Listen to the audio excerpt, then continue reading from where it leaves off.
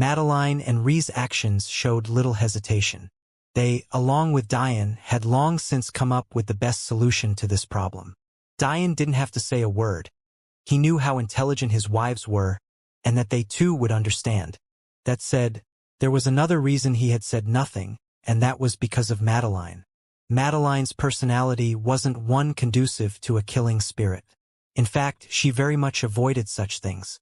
This was why much of Diane's anger had to do with Madeline being forced to do something she didn't like. This was Madeline's very first kill. During her campaigns, it was often her job to protect her comrades and weaken the enemy, but any of the killing was done by her supporting cast. It was why she heavily emphasized her celestial will to the point where it became an intent long before her music will. But now there was no choice. Rhee and Madeline didn't have ambitions of spreading their names far and wide like Diane did. But what they did have was a drive to stay by Diane's side and to do him proud. They understood that Diane didn't care about such things, though. Diane didn't care for how powerful or well looked upon his wives were. He just wanted to be with them and protect them. However, that wasn't how they looked at things. To Rhee and Madeline, they wanted to reach the peak of perfection so that everyone knew how special their husband was. Why? Because only he had been able to grasp their hearts. The line of challengers froze. Before this, everything had been laid out before them. Simply challenge the weakest rankers in hopes of continuing onward. But now what were they meant to do? Was risking their lives worth it? The truth was that only a small percentage of the challengers were lining up with malicious intent. After all, Planet Deimos only made up a fifth of the participants and Femigeb wasn't even their undisputed leader. That title was left for Tao Amin, a man Diane had a run-in with at the Chaos Tower. With all of these factors considered, the only people who were staunch supports of Femi were members of the Geb God Clan. The Horus God Clan members of the Amin Royal God Clan members, were mostly acting as normal participants. It just made sense for them to challenge the weakest rankers. In fact, anyone who understood anything about Planet Deimos knew that the Horus and Geb God clans were always butting heads. This was because the Geb specialized in Earth and the Horus specialized in the skies. They had deep and fundamental philosophy differences that didn't foster a good relationship. This was why Ode Horus and Ebony Geb were always at each other's throats despite both being in the top 30 for their planet. So, why would the Horus God Clan ever go out of its way to save Femi's reputation? They would never waste their time doing such a thing. However, that was only under normal circumstances. There was one clan capable of keeping the Horus and Geb in check. And that was none other than the Amin Royal God Clan. Tao Amin, a man with fiery golden hair that looked more like the reincarnation of the sun than a human, was a young master that was constantly mediating the interaction between these two clans. In fact, in Diane's short talk with him at the Chaos Tower, he had warned Diane that attacking Ebony wouldn't be as easy as it had been to attack Ulu, implying he had no intention of allowing Diane to hurt his underlings. Under the pressure of Tao Amin pressing for unity, the Horus had no choice but to fold to protecting Femi's reputation. Elder Den watched awkwardly from the skies as all of the challengers stopped moving.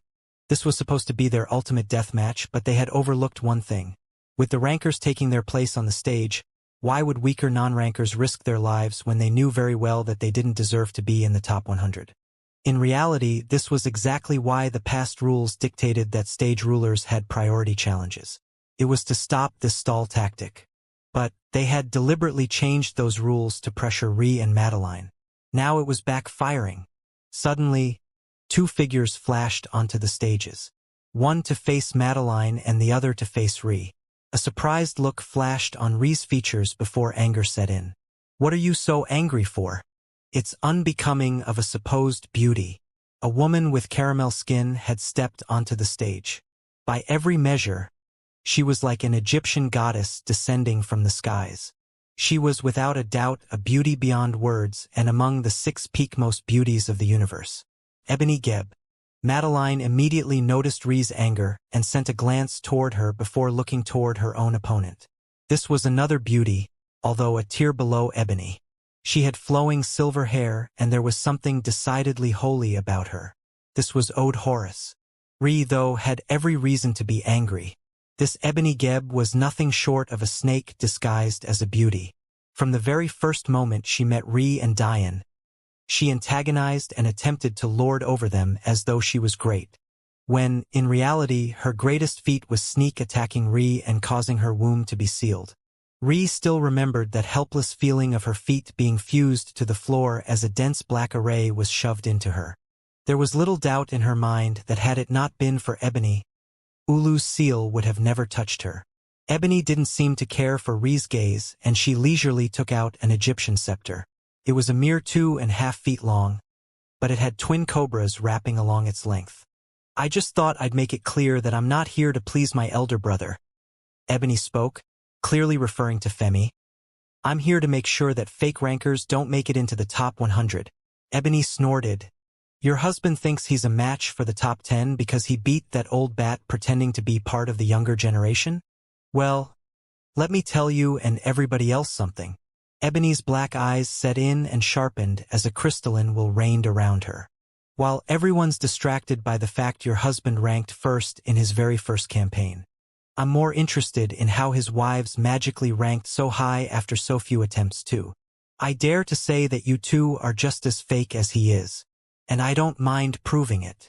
Seeing as their plan to tire Ri and Madeline out first had failed, Ode and Ebony chose to attack much earlier than expected.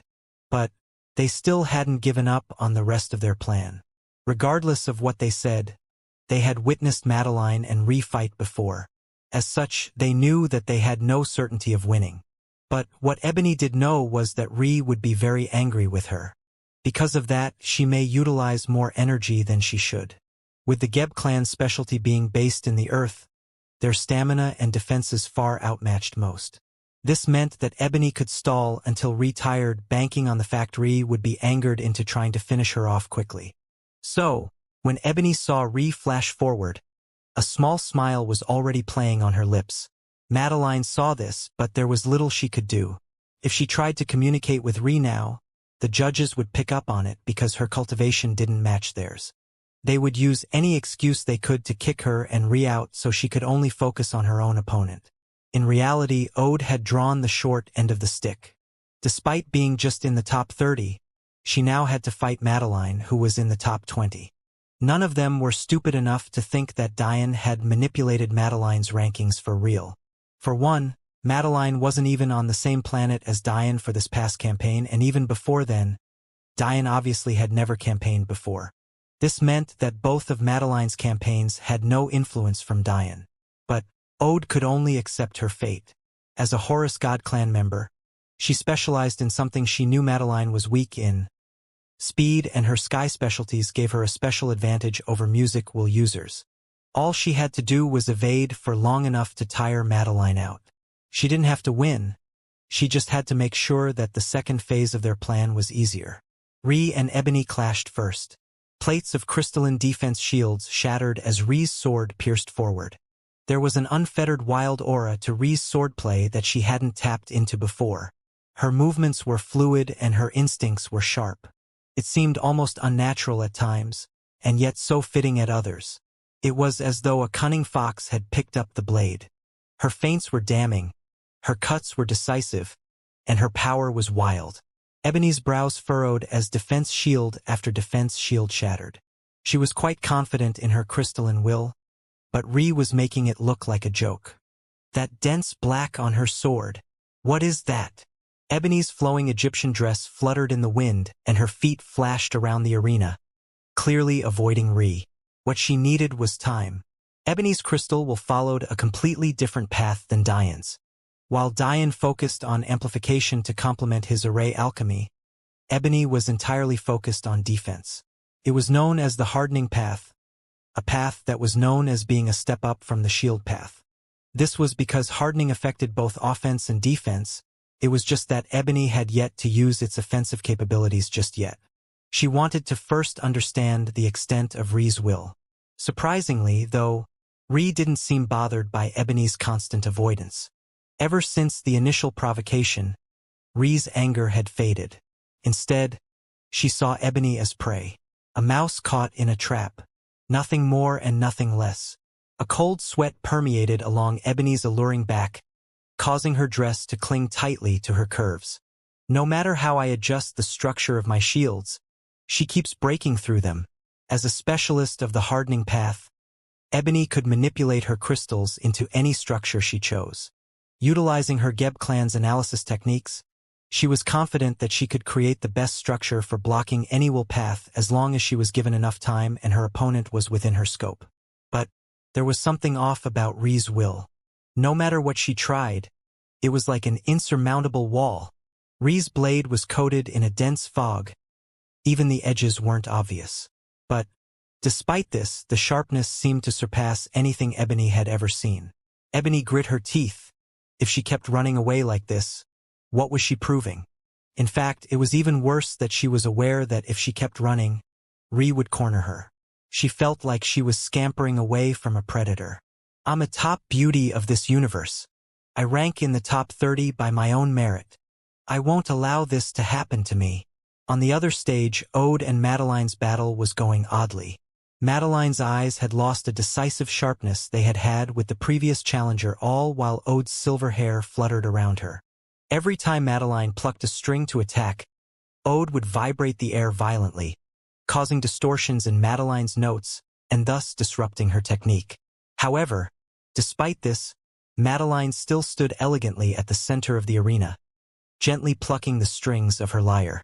A beautiful melody seemed to be building, but it lacked any attacking or killing intent. It was almost as though Madeline was playing just to play as opposed to fight. Ode didn't know how to feel about this, but she was much too wary of Madeline to approach too closely. So, she maintained her distance, becoming one with the wind as her clan was so famous for. Speaking in a vacuum is impossible. Without a medium, sound can't travel. As long as I take full advantage of our Horus clan's dominance in the air, her music will never reach me. I'll let her waste her stamina.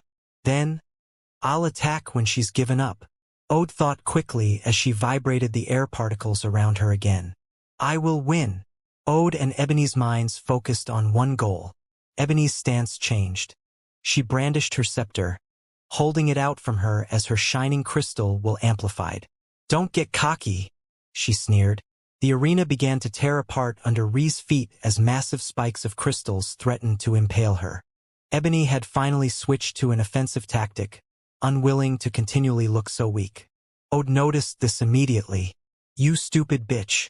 We had a plan. Ebony said nothing. She was fully aware that she was throwing everything out, but unlike Ode, she was in this battle and had a feel for what was going on. She knew that if she kept avoiding Ri, she would only be playing into her hand.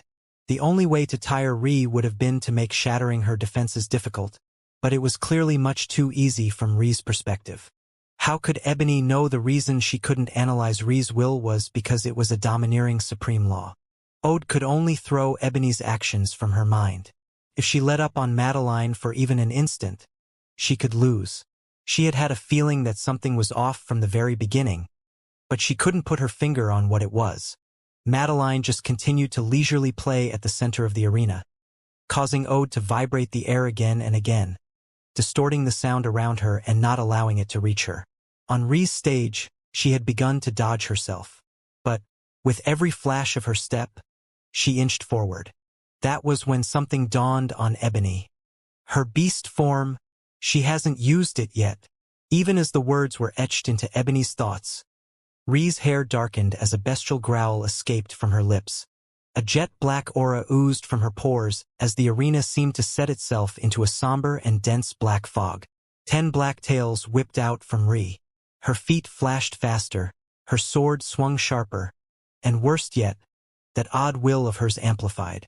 Kawa Acacia sat in the skybox, shocked. Kawa! King Acacia's words escaped as nothing more than a whisper. How many years had he spent fighting to get his wife back? He had even given up much of his power for her. But what would they do if they ever found out about Ri? I didn't know. I had no idea. Queen Acacia didn't know how to feel. The memory of 11 years ago when the Kitsune had descended upon the Elven Kingdom and taken her away was still fresh in her mind. They had wanted to take Ri away too, but after realizing she had little to no bestial qualities to her, and listening to Kawa's pleas, they had let her leave her daughter behind. Of course, in Queen Acacia's mind at the time, she would never see her daughter or husband again. But King Acacia had long since prepared for this. How long had he spent knowing that there could come a day where they came to take his wife away? The only reason Kawa was even in this universe in the first place was the same reason the Ragnar were likely here. Everyone knew there was something special about this formally powerful universe, and everyone knew there was a mystery behind why such a potent power had fallen so far. So everyone wanted to find out why. Back then, they had sent the young Kawa here to investigate. But after hundreds of years and her still being nowhere to be found, the Kitsune had sent their elders to retrieve her. After all, Kawa was a holder of one of their 13 faith seeds, and a destined faction leader. How could they let her roam free so easily? But, in the grand scheme of things, Kawa was still much too young. She wasn't ready to take up the mantle of the river Kitsune. So many treated her as such. So, thinking the worst had happened, Elder Kitsune came to this universe only to find out that Kawa had settled down with a family. Many of the Kitsune factions had wanted to sentence King Acacia and Ri to death for tainting their supreme beast heritage.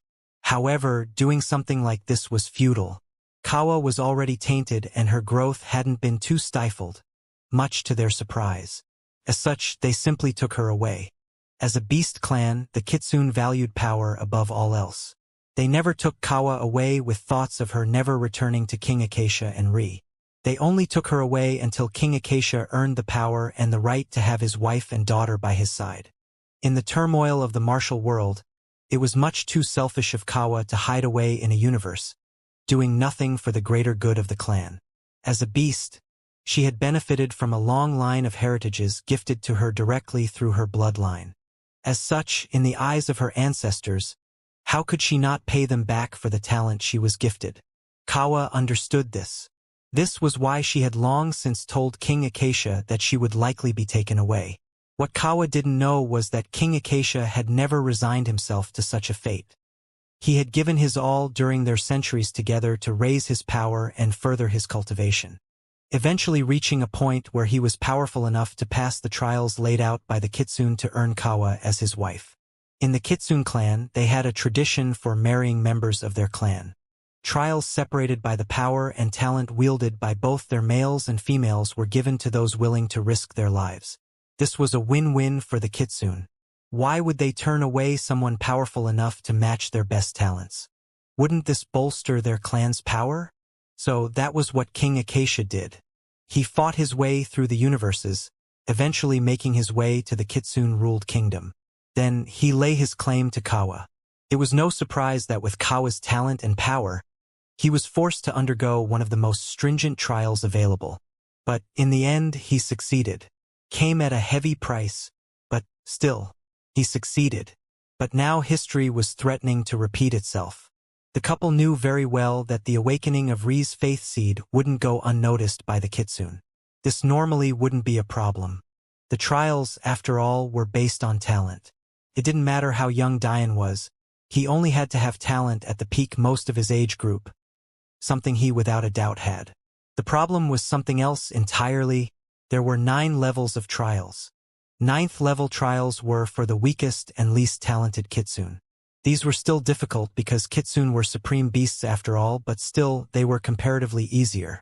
However, the first level trials were solely kept for the 13 faith-seeded Kitsune, and they were further divided into 3 stages. The lowest stage had a 1% survival rate. Considering only the most talented of suitors would even attempt the first level trials, this was a ridiculously low pass rate to begin with. This included the wind, earth, fire, river, ocean, mountain, and forest Kitsune. This was the stage King Acacia was forced to undertake. The middle stage had a 0.001% survival rate.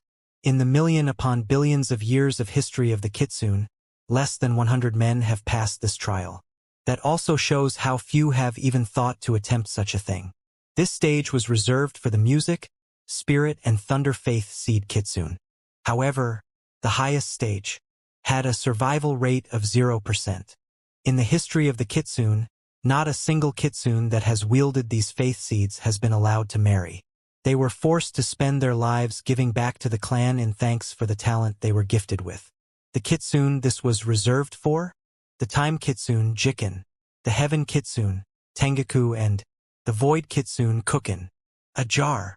Queen Acacia quickly looked up to her brother-in-law, who was still standing respectfully to the side. She couldn't blame Uncle Acacia. After all, Idrim hadn't told his younger brother anything about his disappearance. But she was too worried to be rational right now. How long has it been since little Alex awakened her bestial bloodline? Uncle Acacia was stunned by the question. He didn't expect this to be so surprising. After all, Ri was half Kitsune. What was the problem with her awakening her bloodline? About 3 months prior to the start of this year's campaign, he quickly remembered how Diane had been in a coma for 4 months, causing them to be about a month late to the campaign. So working backward, it should have been 3 months prior. So, just a few months from a year now. Time had flown by. Since the incident at Focus Academy, practically 2 years and a half had passed. A small sigh of relief escaped Queen Acacia's lips. Less than a year gave them a lot of time to work with. And, if their plan to send the children into the epistemic tower worked, even the Kitsune wouldn't have an ability to infiltrate such a thing. By the time Ri was ready to come out, it would be solely to campaign from gate to gate and universe to conquer and earn the right to enter higher levels of the tower. With so much movement and how difficult it was to move from universe to universe, it would be near impossible for the Kitsune to find Ri. If their plan worked as they wanted it to, the children of this universe would grow into an empire that exceeded even the Kitsune. By that time, would they dare offend her little Alex? In the grand scheme of things, it took King Acacia little more than 5 to 8 years to find and bring back Kawa. However, that wasn't because it was a simple task. If one were to think about it, in the life of a cultivator, what was 5 to 8 years? It was the equivalent of the blink of an eye. Nothing more. That said, it had taken the Kitsune hundreds of years to come for Kawa. The amount of resources necessary to find and track a member of their clan, even one with a faith seed, was a heavy investment. Kawa went on a mission that should have only taken a few decades, yet never attempted to return. By the time the Kitsune realized and actively attempted to find and bring her back, eventually succeeding, centuries had passed.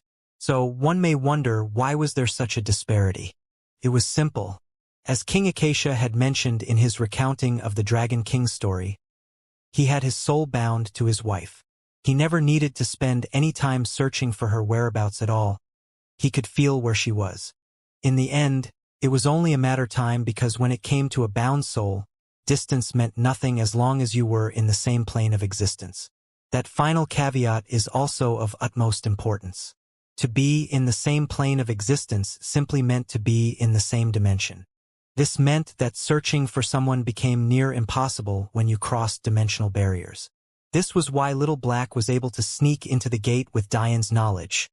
He had entered the storage ring, therefore entering an entirely new dimension. And this was also why Ri would be safe if she entered the epistemic tower or if she spent time campaigning in the gates. They were also completely different planes of existence. Both the epistemic tower and the gates, along with the spatial ring, were newly constructed dimensions created by Diane's Grand Teacher. It was nearly impossible to bypass them and search within. In the end, King Acacia just remained silent as he allowed his wife to slowly think things through. He had been very calm after the initial surprise, so he knew he just needed to give his wife some time for her to reach his state. Kawa still blamed herself far too much, so it made sense for her to react so strongly. She had already been centuries old when she arrived here. After all, it had taken her time to find this universe, just like it had taken the Kitsune time.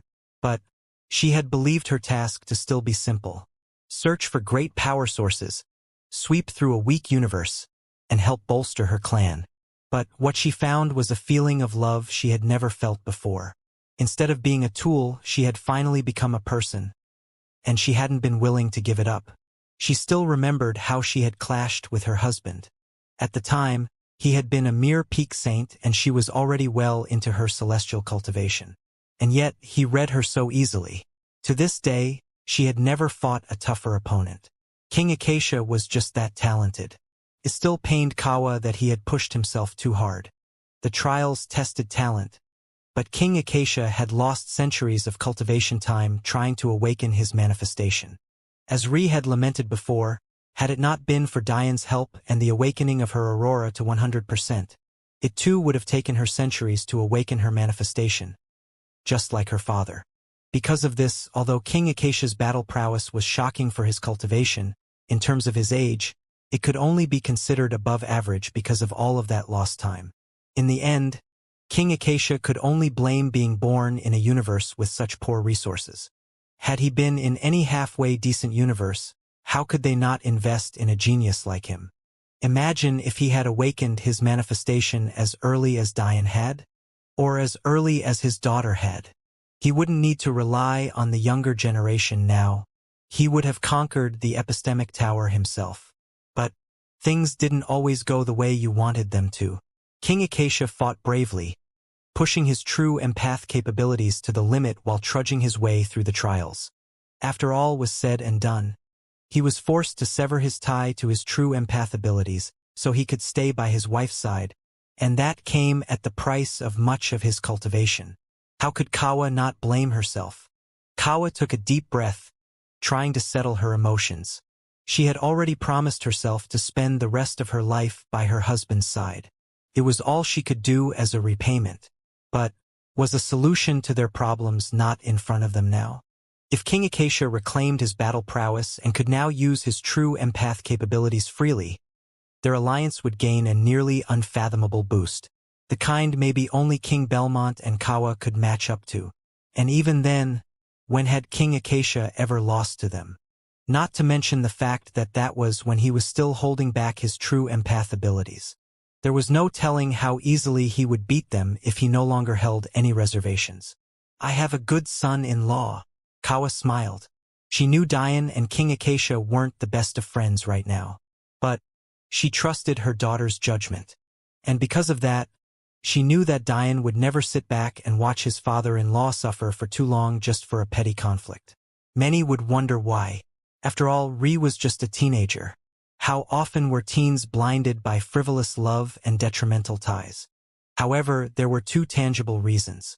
For one, Ree was a kitsune. Worst yet, she was among the 3 most powerful kitsune in existence. She was even more inherently prideful and feisty than her own mother. Secondly, Kawa knew from the moment she saw how Ree kept her sword, that her little Alex held the values her mother had instilled in her very near and dear, which meant that there was no way Ree would have promised herself to Diane unless he survived her cave. This was of course a test Kawa had given to King Acacia in their younger days. Although he could no longer pass now because his true empath constitution had eaten away at his purity, it remained that he had once passed. In the end, Kawa only saw Diane's talent as a bonus. What she cared more about was his character, and that was clearly good. Get revenge for my 2 baby girls' son-in-law. I'm afraid if I do it myself, I'll get booed for bullying the younger generation. A small smile rested on Kawa's lips as she once again began to enjoy the events below. Ree, of course, had no idea about the inner turmoil her mother had just gone through. What she did know was that she was closing in on her prey, and her bestial aura was only growing. Her tails whipped out. Their thick fur seemed soft and delicate. Yet, when they crashed into Ebony's spikes, they left nothing in their wake. Ebony's scepter waved out from her. It was made of a special wool-amplifying material very much similar to a ray alchemy wands Diane had seen in the Celestial Deer sect, although he had never felt a need to use them. Because the Geb clan specialized in all kinds of earth-type wills, it wasn't surprising that many of them also specialized in the amplification path. Ebony would of course try and take full advantage of this. But nothing seemed to be working. Ree leisurely walked forward, seemingly expending little energy. With each spike that threatened to pierce through her, her wrist would flick in an effortless motion, releasing a suppressive and bestial aura that shattered it in an instant. Are you done? Ree asked. Because if this is all, I may as well start attacking. Massive spheres of dark ice will charged at the tips of Ree's tails as her sword continued to penetrate forward. Ree's affinity for void will was so high that it was unmatched through history. In fact, her mother had been so distracted by her manifesting her bestial form that she hadn't taken the time to realize that Ree had 10 tails. No one would understand more than a kitsune what their tails represented. After all, their trials were split into 9 levels specifically because of this. But what was also strikingly obvious was that there wasn't a 10th level. What they didn't know was that this was a mutation exclusive to Ri. Why? Because she was a 1 in a trillions birth. To be naturally born with both a god-level constitution and a faith seed, just what kind of concept was that? Ebony grit her teeth as eerie beams of dark ice burst through the air and toward her. There were many ways to reach absolute zero even in the cultivation. Why? Because when facing experts, they would always be able to output at least some semblance of energy to maintain the temperature just above that limit. To ice will experts, maybe the only real way was to become a master of the absolute path. Only in this way would your ice will reach such a level of purity that even the most potent of warriors wouldn't be able to maintain their energy output. However, weren't there other ways too? What would happen if a genius among geniuses fused the very essence of the abyss with ice? What would happen if that genius dug deep, reaching into the depths of cold and pulling out its potential? Ri's eye slits flashed. Void ice. Abyssal hell. 10 beams of bulged, fusing into one. Elder Den had no choice but to take action. If the participants around the arena froze to death too, wouldn't his competition be over? But before he could, a message entered his ears. Don't move. The deep voice was commanding and left no room for debate. How could Elder Den not recognize this voice? It was none other than the patriarch of the Ragnar clan. Ebony's eyes widened as this attack careened toward her. She felt her defensive disc crystallize even further, cracking under the pressure of the cold. Her fingers stuck tightly to her scepter, and unwillingness in her eyes. But that was before she realized that her fingers were stuck under her own power. Her limbs had frozen over. She couldn't move, just the blaze of cold wind had stifled her. Ebony only felt a single thing as Ri's legacy attack crashed into her. Regret.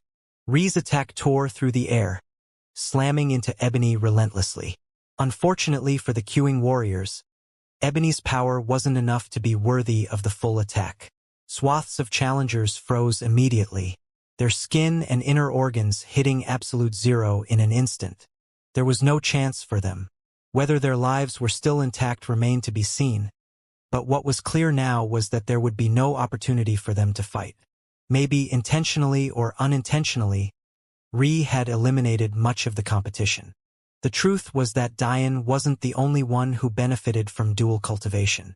It was obvious that both Ri and Madeline had benefited as well, to the point where even defeating a member of the top 30 was nothing but a joke to Ri. After all, how could this universe's so-called geniuses be prepared to deal with the overbearing nature of a supreme law? By definition, such things reigned undisputed and unchallenged. Ri took a deep breath. In less than a moment, her used stamina was restored as her body seemed to breathe in the energy around, replenishing her. Just as quickly, she sheathed her sword and turned her gaze to Madeline's battle, ignoring Ebony's frozen figure. Madeline seemed to notice that Ri's battle had finished, so a beautiful smile spread across her features. Aude, however, didn't seem to be having as great a time. She was supposed to be the one tiring out Madeline, but every time she distorted the air to divert Madeline's music, it was her stamina that was draining. Damn it! How much longer can she go on attacking? Why isn't she tired yet? Aude grit her teeth, clearly frustrated. And that damned bitch Ebony. You couldn't even last as long as I could against a top 20 ranker and you claim to be a stronger. Why haven't you activated it yet? What are you waiting for? Madeline's small and elegant hands ran across the strings of her lyre as beautiful music continued to fill the stadium. Its intensity was still steadily building, increasing with each passing second, but Aude was too distracted to notice. Or, more accurately, she couldn't hear the music at all. After all, she was constantly creating a vacuum around herself, isolating her from all noise. The truth was that Ebony had already tried to send her a message, something Elder Den had conveniently ignored, but she couldn't hear it. Diane, though, had heard this message very clearly, and its contents made his blood boil with rage. How dare they? How could Ebony ever hope to get anything past Diane's senses with just her level of cultivation? Elder Den turned a sly eye to Diane. In his estimation, with how hot-headed this child was, if he had heard Ebony's words, he would have already flown into a rage. But, seeing that Diane's features hadn't changed, he inwardly sneered. He really didn't have to do anything in this scenario. After all, what did the actions of the Geb have to do with the Cavasitas? Diane, Ree and Madeline could only blame themselves for having too many enemies. In the end, because he hadn't interfered when Ree had frozen the observing participants, it wouldn't be seen as biased if he didn't intervene in the plan of the planet Deimos geniuses. He couldn't help but praise the foresight of Patriarch Ragnar. It seems this Femi character is very much interested in making you as angry as possible, Elder Den laughed to himself. Even going so far as to use such treasures? Well, I guess these girls would be forced to anyway. After all, even I didn't expect these girls to be so overwhelmingly powerful. Madeline's smile, though, was oblivious to all of this. Ree was intentionally not finishing off Ebony to disguise how quickly she recovered her stamina. And the truth was that Madeline was playing around with Ode too. How? Because not once had she sent a true attack toward Ode. Because of Madeline's level of expertise in music will, she could manifest a melody as a will without even attempting to do so. To everyone else, her music will was merely at the first level currently, but in reality, her music will had long since broken into the intent level. Madeline's eyes sharpened, piercing toward Ode. Esther Sapientia froze, her grip tightening on her chair as her disciple manifested a theory she had spent her whole life studying. Can I even think of you as a disciple anymore? She thought to herself. But all such thought were washed away by what she was witnessing. Without being able to master high-level music will herself, Esther Sapientia had still spent a lot of time trying to find ways to amplify music. One path led her down the opposite direction with her silencing pills. But there were a few successes as well. And one such success was the technique Madeline was making use of now. Madeline's fingers flexed, suddenly increasing to a pace where her hands blurred even to those with saint-level cultivation. The music which she had layered in the air suddenly began to vibrate violently. It was almost like pressing the pedals of a piano. The cacophony of sounds built onto each, magnifying and continually building. Ode's features shook. She's been toying with me. A bitter laugh escaped her lips as the music she thought she had been blocking all this time bombarded her eardrums, tearing through her safe vacuum in an instant. Ode's eyes seemed to become dull, almost as though she was being lulled to sleep by the music. But the blood seeping from her ears and mouth painted a completely different picture. She was dying. Suddenly, a blinding light erupted from where Ebony had been. Ree's head snapped in her direction, confusion coloring her features. What's going on? It was indeed very difficult to reach absolute zero. Even with Ree's supreme law, she had failed to completely restrain Ebony. A thin layer of crystal will coated Ebony in the final moment before she was encased in ice. However, Ree shouldn't be blamed. Even with this layer of crystal, Ebony could still not muster enough power to leave the encasement on her own. If she had stayed there for a few more hours, even as a cultivator, she would have died. The reason Ebony was able to break through was a disgusting and vile cheat. Something Elder Den had clearly turned a blind eye to. Are you just going to fall and die? One of Ebony's messages finally reached Ode's ears. With her vacuum shattered by Madeline, and her being a step from death, Ebony's words finally weren't being obstructed as she sent them in through essence energy. You know how important it is for us to claim as many spots in the top 10 as possible. If we don't help my elder brother Anger Dian, you'll face the wrath of young Master Tao alone. We have to execute the plan together or else that elder likely won't be able to turn a blind eye without being obviously biased. Hurry up. Ode seemed to finally understand as her body was continuously battered with music will. The reason Ebony hadn't acted was because they needed to do so simultaneously. A blinding light identical to Ebony's erupted from Ode. In unison, the powers shattered both Ree and Madeline's attacks. This? Saint energy? Ree and Madeline picked up on the fluctuations immediately. How could these girls be erupting with saint energy? What was going on? There was no time to think. A sinister glow flashed in the eyes of both Ode and Ebony as their eyes trained on Diane's wives. Die! There was little time to react. Or, more accurately, the only expert within range to react was Elder Den, and he had no intention of doing so. Celestial-level experts could make cover the distance in but an instant as well, especially someone as formidable as Kawa, but Dian had said he would handle. So Kawa trusted him. Blinding pillars of saint energy cracked the arena beneath the feet of the two girls as they began to power their techniques. In all of this, how could the crowd not tell what was happening? Even though many of them didn't have talent comparable to the participants, that didn't mean they didn't understand cultivation and the martial world. Being able to manipulate saint energy was difficult, but being able to recognize it when it was placed so blatantly before you was a simple task. The technique Ode and Ebony were making use of could hardly be called that. After all, they were mere essence-gathering experts. How could they possibly manipulate saint energy? No. What was happening was something entirely different. The Geb God clan specialized in all sort of paths related to Earth. Some were more useful than others, but there was no doubt that all of its resources stemmed from this single will. Dian was already familiar with three. The first was one he himself used in the amplification path.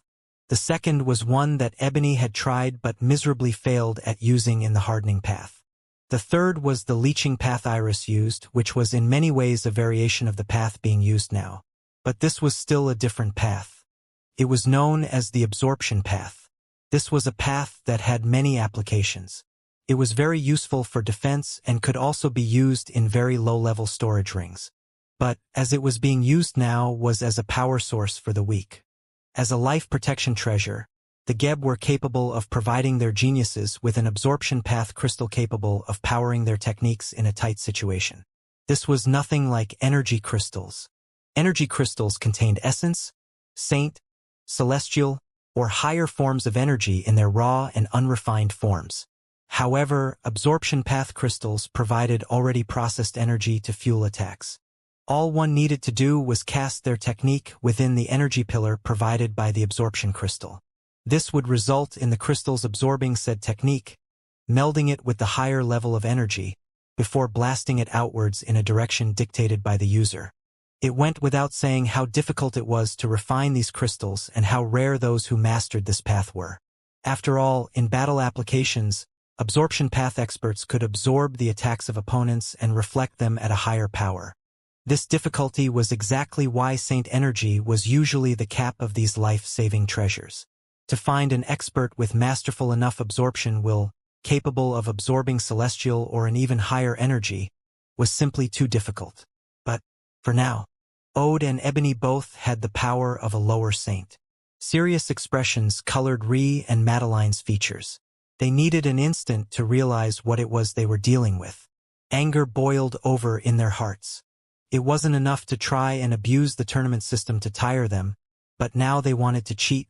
Cheating wouldn't have even been so bad had they clearly not had every intention of killing them. What were they thinking? The truth was that Planet Deimos had already thought this through.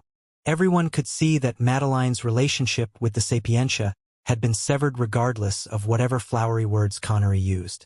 And everyone had just witnessed the power display of King Acacia.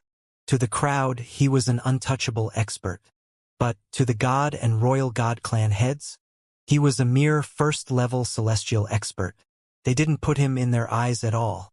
Femi Geb knew all of this well. Or, more accurately, Tao Amin had calculated all of this. So they went forward with their plan. A place in the top 10 was simply too important for reasons even Dian didn't know just yet. Because of this, they couldn't afford Dian taking up a spot. They needed to find a way to throw him off his game. Femi, of course, didn't see it this way. To him, he was only ensuring that Dian challenged him. But Tao was working on a much deeper level. Ree and Madeline erupted. A blazing violet phoenix blocked out the skies as Madeline's purple hair fluttered in the wind. Her transcendent level dress blossomed, radiating out and amplifying her aura as her arms spread from herself. Ree's manifestations descended.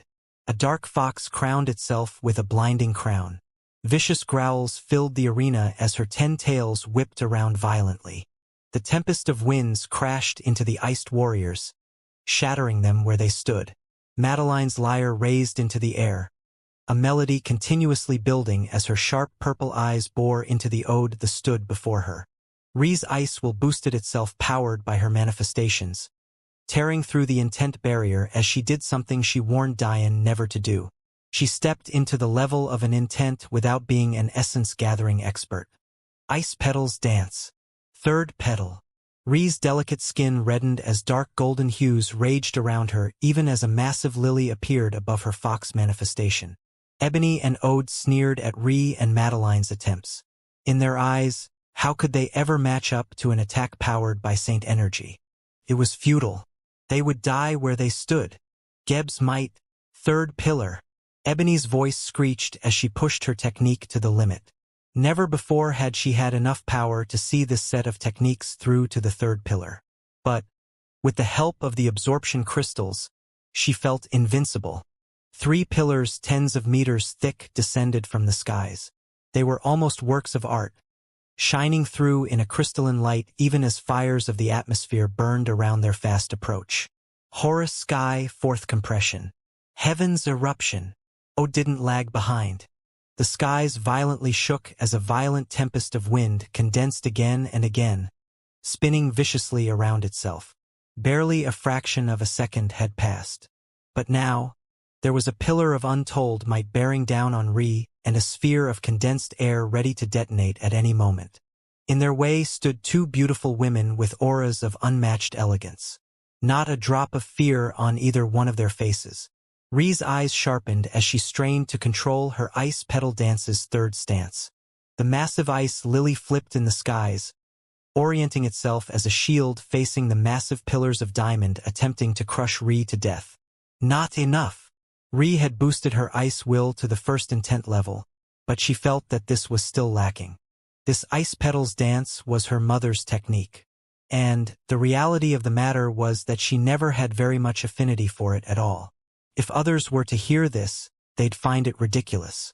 After all, this was a heaven-level technique, and Ri had already learned the third stance of 9 at just 18 years old, and yet she lamented her slow pace. But Ri could feel it, and it had become even more clear when she awakened her faith seed properly. Ice wasn't her path to take. However, what could she do? She hadn't had enough time to practice the Void Kitsune legacy techniques. Because she had erased her cultivation, she had spent her entire 8-week training time energy cultivating. In the end, she had raised her cultivation to the near peak of the 12th meridian formation level. She only had 3 more meridians to open to reach the absolute peak. But that had come at the expense of techniques. That said, Ri wasn't one to give up so easily. She had already lost once, and she was still holding on to that anger. It was this woman that had nearly caused her to never be able to birth her love's child. What if Diane wasn't a soul expert? What if he hadn't been able to cure her? Ebony had acted with every intention of Ri being caused permanent damage. And she was doing so again. Ri couldn't forgive that. She wouldn't. Her dark gold aura raged more and more violently. The once bright blue ice lily began to darken, blackening without reserve as the temperature continued to fall further and further. The dichotomy set by Madeline and Ri shouldn't be underestimated. Ri's abyssal ice and Madeline's blazing flames threatened to clash and erupt into a tempest of endless destruction. Madeline's lyre had raised into the air, continuously playing its melody as the cries of a phoenix oscillated an unrelenting heat through the arena. As mad as Ri was, how could Madeline not also be angered? The martial world had never ceased in disgusting her. From her birth and her every interaction with Connery Sapientia, she had been taught again and again how much emphasis these sick people placed on their own benefits. And now they were willing to kill her and her sister simply out of spite. Phoenix's cry. Madeline's voice cut through everything as her intent-level music will laced with her voice. Violet hell. Ode's attack careened forward.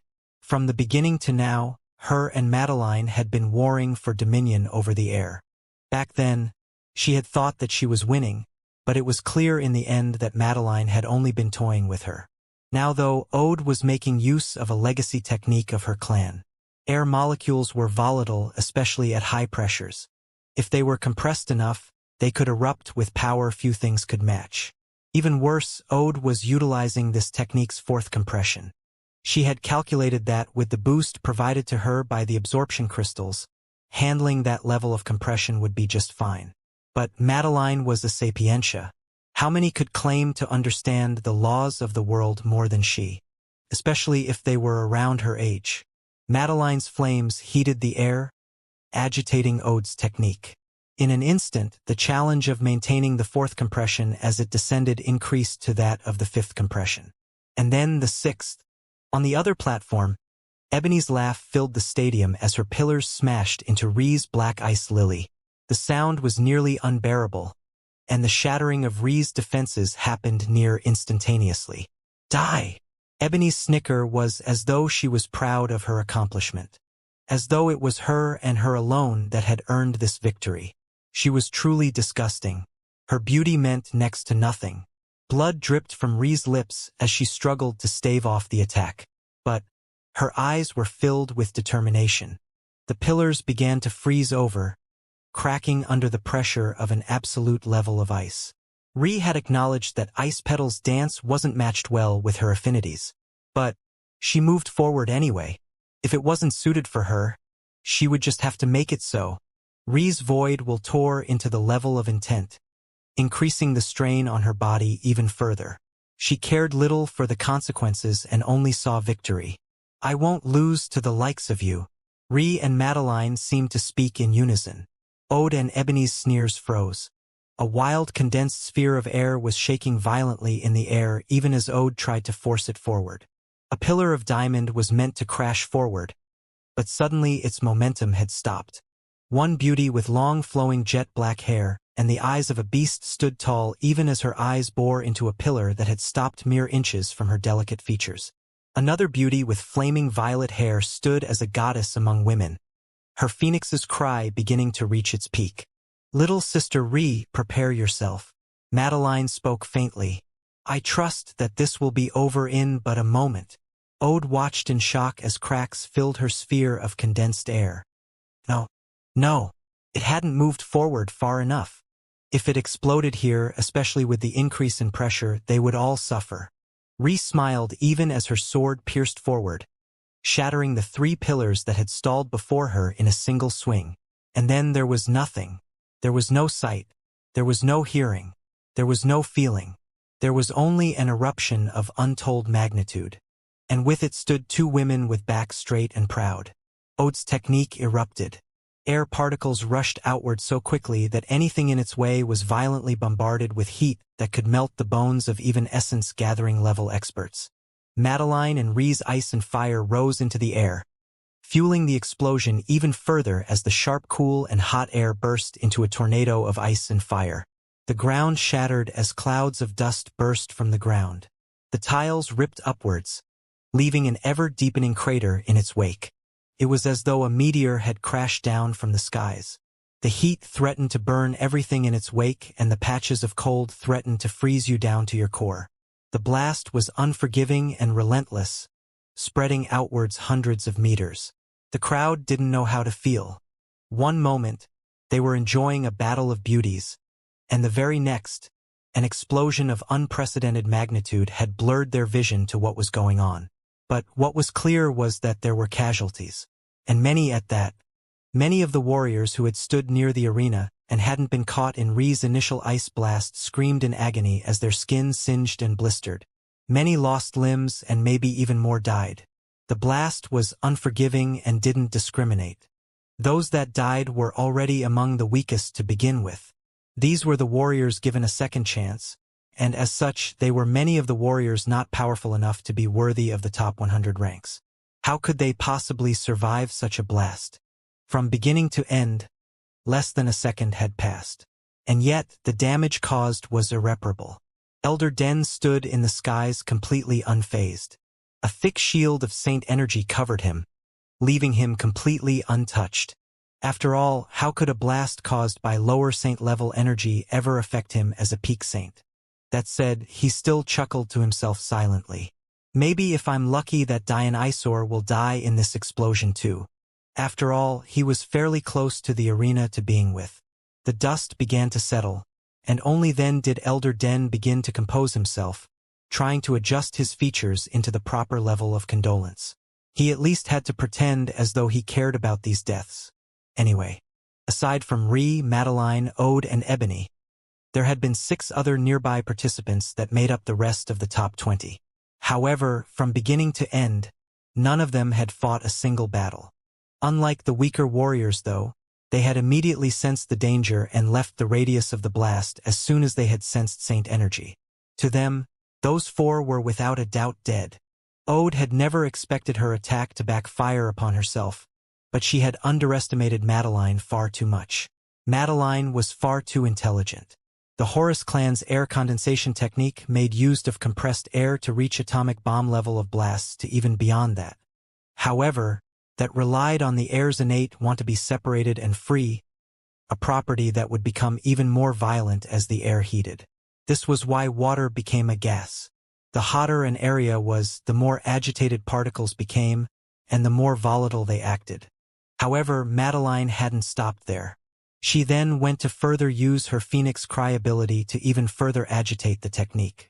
While the heat pushed it to the 6th level of condensation, something that should have only been possible after Ode truly stepped into the Saint realm, the musical vibrated the air even more violently to push it to the 8th level of condensation. The technique became too much of Ode to even think of controlling, causing it to crack and burst in on itself before it could even reach Madeline.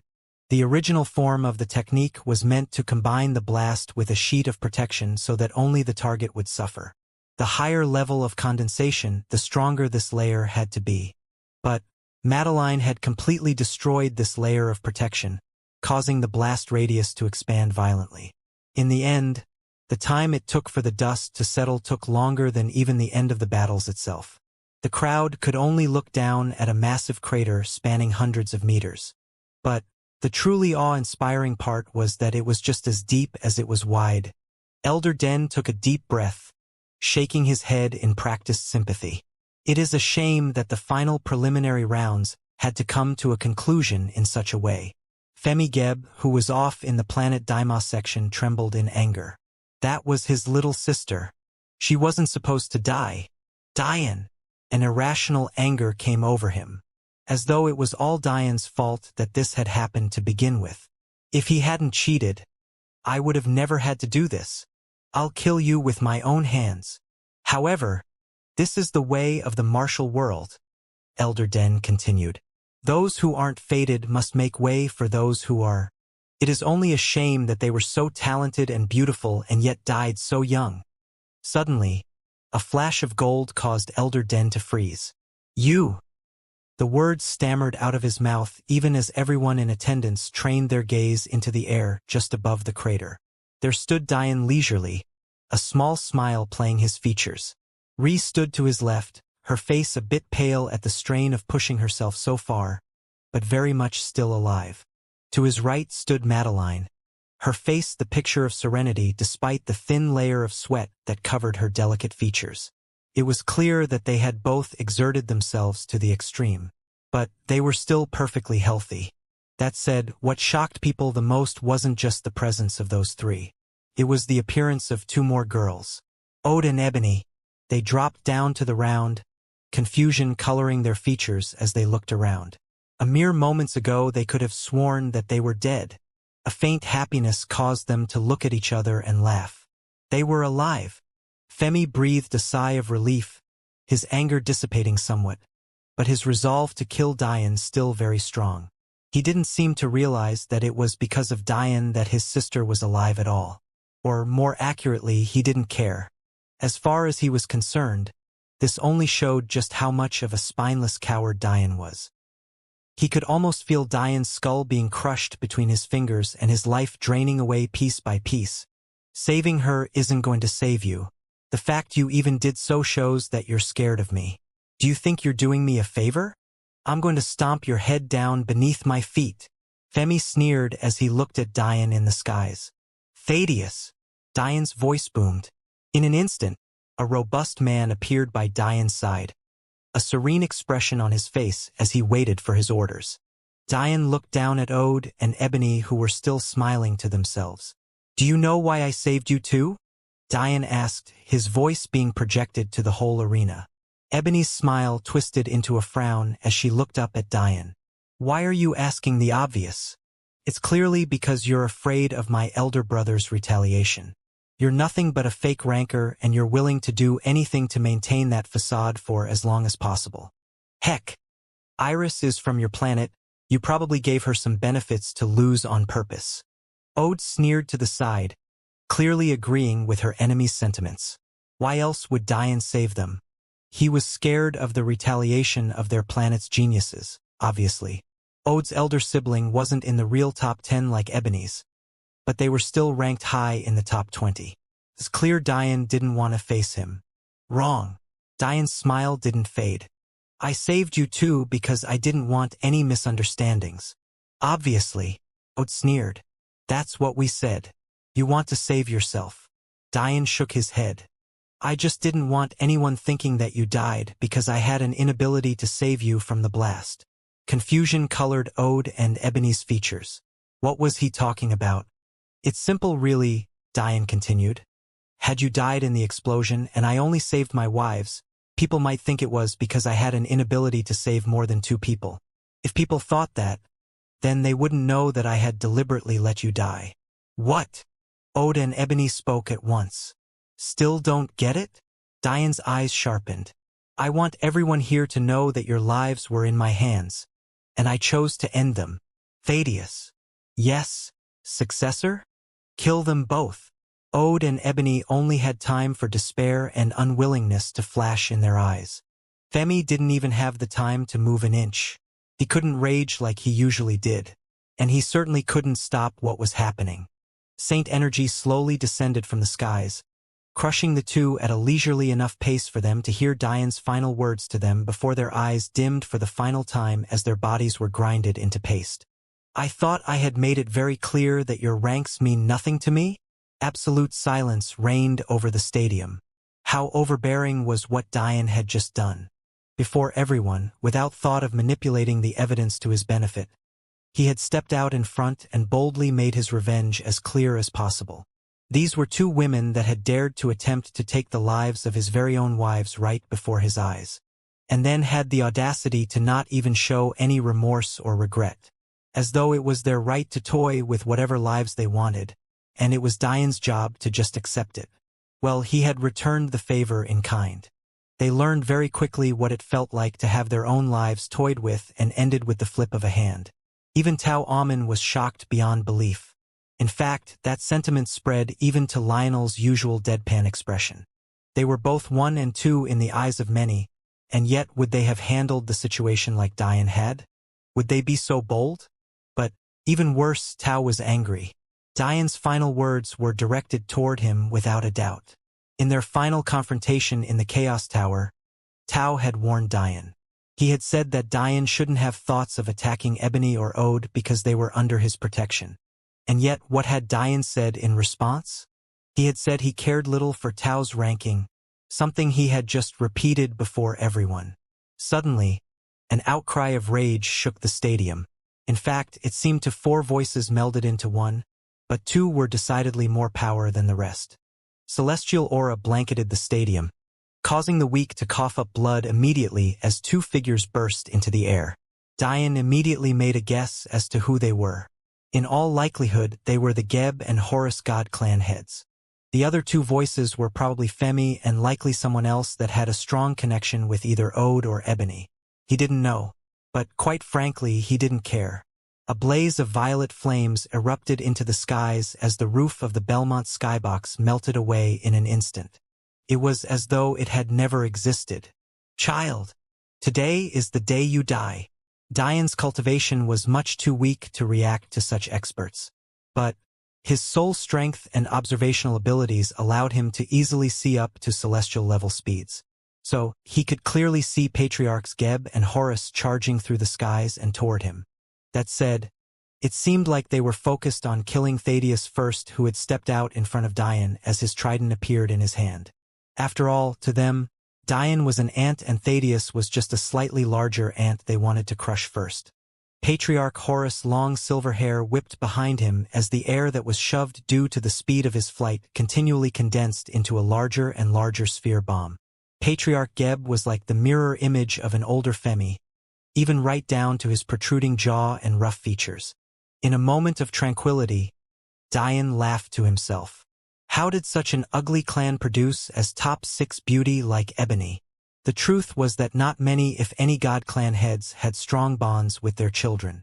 Celestial-level parents like King Belmont, King Acacia, or the like were rare. The reason why was because these experts simply spent too much time cultivating and had too many children to form strong bonds with all of them.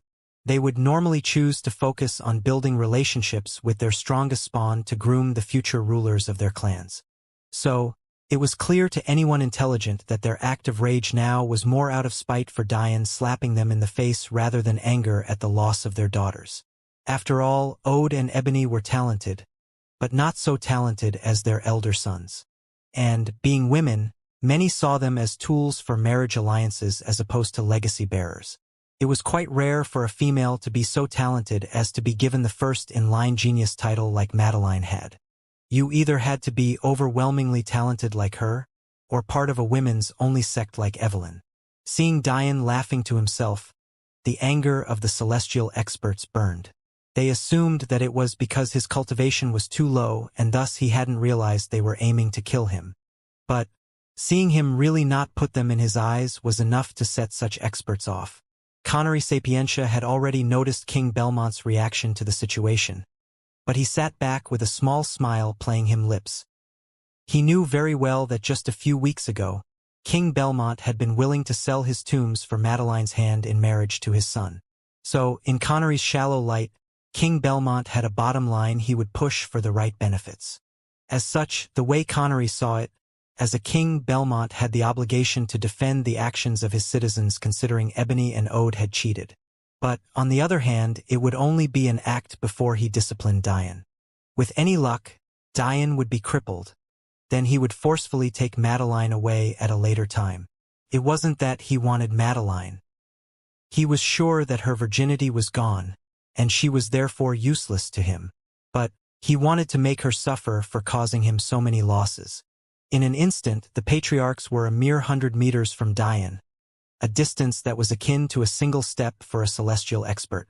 They could almost taste Dian's blood already, and a deep satisfaction had begun to seep into their very bones. But then they froze. As god clan heads, they were mere lower celestial experts. At most, they had filled a handful of meridians with celestial energy. However, a royal god clan head was on another level, usually being at least the 3rd celestial level and far above what they could match up to. Connery Sapientia had immediately noticed the actions of King Belmont because his soul was so strong. But, it was only when the patriarchs had nearly reached Dian that they noticed the heat permeating the air made even them as celestial experts uncomfortable. Mid-level celestial. A sharp breath was pulled into the lips of the patriarchs as they grinded to a halt in the skies. King Belmont stood leisurely in the skies with his purple hair flowing and his arms clasped behind his back. Were you two really planning on attacking my junior in my presence? Junior? Since when did a king refer to a child as his junior? This was a celestial-level expert. Unless they shared the same master, saying something like that was ridiculous. The truth was that King Belmont had wanted to call Dian his nephew. With his close relationship with King and Queen Acacia, not to mention how he was nearly 90% certain that a pair of friends he hadn't seen a long time were Madeline's true parents, Dian really could be seen as his nephew. But he couldn't reveal such a thing, not now.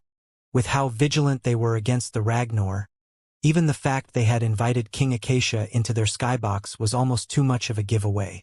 Had they not been confident in Dian's ability to conceal himself, King Belmont would have never allowed him to come to their skybox.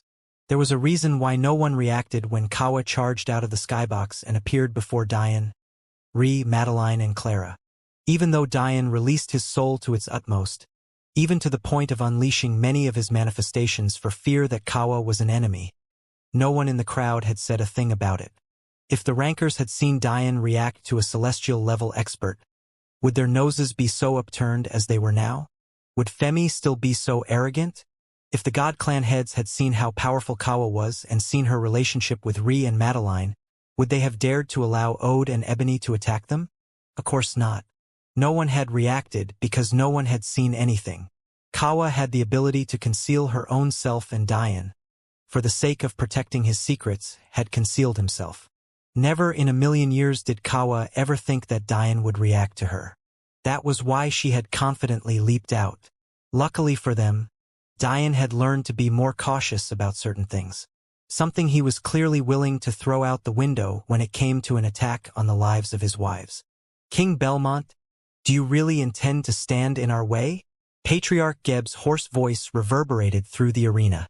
You, as members of the elder generation, just stepped into a dispute between the younger generation. How could I not intervene? King Belmont replied calmly. Younger generation. He clearly made use of a saint-level expert. How does such logic hold up? Patriarch Horus boomed. Thaddeus snorted even as Diane chuckled behind him.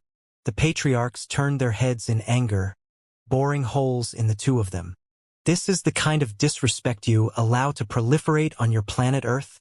Patriarch Geb had always had a petty reason for hating Earth. It was always among the weakest planets, especially since half of its population was mortal. And yet, it took the name of a will he found to be the greatest. He found this to be nothing less than a slap in the face of his clan. We're laughing because you're an idiot. Thaddeus isn't even 40 years old yet. Iris, my opponent from just a few hours ago, is already a decade plus older than him. How is he not part of the younger generation? Diane chuckled lightly, but his words were like a stun grenade launched into arena. A saint not even 40? Was that true? It was near impossible to tell by the naked eye alone how old an expert was. Without inspecting them with a sixth sense of sorts, or probing them with energy, it was impossible. That said, when experts trained their eyes and senses onto Thaddeus, Diane's words were found to not be lies. His life force was too pure and new to be any more than 37 years old. Many seemed to remember in that instant that the World Tournament used to consist of 4 cultivation levels. The Foundation stage, the Meridian Formation stage, the Essence Gathering stage, and the Saint stage. It was only after years of decline, where Saint experts became rarer and rarer, that they were removed. After all, if it took you hundreds of years, were you still a member of the younger generation? The truth was that in many outstanding universes, even being thousands of years old was considered young. But here, living centuries often placed you in the middle of your life. Even King Belmont and Acacia didn't know how to feel. Queen Acacia wasn't fazed because she had seen many saints even younger than Thaddeus. But the same couldn't be said for her husband. How could these people understand that the demon generals were geniuses among geniuses? How could the demon sage ever choose any less to lead his armies? To be a demon general was an acknowledgement that not only your talent, but also your combat prowess, was in the top echelon of your cultivation rank. In fact, in the year since Diane had awakened the demon generals, they had already improved in their cultivation vastly. Even the slowest of the saints had filled at least 4 or 5 more meridians in the span of a year, a pace that was otherworldly to this measly universe. Maybe the funniest part in all of this was how River and Ronica always toyed with Thaddeus. Why? Because even with all his talent, he was nowhere near the strongest of the demon generals. That said, if you paid close attention to the reactions in the arena, there were a surprising amount of people that took this new piece of information in stride. The first was maybe not so surprising. Lionel Belmont was always deadpan. After getting over his initial shock at Diane's actions, little else could perturb him. But maybe the others were decidedly more interesting. Maybe they too were quite used to such high-level saints at such a young age. That said, that wasn't a good thing because they happened to be enemies of Diane.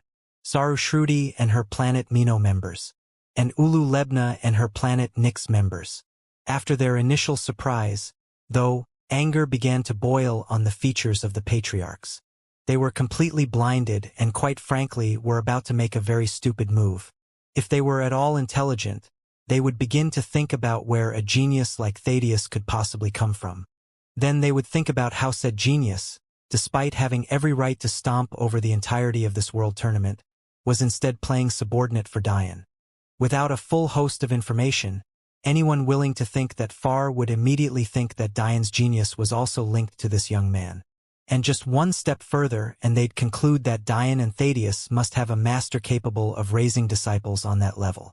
In the end, if such a master existed, would they really put anyone in this universe in their eyes? Much less the patriarchs of mere god-level clans. In any other universe, the god clans here wouldn't barely be fit to be Focus Academy-level existences. But these old farts were so used to reigning supreme over everything that they couldn't even be bothered to think that far.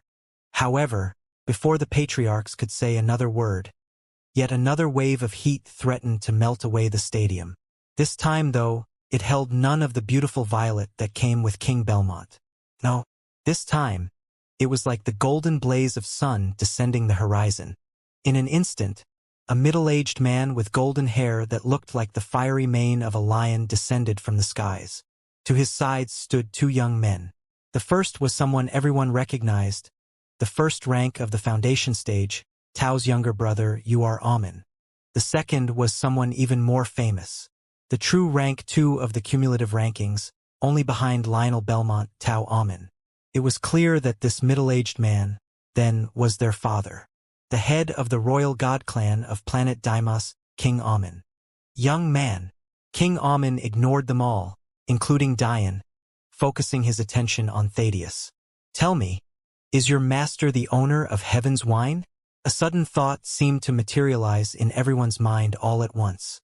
Who else could be his master if not for a hidden expert on that level? Heaven's Wine wasn't an establishment held to only Earth. In fact, it was found throughout every planet in this universe. Many even speculated that it just might be found elsewhere in the quadrant as well. Many had been looking forward to seeing the performance of this expert students, but none had seemingly chosen to participate. Or maybe none had made it clear that they were his or her disciple. The only true disciple of the Heaven's Wine owner that Dian knew was Iacus. However, although Dian hadn't been out to look for him, he hadn't noticed his presence at the World Tournament either. To everyone in attendance, if Thaddeus was truly a disciple of this expert, then it made sense why his other disciples hadn't participated either. After all, if they were such high-level saints at a mere 30 to 40 years of age, this tournament would be nothing but a joke to them. Thaddeus snorted. All you need to know is that Dian is the successor to my master, and therefore, for all intents and purposes, is my master. Thaddeus didn't have much patience for people like King Amin. Thaddeus' previous actions had made it clear that he listened to Dian's commands, and yet this King Amin still asked something so obvious. It was obvious that he was only asking because he couldn't wrap his head around Dian being so great. King Amin turned his attention to Dian, boring his golden eyes and scanning someone he thought he'd be able to see through easily. No cultivation? Foundation stage soul? That can't be right. After witnessing Dian fight Iris, King Amin knew that it was impossible for this to be true. It was a fact that understanding wills boosted your combat prowess, so technically speaking, if you were masterful enough with your wills, even a foundation stage expert could beat an essence-gathering expert who was weak in his wills. In fact, it was possible to match up to even celestial-level experts at that low of a stage, theoretically speaking. This was because will-level fusions, if on a high enough level, could trump intents oftentimes, just like how even low-level supreme laws were worth investing in even if you grasped intents. However, even if King Amin accepted the possibility of Dian having no energy cultivation, having such a weak soul would have made it too difficult to learn the wills he knew, which meant only one of two things. Either Dian's body cultivation was that tyrannical, or he had the ability to hide things even from him as a mid-level celestial expert. Are you willing to tell me who your master is? King Amin faintly released his aura, trying to probe Dian further. Dian smiled. It's no secret. The crowd waited with bated breath. Was he really about to reveal it? I'm the last disciple of the celestial deer sect. However, I'm also the successor the demon sage Sargeras. The heart of Patriarch Pakal seized. This was a name written in the annals of Pakal lore. How could he not recognize such a name? The man who had sacrificed his everything for the hope of a better future. Kedlam and his elder brother both looked toward their father. When had they ever seen their father react in such a way? He was their rock, an anchor that had held their small Pakel branch family up even in the face of being essentially cast away to these lands. If it wasn't for him, how many times would the Ragnar clan have trampled all over them? And yet this man was practically shaking in his seat, paling as though he had seen a ghost. The reason was simple. That lofty demon sage, the one feared by so many, also had a name that spread throughout the martial world: Sargeras Pakel. Unlike the Ragnar God clan, the Pakel God clan had not come to this universe on a mission. Instead, under the enmity of opposing branches and due to permeating interclan warfare, Patriarch Pakel had fled with his family. In the process, many of their best and brightest had died, and only he remained of this original Pakel branch. He alone reached this universe. He had been young and green. In fact, he had relied on the disunity of this universe to grow in the shadows before fully establishing the Pakals again.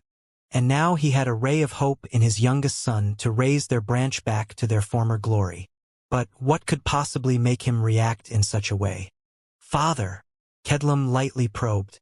"Ah," Patriarch Pakel responded, but still seemed to be in a daze before he shook his head to clear his mind. "Kedlum." "Yes, father? This Dayan boy. You and him together. Do you understand?" Patriarch Pakel spoke a few words, but the weight of them stunned Kedlum. All his life, ever since he had been found to hold their Pakel family's faith seed, his father had given him the responsibility of bearing their future on his shoulders. But now he was saying to share that burden? Kedlum didn't know whether he should feel relieved or not.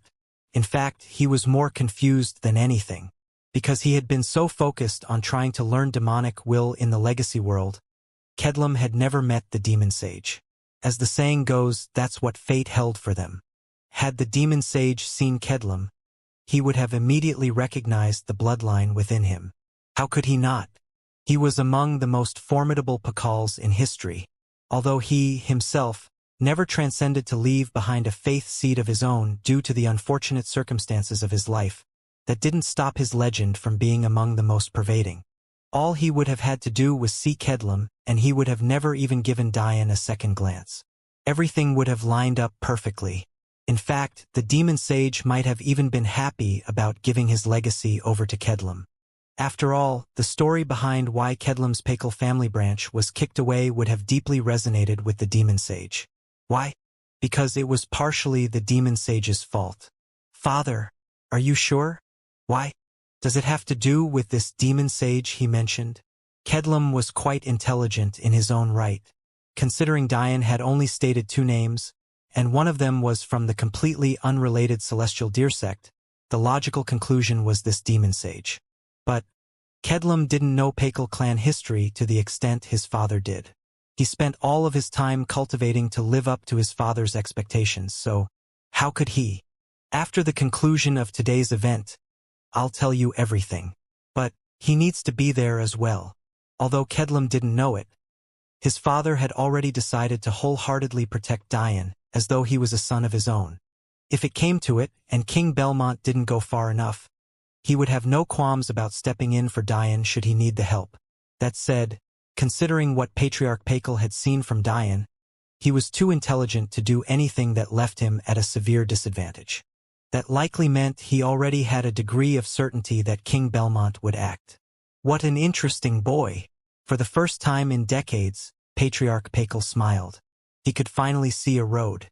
Suddenly, Pakel felt a heavy gaze pierce through the void and land upon him. A sneer appeared on Patriarch Pakel's features. "You're quite rude." A light snort filled Pakel's ears. "It seems you've been keeping up in your cultivation. What do you want, Ragnar?"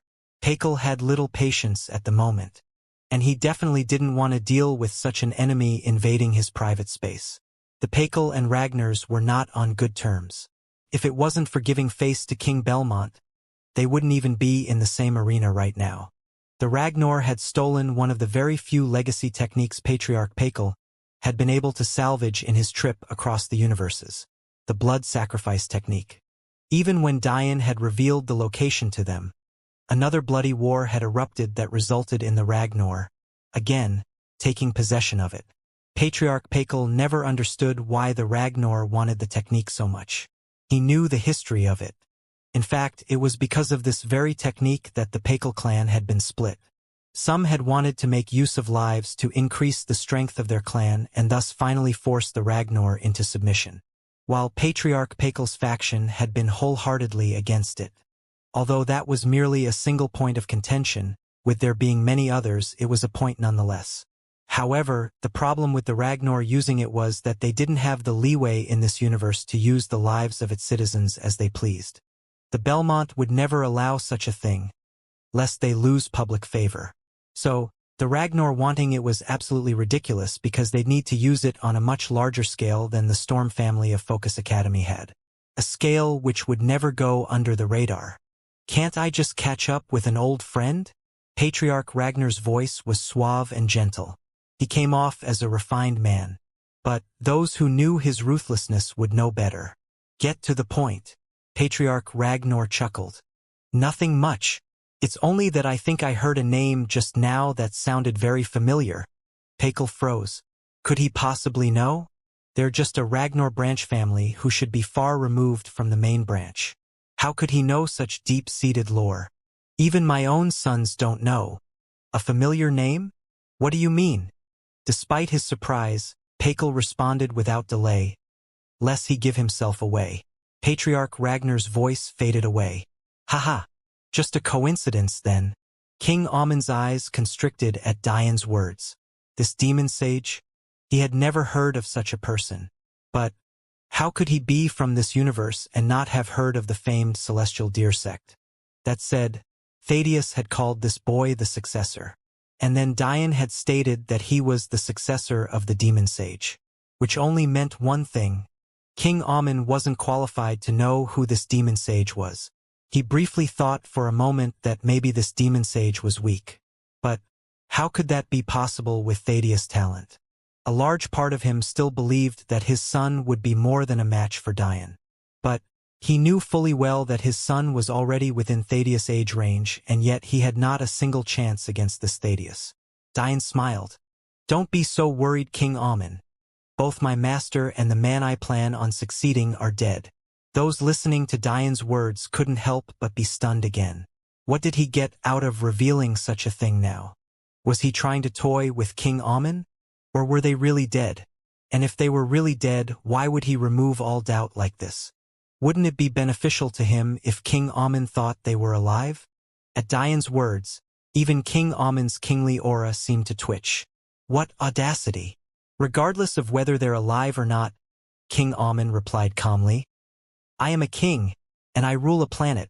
If I bowed my head and allowed my subjects to be so easily bullied just because of the power of my enemy, I wouldn't be much of a good king. No. Diane shook his head in agreement. But you'd be a smart king. Oh? And why is that? For one, it's probably in your best interest that those two girls aren't under your rule anymore. After all, a king is only as good as his subjects. They're who really uphold your kingdom. And yet, you were letting two cancers infest your sturdy foundation. I was only helping. You! Patriarch Geb and Horus were furious. He dared to call their daughter's cancer before them? Secondly, there's your reputation. Diane continued unperturbed. 2 of your top 30 rankers, the equivalent of the top 10 your planet has to offer, were willing to cheat under the eyes of all these people. Imagine that 20% of your best 10 talents were cheaters. What does that say about planet Deimos? You'd best be very clear on who you're accusing of what. King Amun spoke, waving his hand to silence the other two. Tao and you are Amun, King Amun's 2 sons, watched silently by their father's side. Their temperaments were nearly identical, even right down to the intelligent glint in their eyes. It seemed they appreciated the route their father was going with this. Diane laughed. So from my understanding, 2 matches my wives were dominating from beginning to end just abruptly changed for the worse the instant the 2 of them no longer had a chance? King Amun continued unperturbed. I can't speak for your wives, but I can say that Ode and Ebony were both very hard-working and diligent.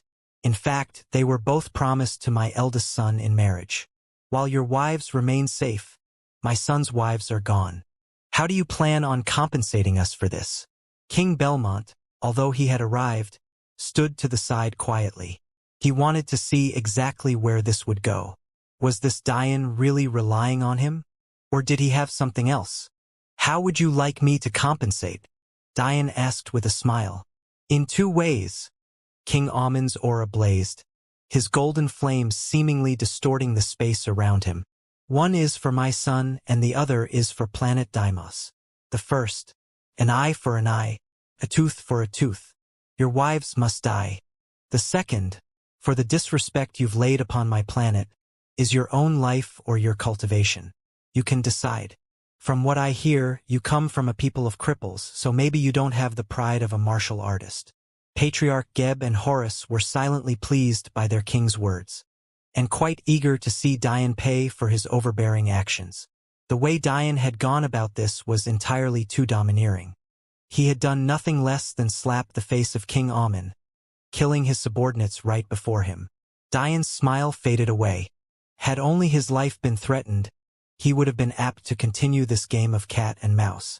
But to threaten the lives of his wives, especially when someone on the level of a celestial expert should have very clearly seen Ode and Ebony cheat, was unforgivable. Interesting. So, let me get this straight. Just for the record, you, being the celestial expert you are, saw no foul play committed by Ode or Ebony. Is that correct? I've already spoken as such. Is there a need to ask that question? It would be better for me if you three commit suicide. I wouldn't like to sully my hands with such a matter. Away from the scene, Femigeb was still fuming. The earth around him was quaking with such madness that the cracks erupting from his feet had shattered the accommodations he had been given as a member of the true top 10. When he heard that Dian would lose his life, it did nothing to calm his mood. He wanted to fight him, and he wanted to fight him now. He needed revenge. King, your royal highness. Femi's voice boomed, its grating rockiness pervading the arena. King Amon turned his burning gaze toward Femi. Allow me the chance to execute him. I don't want anyone being able to say, what if... Femi said earnestly. Femi's body flashed with speed only a peak essence gathering expert a hair from becoming a saint could reach before landing in an untouched arena. Come! Femi roared. Dian turned his gaze to Femi's hulking body. The man was truly too big. Although he was 5 meters tall, he seemed just about as wide. Then, he turned to Madeline and Ree, completely unperturbed by having his back facing King Amon. You two want to watch a show? You must be tired. A sad look appeared on Dian's face as he stroked the cheeks of his wives.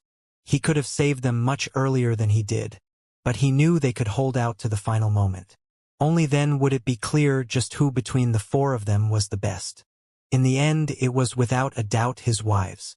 Ree and Madeline looked to Dian. They could only see concern in his eyes. It was almost as though he hadn't just been threatened by the head of a royal god clan.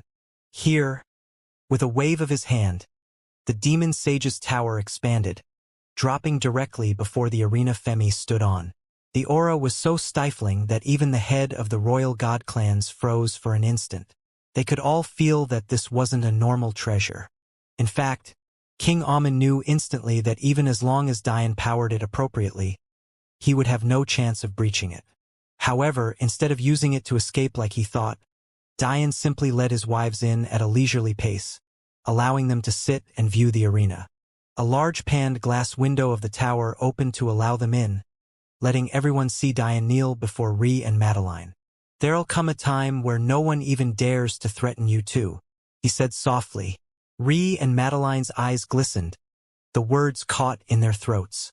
They knew very well the treasures Dian had access to. Even more, they knew how powerful Ree's mother was. By all measures, Dian shouldn't be taking this as seriously as he was. King Amon's threats had no chance of coming to fruition. But the sincerity and gentleness in his voice made it clear that this was still weighing on him. He had a drive that few people, if any, could match. 2 smiles, matchless in through the universes, graced Dian's sight as they each grabbed one of his hands. To everyone watching, it almost seemed like a goodbye between lovers. Only the 3 of them knew what it truly meant. Dian was angry, and he was about to wreak havoc. Kawa Acacia watched this scene from the skybox. The anger in her heart was so dense that she wasn't able to withdraw her kitsune form. If it wasn't for the arrays protecting the skybox, her aura would have long since shattered it and blasted into the arena. But she kept holding onto that image of Dian holding out a hand to her. Regardless of how arrogant he was, Kawa could see through this child. How many years had she lived? How many things had she experienced? Where everyone else saw a boy arrogant beyond belief, she saw a child still trying to prove himself. Again and again Dian did these outlandish things. Time and time again he succeeded in executing them, cutting down the obstacles in his path. And yet they continued to doubt, to look down on his accomplishments, to try and take away the loves of his life, to treat his life as though it was a toy for them to take away and play with as they pleased. Dian had already told her that she would unfortunately never be able to meet his mother. The moment those words left his mouth, Kawa could feel a deep and reverberating pain that still hadn't left him. In that moment Dian had ceased being the picture of absolute confidence, or even a man. He had become the boy he really was. Seeing this pained Kawa, not only because she had taken a liking to Dian, but also because of what must have meant for the pain Ri went through without her.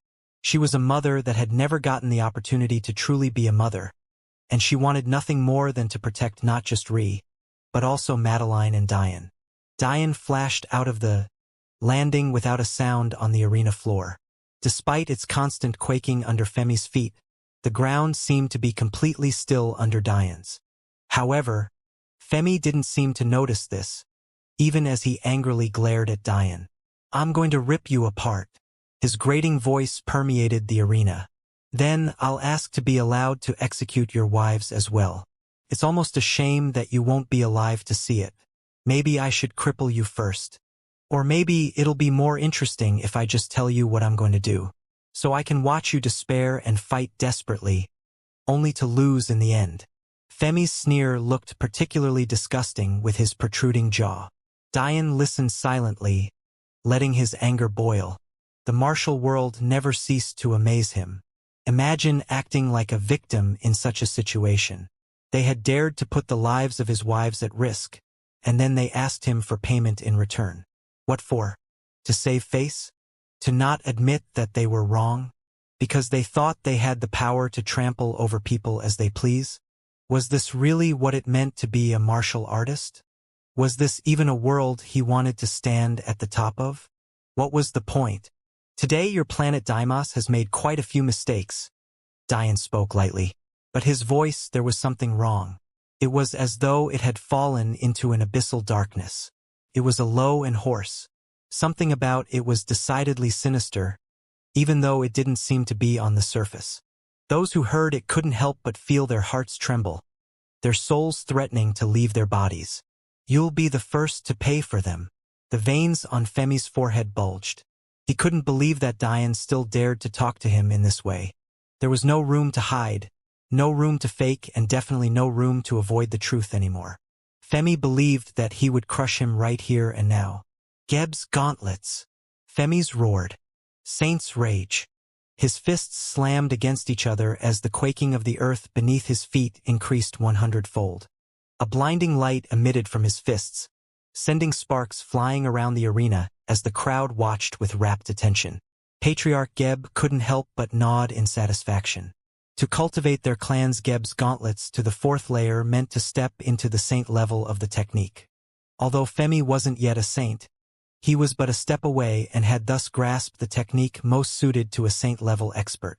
This meant his battle power was far above that a normal essence-gathering expert. Dian stood with his shoulders square. His chest was bare, but his torso had clean white bandages wrapped tightly around them matched with his usual black sweatpants. His anger was clear. Flickers of black flames raged in his eyes even as Femi's hulking figure charged toward him. Dian's skin reddened and bulged. A heated steam escaped from his body, pushing his limits. Demon Emperor's Will. Act 1. Stage 3. Perfection. Veins of gold pumped through his muscles, reorganizing his tissues. Die!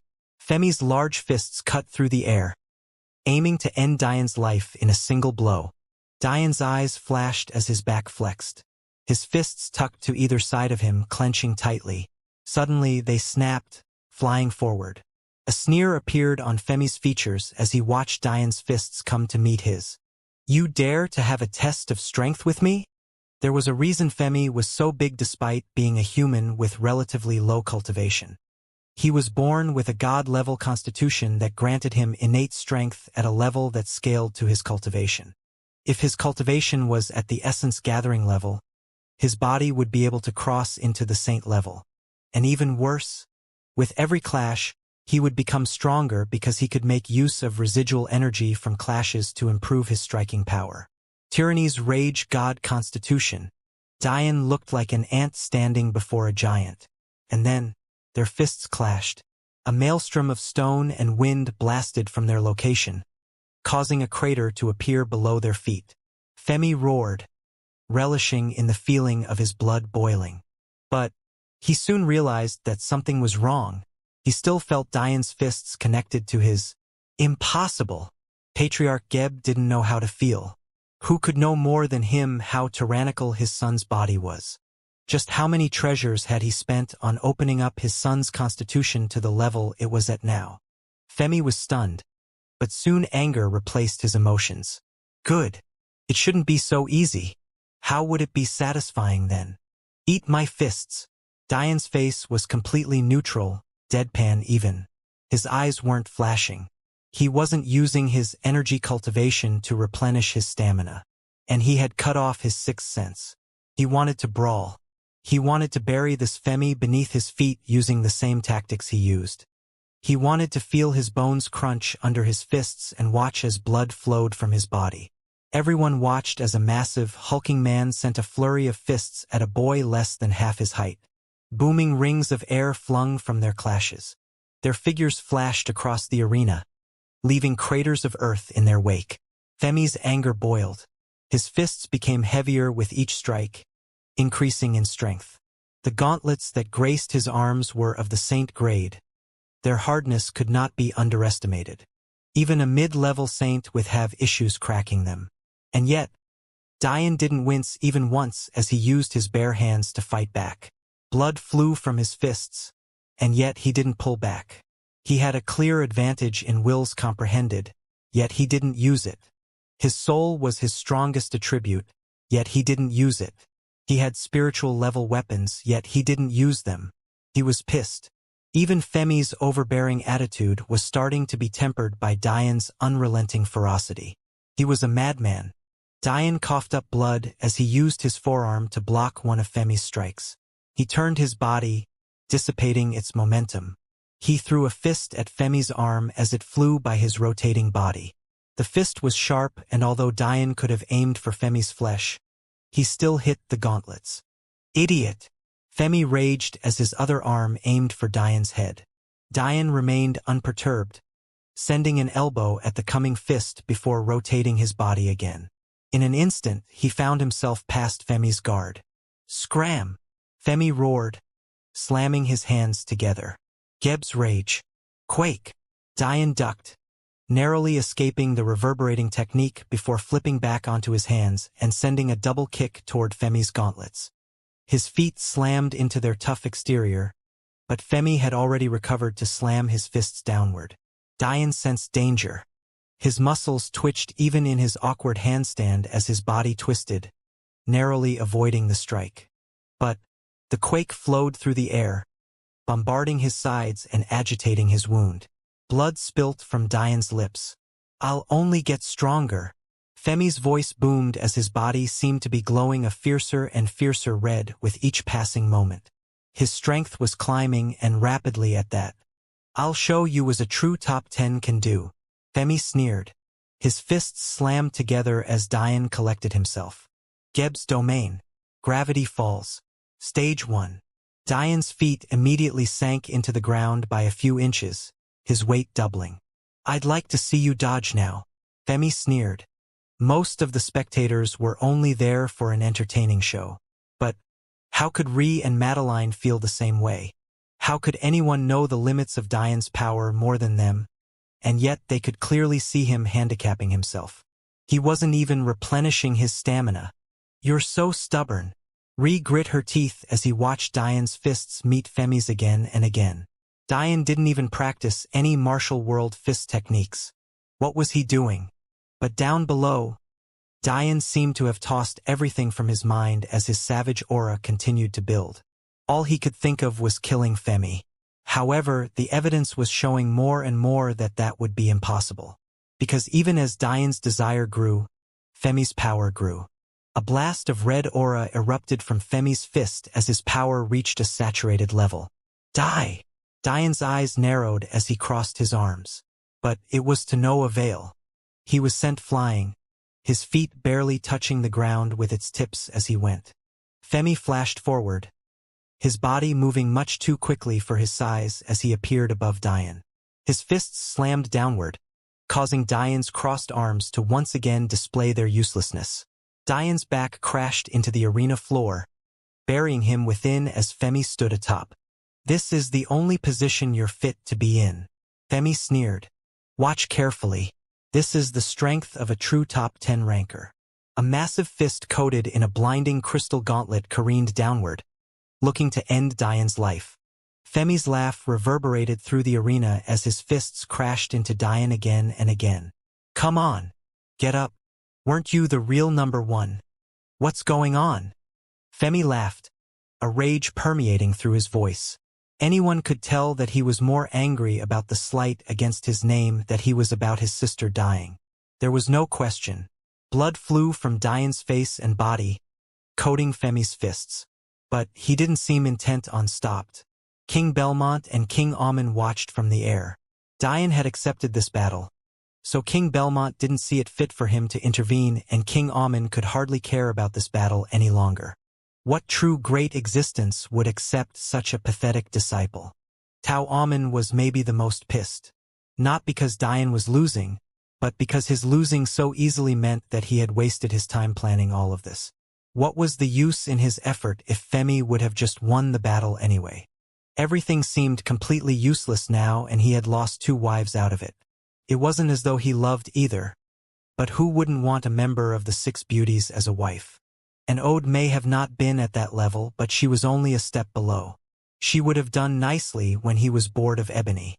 And yet, he had lost them both because of this Diane who couldn't even beat the worst among the top 10. People like to say they were all in the same tier of strength, but Tao found that to be ridiculous. If that was the case, their rankings would fluctuate more than they had. Over the past 2 or so decades, with the exception of Saru Shruti and Zabia Jafari who had come out of nowhere, their rankings stayed practically the same.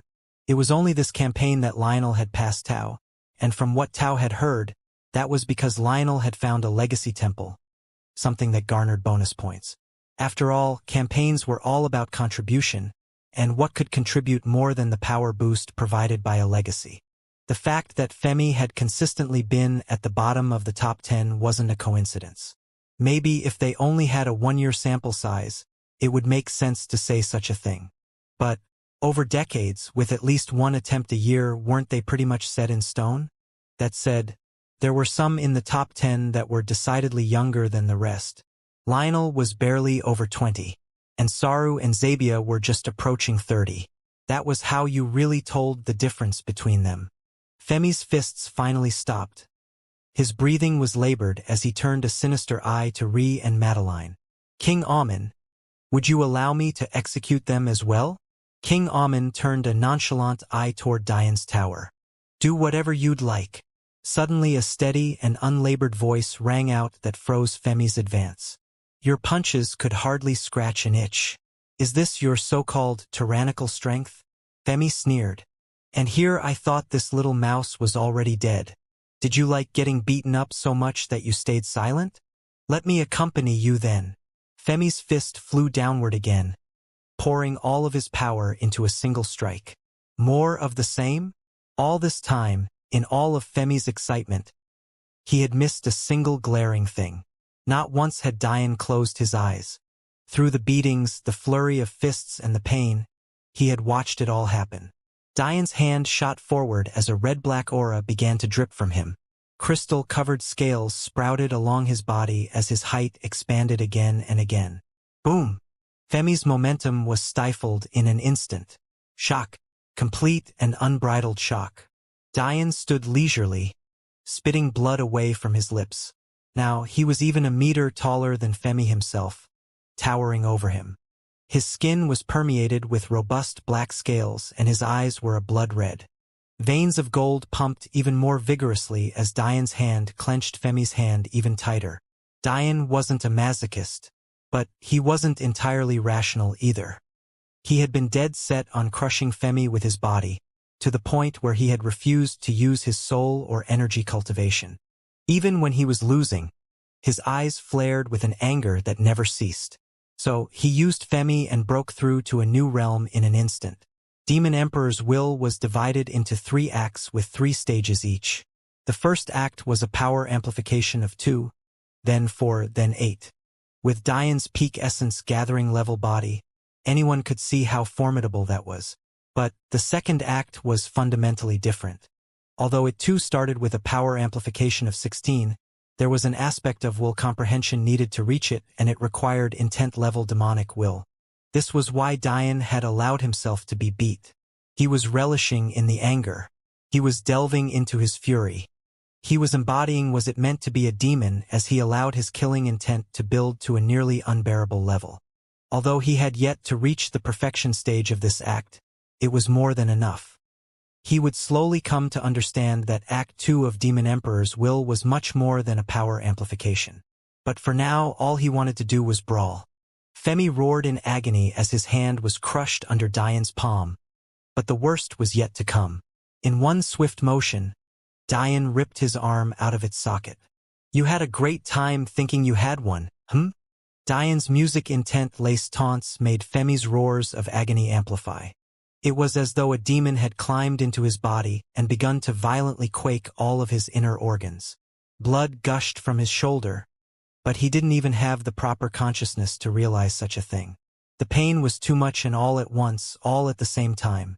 He didn't know what he was feeling, where. He just knew despair.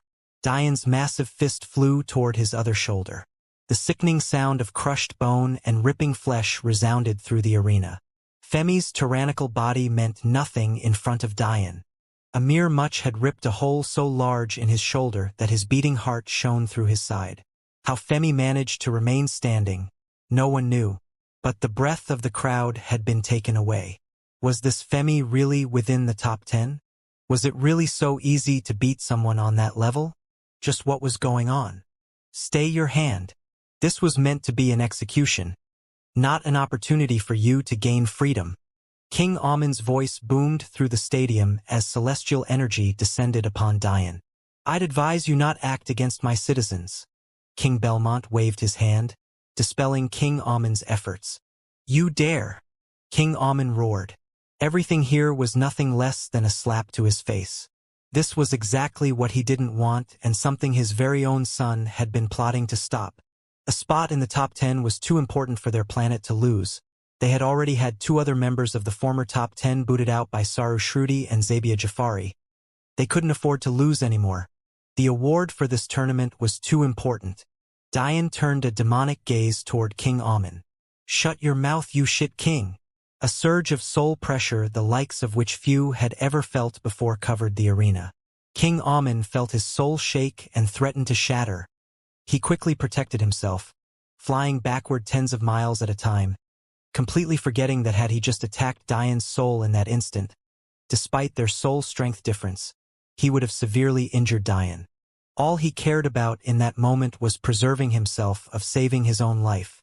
In that instant, he had felt the shadow of death creep onto his shoulders and whisper into his ear. He was simply too shocked to think about something like that. No one had soul strength so powerful to even dare to outright attack with it. It was the reason why the soul was so vulnerable. It was too fragile even if it was powerful.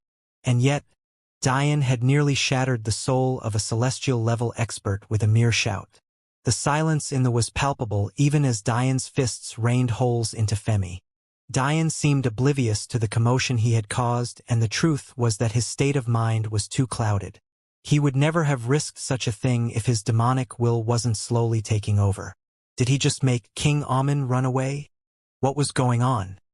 Dian's entire body became layered in Femi's blood. In fact, Femi had long since died, unable to sustain his life force with so many holes running through him, and yet Dian kept punching. His anger just wouldn't dissipate. Dian roared into the skies. His voice was so powerful, so laced with hatred and anger, and some of the audience directly died. There were no protective arrays. Why would there be? The arenas were so far from the crowd, and the contestants were mere essence gatherers at most. How could their attacks have a chance at reaching so far? But Dian's had, and they paid for it with their lives. Dian! Ree and Madeline had tears in their eyes. Why else would Dian be so angry if not for them? The bloody pulp of Femi's former head was crushed between his hands. At the moment, Dian was nothing more than a demon. Ree and Madeline didn't hesitate in flashing forward. Dian's roar was filled with such rage and strength that even with their cultivation, they felt it was almost too difficult to get close. The powerful experts in the stadium didn't know how to feel. How long had they cultivated for? And how long had Dian? And yet his music will was clearly a hair's breadth away from a second-level intent, and even before that, he had already comprehended yet another intent. No saint in this entire universe had comprehended more than one intent. And even among the celestial god clan heads, they had comprehended two at most. Maybe only the royal god clan heads and Kawa would know more than two. But even then, with the exception of them, the number who broke through to second-level intents were nearly non-existent. Dian, though, could hardly care about their feelings right now.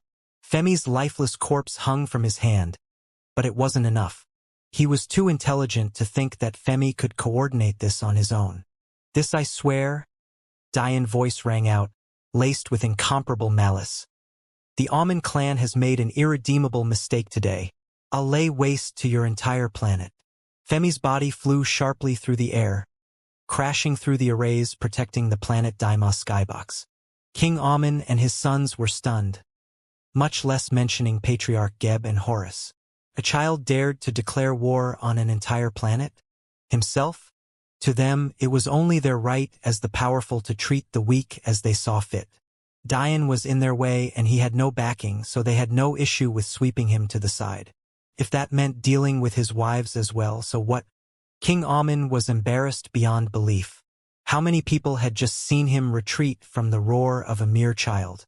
He was thousands of years old. This Dian was barely 19. How could he accept something like this? "King Belmont, if you don't allow us to seek retribution for this matter in a prompt fashion, don't blame my planet Deimos for cutting all ties of cordiality." He immediately appeared by his sons once again, reclaiming his previous demeanor and burying his previous fear.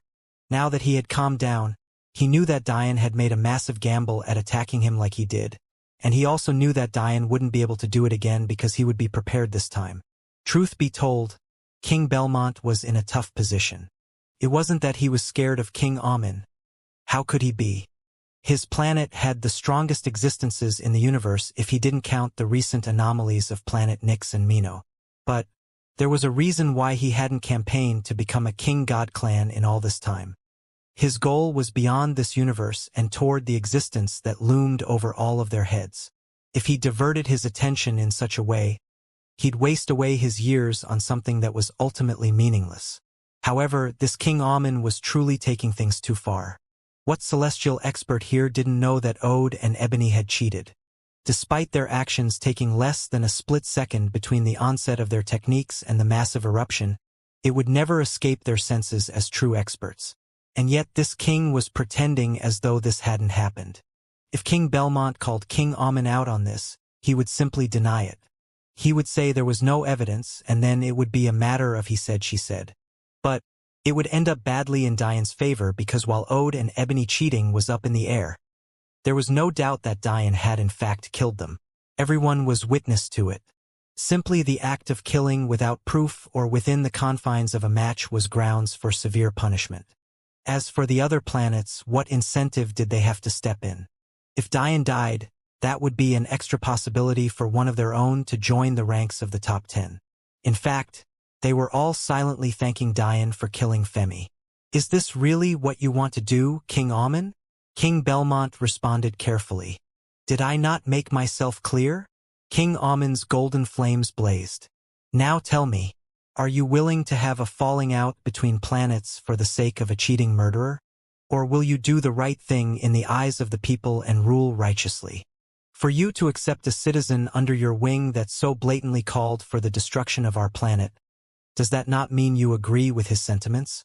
Maybe we should cut off all ties now. King Belmont's brows furrowed at these words. It was indeed true that Diane had just threatened them. Everything King Amun said, to the layman, was airtight. Below, Diane's body was severely trembling under the pressure of the second layer of Demon Emperor's will. He had no choice but to release it before dropping to a knee, breathing heavily. He was truly too stubborn. Had he utilized his soul in fighting Femi, even if it was just to use his sixth sense, how could Femi had even touched him? Plus, he had insisted on attacking Femi's gauntlets again and again, trying to shatter them completely. In the end, he had succeeded, but it required a technique that was truly too taxing on his body. On the other hand, had he not delved into what it meant to be a demon, his demonic will would have never evolved. Ree and Madeline rushed to his sides. A gentle ice and a comfortable purity filled him with a calm feeling. His red eyes cleared, and the pulsating of his muscles slowed. Taking out a wet cloth, Ree wiped the blood from Diane's body. "You're too reckless. Definitely too reckless," Madeline added as she slowly healed Diane.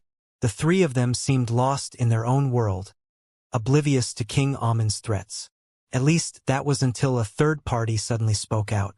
"Honestly speaking, King Belmont, you've recently been shielding one too many offending parties, don't you think? You happen to have a father and daughter pair housed on your planet Earth that my planet Naiad wants dead. You wouldn't want to have a falling out with two planets. Now would you?" In an instant, a man with flowing light green hair appeared in the air with a dignified expression. This man was none other than King Clyte, Paishaniva's mortal enemy. During all of this time, Paishaniva had been silently watching with a space concealment technique. He couldn't reveal himself for the same reason Kawa hadn't done so. Letting the Ragnar clan and their other allies know of their power was a detriment to their larger goals. So, he could only watch as his first love continued to suffer. At first, Paishaniva had left his wife, naively pursuing the path of the Absolute. He knew of their greater purpose, and thus he cast everything away for the sake of greater power. Because his path required coldness to one's depths, or so he thought, he had severed even familial ties. The problem with his decision was that his wife had been pregnant at the time, unknown to him. Because of his cold demeanor, and an inability to explain the situation due to the treaty, Paishaniva's former lover had thought that he wanted nothing more to do with her.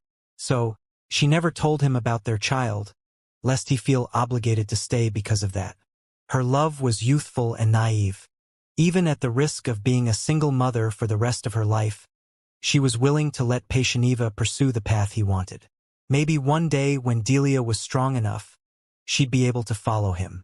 However, Paishaniva's actions went further than anyone would have thought possible. He went so far as completely neglecting his clan, ignoring his duties as their first-in-line genius and then eventually king. How could a royal god clan survive without a mid-level celestial expert? After Paishaniva's father passed away, it was up to him to uphold until he reached that level of strength, but he had never tried to do so. Seeing the clan crumbling, the current Queen Clyte didn't know what to do. She knew of the temperament of the former Clyte god clan and current Clyte royal god clans, first-in-line genius. He had unceasingly pursued her in his youth, and now knowing that Paishaniva was out of the picture, he would never let her go. The problem was that Queen Clyte was already pregnant. Due to the turmoil of their planet Naiad, she had used special treasures to prolong her term of pregnancy and slow Delia's growth. But that was only a temporary solution. It was only a matter of time before King Clyte found out and killed her child.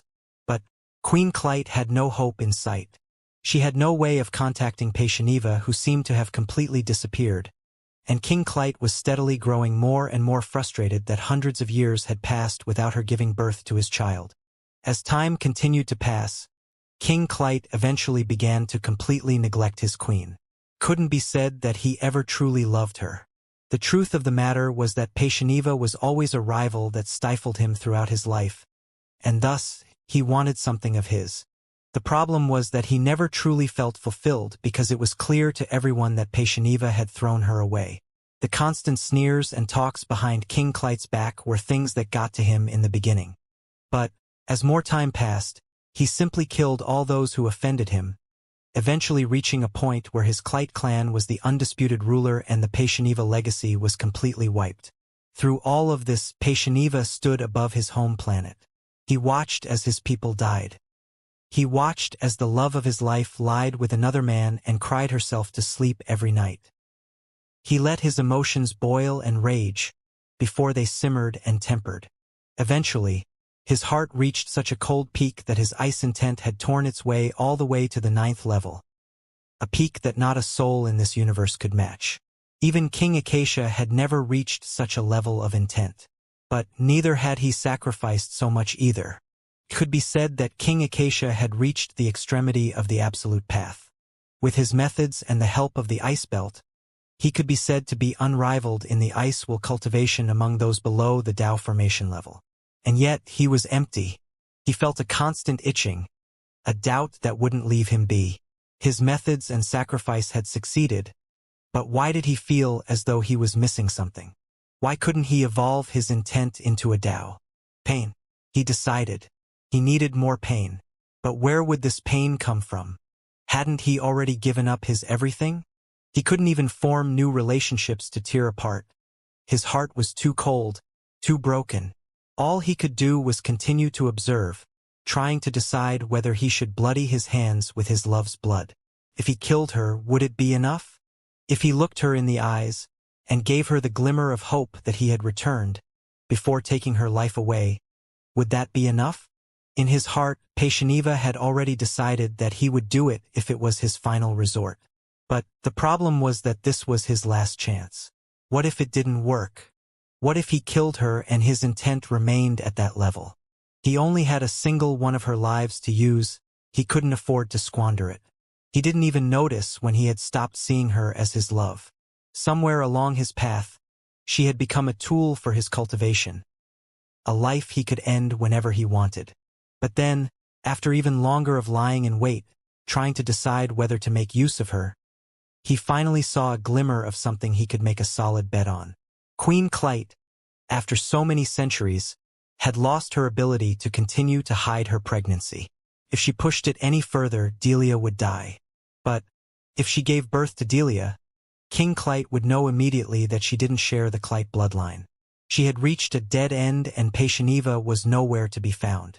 As the days passed, Delia's life force continued to grow, and who else but Patieniva would have been the first to sense this? Who watched over Queen Clyte more than he did? And who could be more powerful than he was in this universe? My child, he thought. To have hidden such a thing for so long, Patieniva was impressed. But, at the same time, he had found his opportunity. If he killed both his wife and his child, that would be enough, right? On a fateful night, Patieniva moved. He had no fear of King Clyte detecting him. The Clytes were too weak. They had only become the new royal god clan by default. King Clyte himself was only marginally stronger than a normal god clan head, only being at the peak level of the first celestial stage. So, even if he did detect Patieniva, what could he do? Queen Clyte could not have been more hopeful in seeing Patieniva descend into her room. There were a mere few days before she gave birth to Delia, and here came her past love at the perfect time. The only way she had held out for this long was because King Clyte had continued to completely neglect her, instead choosing to toy with his other wives. Patieniva watched coldly as Queen Clyte rushed to him with tears in her eyes, begging him to take their child away. "Ramiro," Sophia pleaded, "I know you want nothing to do with me anymore, and I tried to protect our child to the best of my ability, but I can no longer do so. Please, not for me but for the sake of little Delia. Please take her away." Sophia didn't care where her love had been. All that mattered was that he was here now. With her having lived for so long, her cultivation had reached a high enough level for her to be able to tell that somehow, Patieniva was far stronger than King Clyte. She cried tears of happiness. Happy that her Ramiro had succeeded in his cultivation path and the path he had chosen had worked for him. and even more happiness that with his strength, saving Delia would be easy. She didn't dare to hope that he would take her away. She saw herself as a tainted woman, someone who had laid with a man other than her love, simply for the sake of survival. She had done so to save her child, but she only wanted the best for her love, and she felt like she wasn't it. Patieniva only nodded to this request, spending the coming days simply meditating in the corner of Sophia's room. These days were the happiest that she had had in centuries. She had begun turning away all of her maids for decades in preparation for this day, so when she continued to do so, no one found it suspicious. They simply left her alone. Patieniva didn't speak a single word the entire time, but Sophia happily narrated things lovingly. She kept speaking about how with Ramiro took Delia away, that she must treat her well. How girls were different from boys and needed a gentle hand early on, before a more firm guidance later in life. She laid out all of the little dresses she had sewn for Delia in her decades of seclusion, and she spoke about how much she would love for Delia's favorite color to be green, like her mother. "I want her to be as firm and determined as you are," Sophia continued, a bright smile on her beautiful features. "But I want her to have a little piece of me too. I won't be able to be by her side, but I hope you teach her some of my family's sword techniques. We were never too strong, but that was our one pride." And Sophia frowned, bringing her hand to her large belly. A strong contraction sent waves even through her powerful body as the backlash of years of repressing her pregnancy hit her all at once. Liquid fell as she stood abruptly, holding her stomach as she stumbled to her bed. She didn't have anyone to rely on. She had to get through this on her own. But she refused to allow herself to pass out. If she did, wouldn't her child die? How many centuries had she spent protecting Delia? She wouldn't give up in the final moments. Patieniva immediately noticed this change, and he opened his eyes from his meditation and watched silently as Sophia pulled a basin of water from her private bathroom before waving her hand to fill it with her water will. Lacing it was its innate healing properties and many herbs she had prepared for this moment. Hours of screaming agony passed as Patieniva silently watched, his cold expression never wavering. The years of suppressing her pregnancy had truly taken its toll. But, at the same time, Sophia didn't dare to output too much of her power in healing herself, so she didn't alert anyone to her labor. Plus, even if she could, giving birth put even martial women in such a vulnerable position that controlling their energy was nearly impossible. If Sophia used even a strand of saint energy, it could very well kill Delia. Soon, it became clear that she couldn't hold on any longer. Even as the days of agony raged onward, Sophia just couldn't manage to push past her final hurdle, and she knew that if she took any longer, it would be Delia that suffered. "Ramiro, please, cut her out of me. Don't care for my life." Tears streamed down Sophia's cheeks. "It's not worth living anyway." The emotion of her child's birth had completely torn her outward resolve. How could she continue to hide the pain in her heart now? It was too much. Patieniva walked over, slowly lowering his hand to Sophia's large belly. His eyes were so cold that Sophia couldn't even find it in her to continue crying. Was this really the love of her life? Was this the same man she cried over every night? With one swift motion, Patieniva did exactly as Sophia had asked. It was but a moment before the cries of a newborn child filled the room. Bloodied? Yes, but very much alive. Seeing this, Sophia could no longer hold on. Centuries of fatigue washed over her as she passed out, her lower stomach bleeding profusely. In a few more moments, she would lose too much blood for even a saint to continue living. In one arm, Patieniva held a blood-covered baby as he looked down at his past love. She lay with her head at the end of a tub of water, but a dark red was very quickly thickening the once herb-filled liquid. Patieniva looked on before raising his hand to the still crying Delia. "Kill." Delia's large hazel eyes blinked as she looked up curiously at Patieniva's hand. Her wails had paused for a moment, but when a faint energy started accumulating on the tips of her supposed father's fingers, her fit of tears came back fiercer. Her large eyes flickered, going back and forth between a warm hazel and a cold blue. Patieniva hesitated. The cries of his daughter hadn't gotten through to him. But the flicker of warm to cold reminded him of a Paishaniva mantra that he had long since thought he had come to comprehend. Warmth blanketed in cold, hazel flickering to blue, a leaf covered in snow. It suddenly dawned on Ramiro that the child in his hand was a Paishaniva. The only Paishaniva in existence other than him. Everyone else was dead.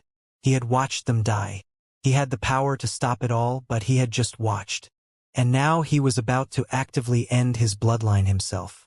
Paishaniva turned to his past love as she continued to bleed out, a content smile on her face as tears somehow still streamed down her cheeks. Did I misunderstand? He felt his whole world crumbling. He didn't know what to think. His cold heart felt like it was shattering, crumbling apart as each moment passed. His cultivation began to plummet. His peak intent rescinded itself, falling to the 8th level, and then the 5th and then the 1st, until it once again became a will before dissipating completely. The pain was excruciating. There was no doubt that Paishaniva was undergoing a cultivation deviation. His path had gone awry. He didn't know what to trust anymore. He roared in agitation, blasting celestial energy through the roof of this palace-transformed prison. How could King Clyte not have sensed something at this point? The birth of a god-level constitution was already impossible to hide. And now Paishaniva had gone into a rage.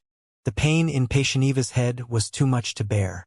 He could barely hear himself think as he felt everything he had built up shattering. He knew he needed to leave. In a state like this, even a lower saint could kill him. He had every mind to throw the child in his arms away. He could barely protect himself now, let alone a newborn.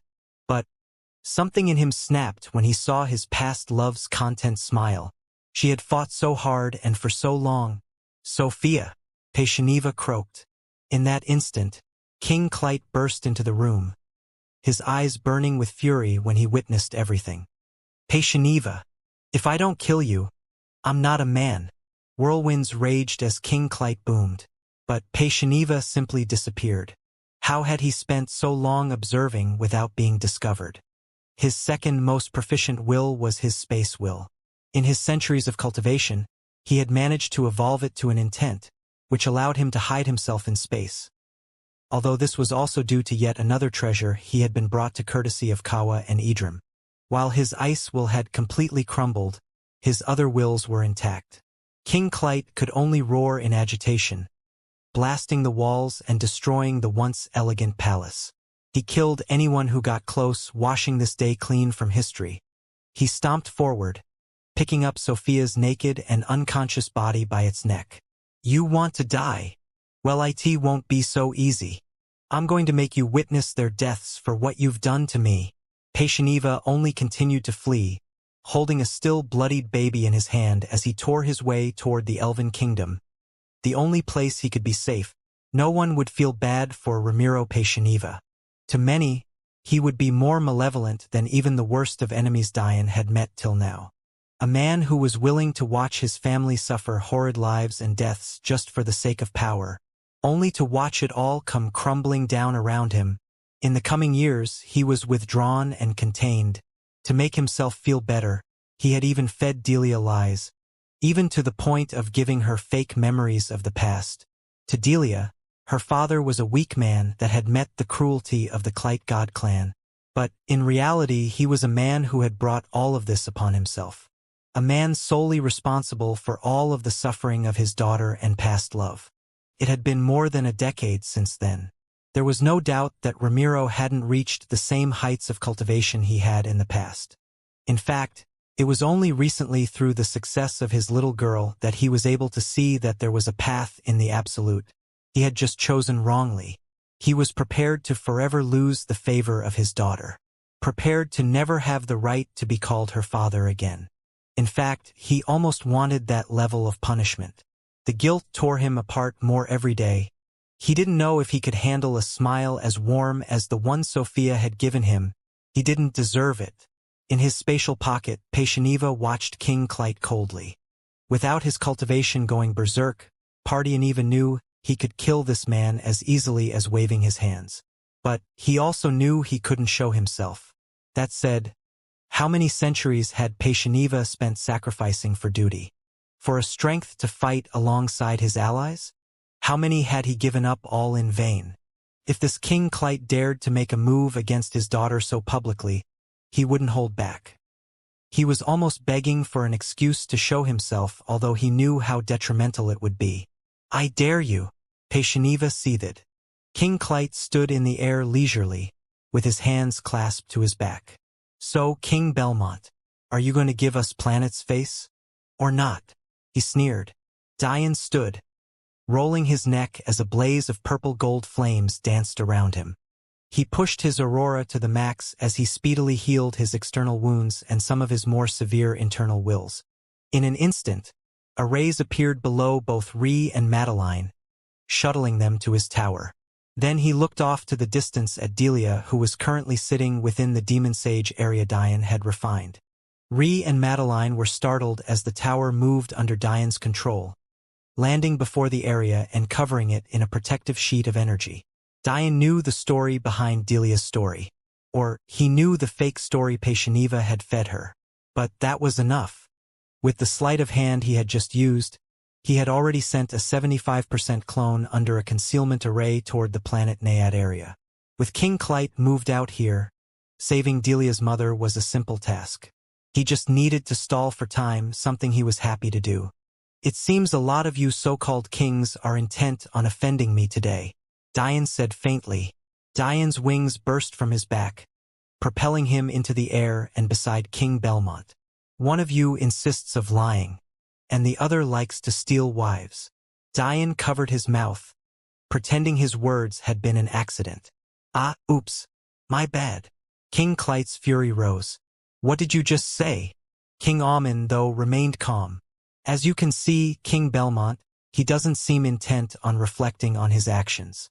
Younger generation members like this should be weeded out to begin with. This tournament is meant to decide the future leaders of our universe. How can someone like him lead? King Belmont, you don't need to worry about much, to be honest. Since I said I would be destroying planet Deimos, I will be. But first, shouldn't I make it clear to everyone why they deserve such a punishment?" King Belmont turned a gaze over to Dian. He kept aggravating the situation, and he was unremorseful. How were they going to get anywhere? These celestial experts had been geniuses in their own right, or else they would have never become celestial experts in such a trash universe. So their pride didn't lose out to Dian's at all. "How could you possibly make such a thing clear? We've already heard your lies, but now you've killed not 2, but 3 of my subordinates. You will pay for it with your wives and your life." King Amen replied coldly. "You are Amen, Tao's younger brother," sneered. "Making an Amen repeat themselves should be ground for death already." Dian turned a gaze to the boy, who must have been somewhere between 10 and 12 years old. To win the foundation stage competition at that age was quite impressive. But not impressive enough.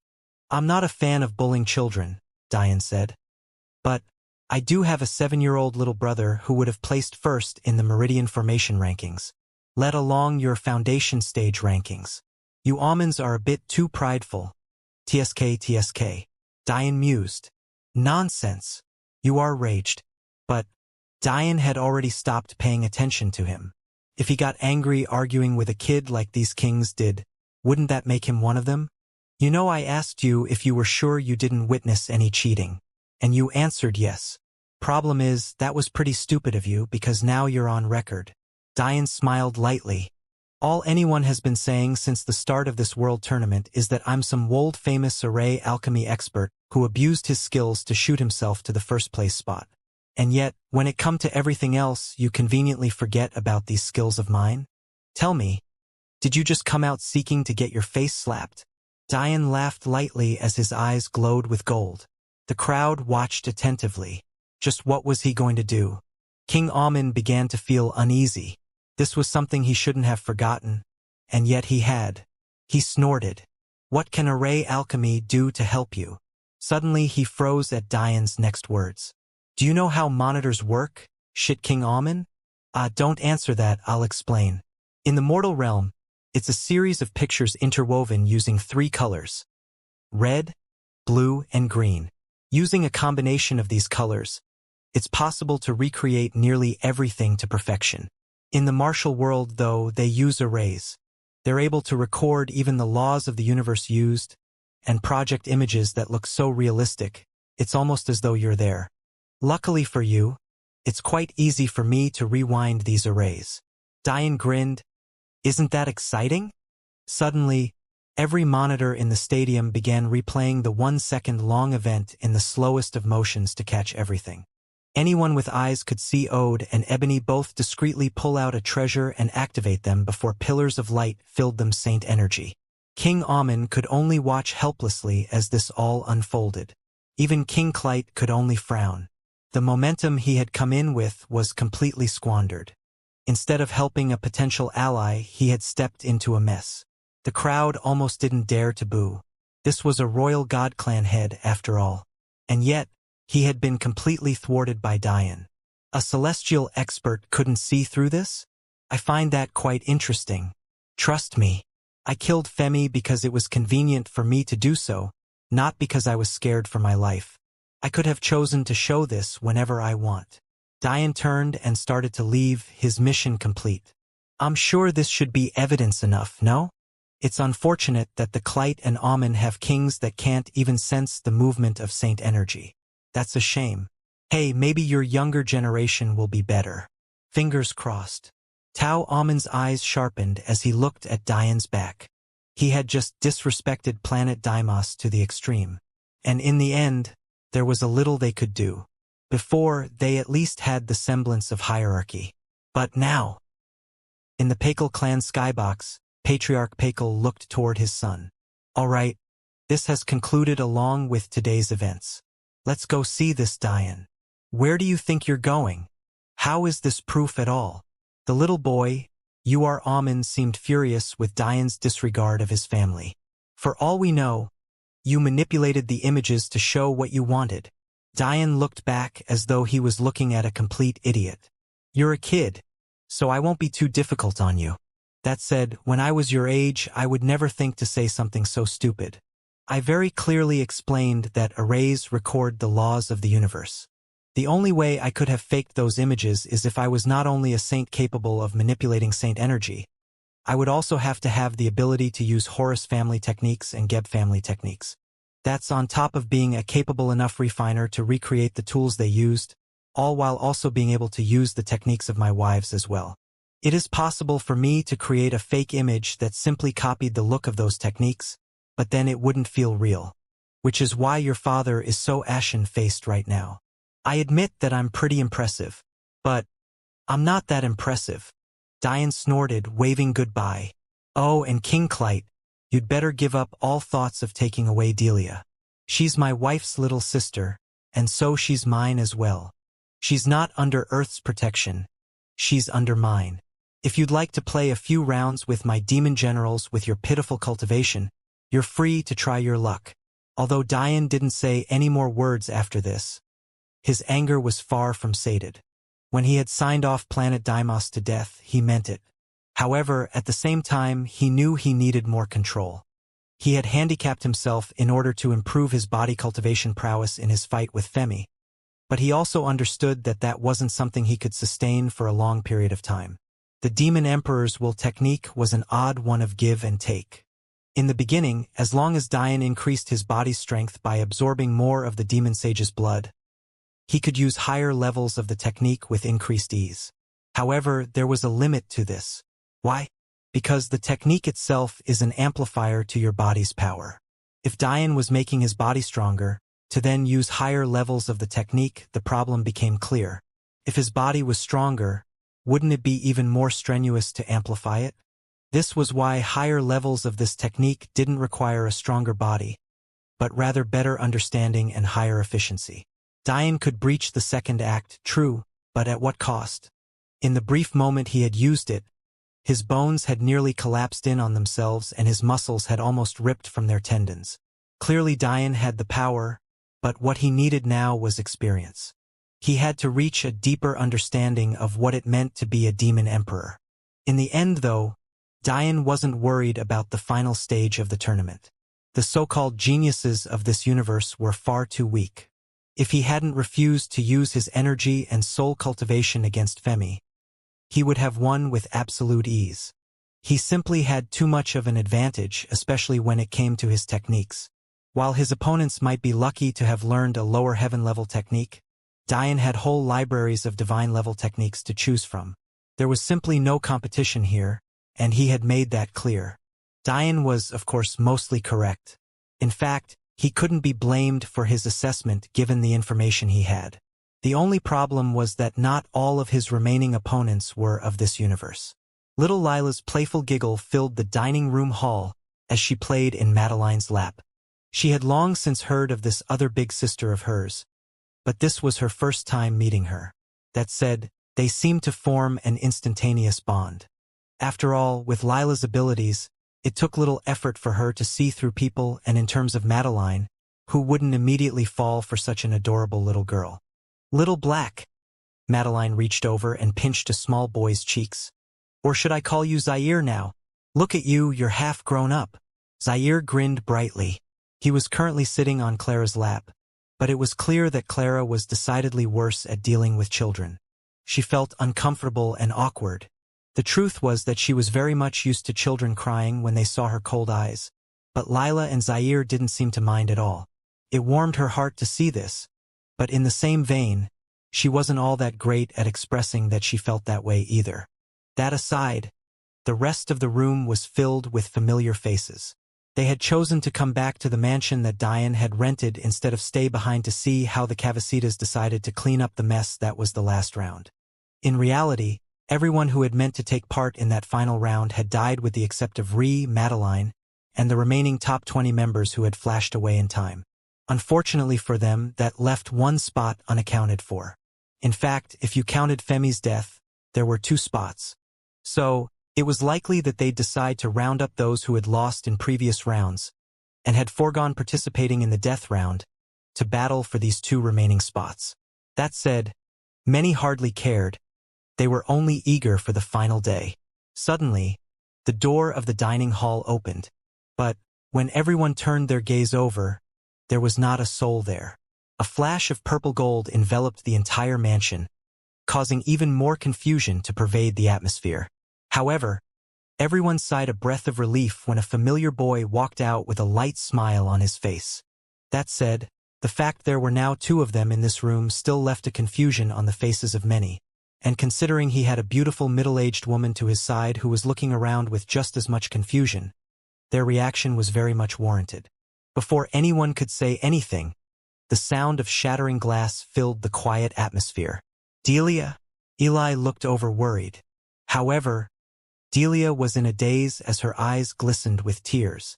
With speed that shocked many of them, Delia instantly appeared before the woman who was now looking back at her with the same gaze. Delia? The woman spoke in such a soft voice that even them as cultivators hardly heard. It was as though she was scared if she said it too loudly, that her guess would be wrong. Her small and trembling hand touched Delia's soft cheeks, trying to make sure that this moment was real.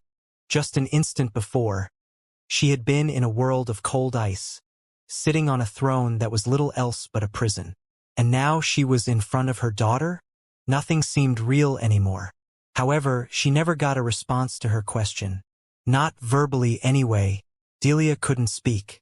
All she could do was wrap her arms around her mother, crying into her bosom. Little Delia, Mom can't stay. I can't stay here. Despite her words, Sophia couldn't seem to let go of her daughter. The situation confused Dian. He had long since figured out that there was a massive part to this story he hadn't figured out. When Eli had brought Delia to him, thinking that she was dying, he had examined her to be perfectly fine. But the problem with that was that there was an unfathomable energy that had held her together, thus allowing her constitution to act.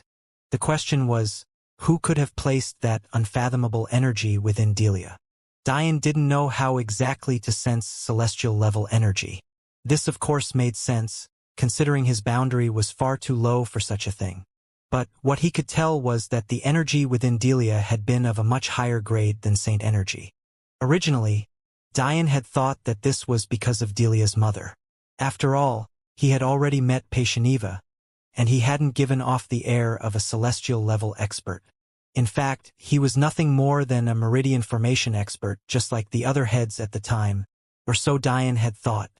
However, Delia's mother was very clearly still a saint.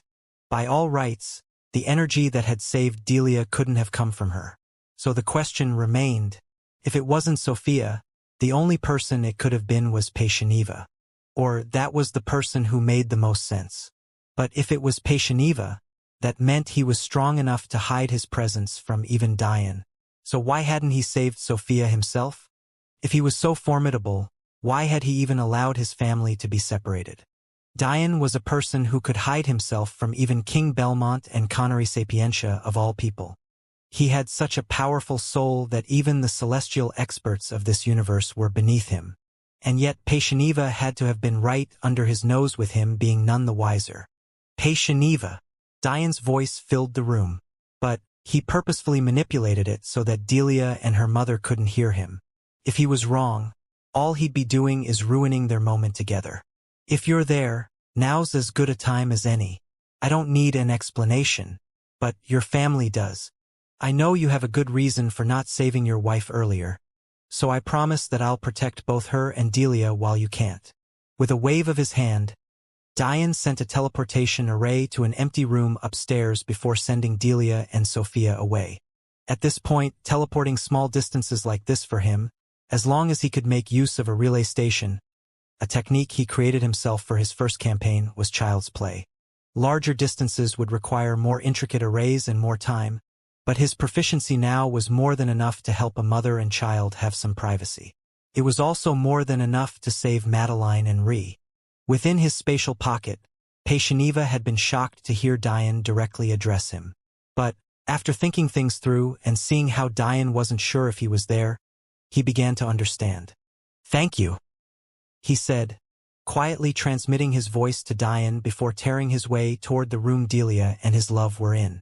Diane smiled, and with that final act, his clone disappeared. Suddenly, Diane turned his gaze toward the door. "You guys can come in, you know. Why wouldn't I welcome my mother and father-in-law?" A moment later, an awkward-looking King Acacia and his beaming queen walked in. Diane, of course, let them in through his barrier and into the dining room hall. Ree immediately got up and hugged her mother. They had been separated too abruptly before, and Ree, although she supported Diane then as his wife, still dearly missed her mom. "Ah, little Alex, don't be like this." Kawa smiled warmly, rubbing her daughter's head. "You're a grown woman now. I expect little grandchildren to be running around soon. Since I couldn't raise you, I have to redeem myself." A light laughter filled the room as Ree blushed profusely, hiding her face in her mother's chest. Diane got up, offering a seat to his in-laws. He seemed to be treating King Acacia as though he had never said a bad word about him, but that only made the complicated feelings in Idrim's heart permeate even more. They had only come here because they noticed odd movements from the Pakal clan. Although Diane seemed confident in apparently handling the world himself, Kawa had insisted on them being protectors. King Acacia started. Diane immediately shook his head. "I can't have my father-in-law apologizing to me. Pretend as though it never happened." Diane smiled. As long as King Acacia had the intention to apologize, that was enough for him. "This, by the way," he continued, turning to little Lila, "is your successor." King Acacia was stunned by Diane's reaction. The more he interacted with this boy, the less he seemed to understand him. "What an adorable little girl," Kawa smiled lovingly. "Big brother." Lila looked over to Diane with a sad look on her features. "He needs help." Diane turned a meaningful gaze to his little sister before rubbing her head. "All right, we'll see what we can do." Diane had already had every intention to help his father-in-law. Diane couldn't sense celestial energy, in the strict sense, but gauging the cultivation of celestial experts was within his ability. After all, he had been able to do so even with Elder Dayu. From what he could see, his father-in-law was much weaker than he should be. Even weaker than Head Sijbrit, something that shouldn't be the case. Clearly something was wrong.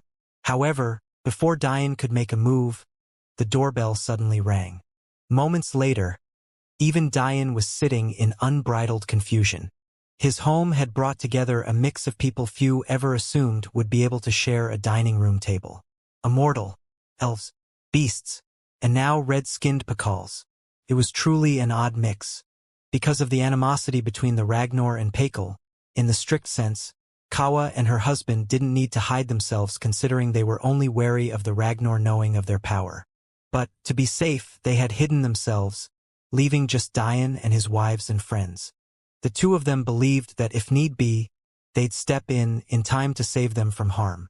But the problem now was that even Dian was becoming overwhelmed by all of these crisscrossing and interlocking stories. Is this what they meant by fate? What were the odds that the legacy world he conquered, his very first, mind you, would be the legacy world of the creator of the technique that sparked everything to begin with? If it wasn't for the blood sacrifice technique, the Storm family would have never come to be, and in all likelihood, the Pakal v Ragnar rivalry would have stayed out of this universe. Even further, what were the odds that he would have entered that very same legacy world with Kedlam, someone who was clearly much more suited to the legacy than he was? If it wasn't for Dian's soul talent being so overwhelming, thus letting him grasp true demonic will instead of the artificial will of the legacy world, he would have never succeeded in becoming the demon sage's successor to begin with. Now everything was coming full circle. Truth be told, Dian started. I had a very special opportunity for Kedlam to be a part of. I just never thought you'd have taken the initiative to come to me. Dian turned to Arios. The demon sage was really a Pakal? Kedlam raised an eyebrow. Special opportunity? You could say so, Arios responded. But it was clear from his answer that things were a lot more complicated than they seemed. Patriarch Pakal sighed. To the world, Sargeras was an unprecedented talent destined to transcend. Had he not sacrificed his future for the greater good, causing him to ultimately lose his mind like he had, there was no doubt that he would have transcended. Dian nodded, listening intently. However, to the Pakal clan, Sargeras is a tale in what could have been. He's the ultimate regret etched in the annals of our history. So you mean? Patriarch Pakal shook his head with regret. Our ancestors were too short-sighted. Sargeras had always been talented.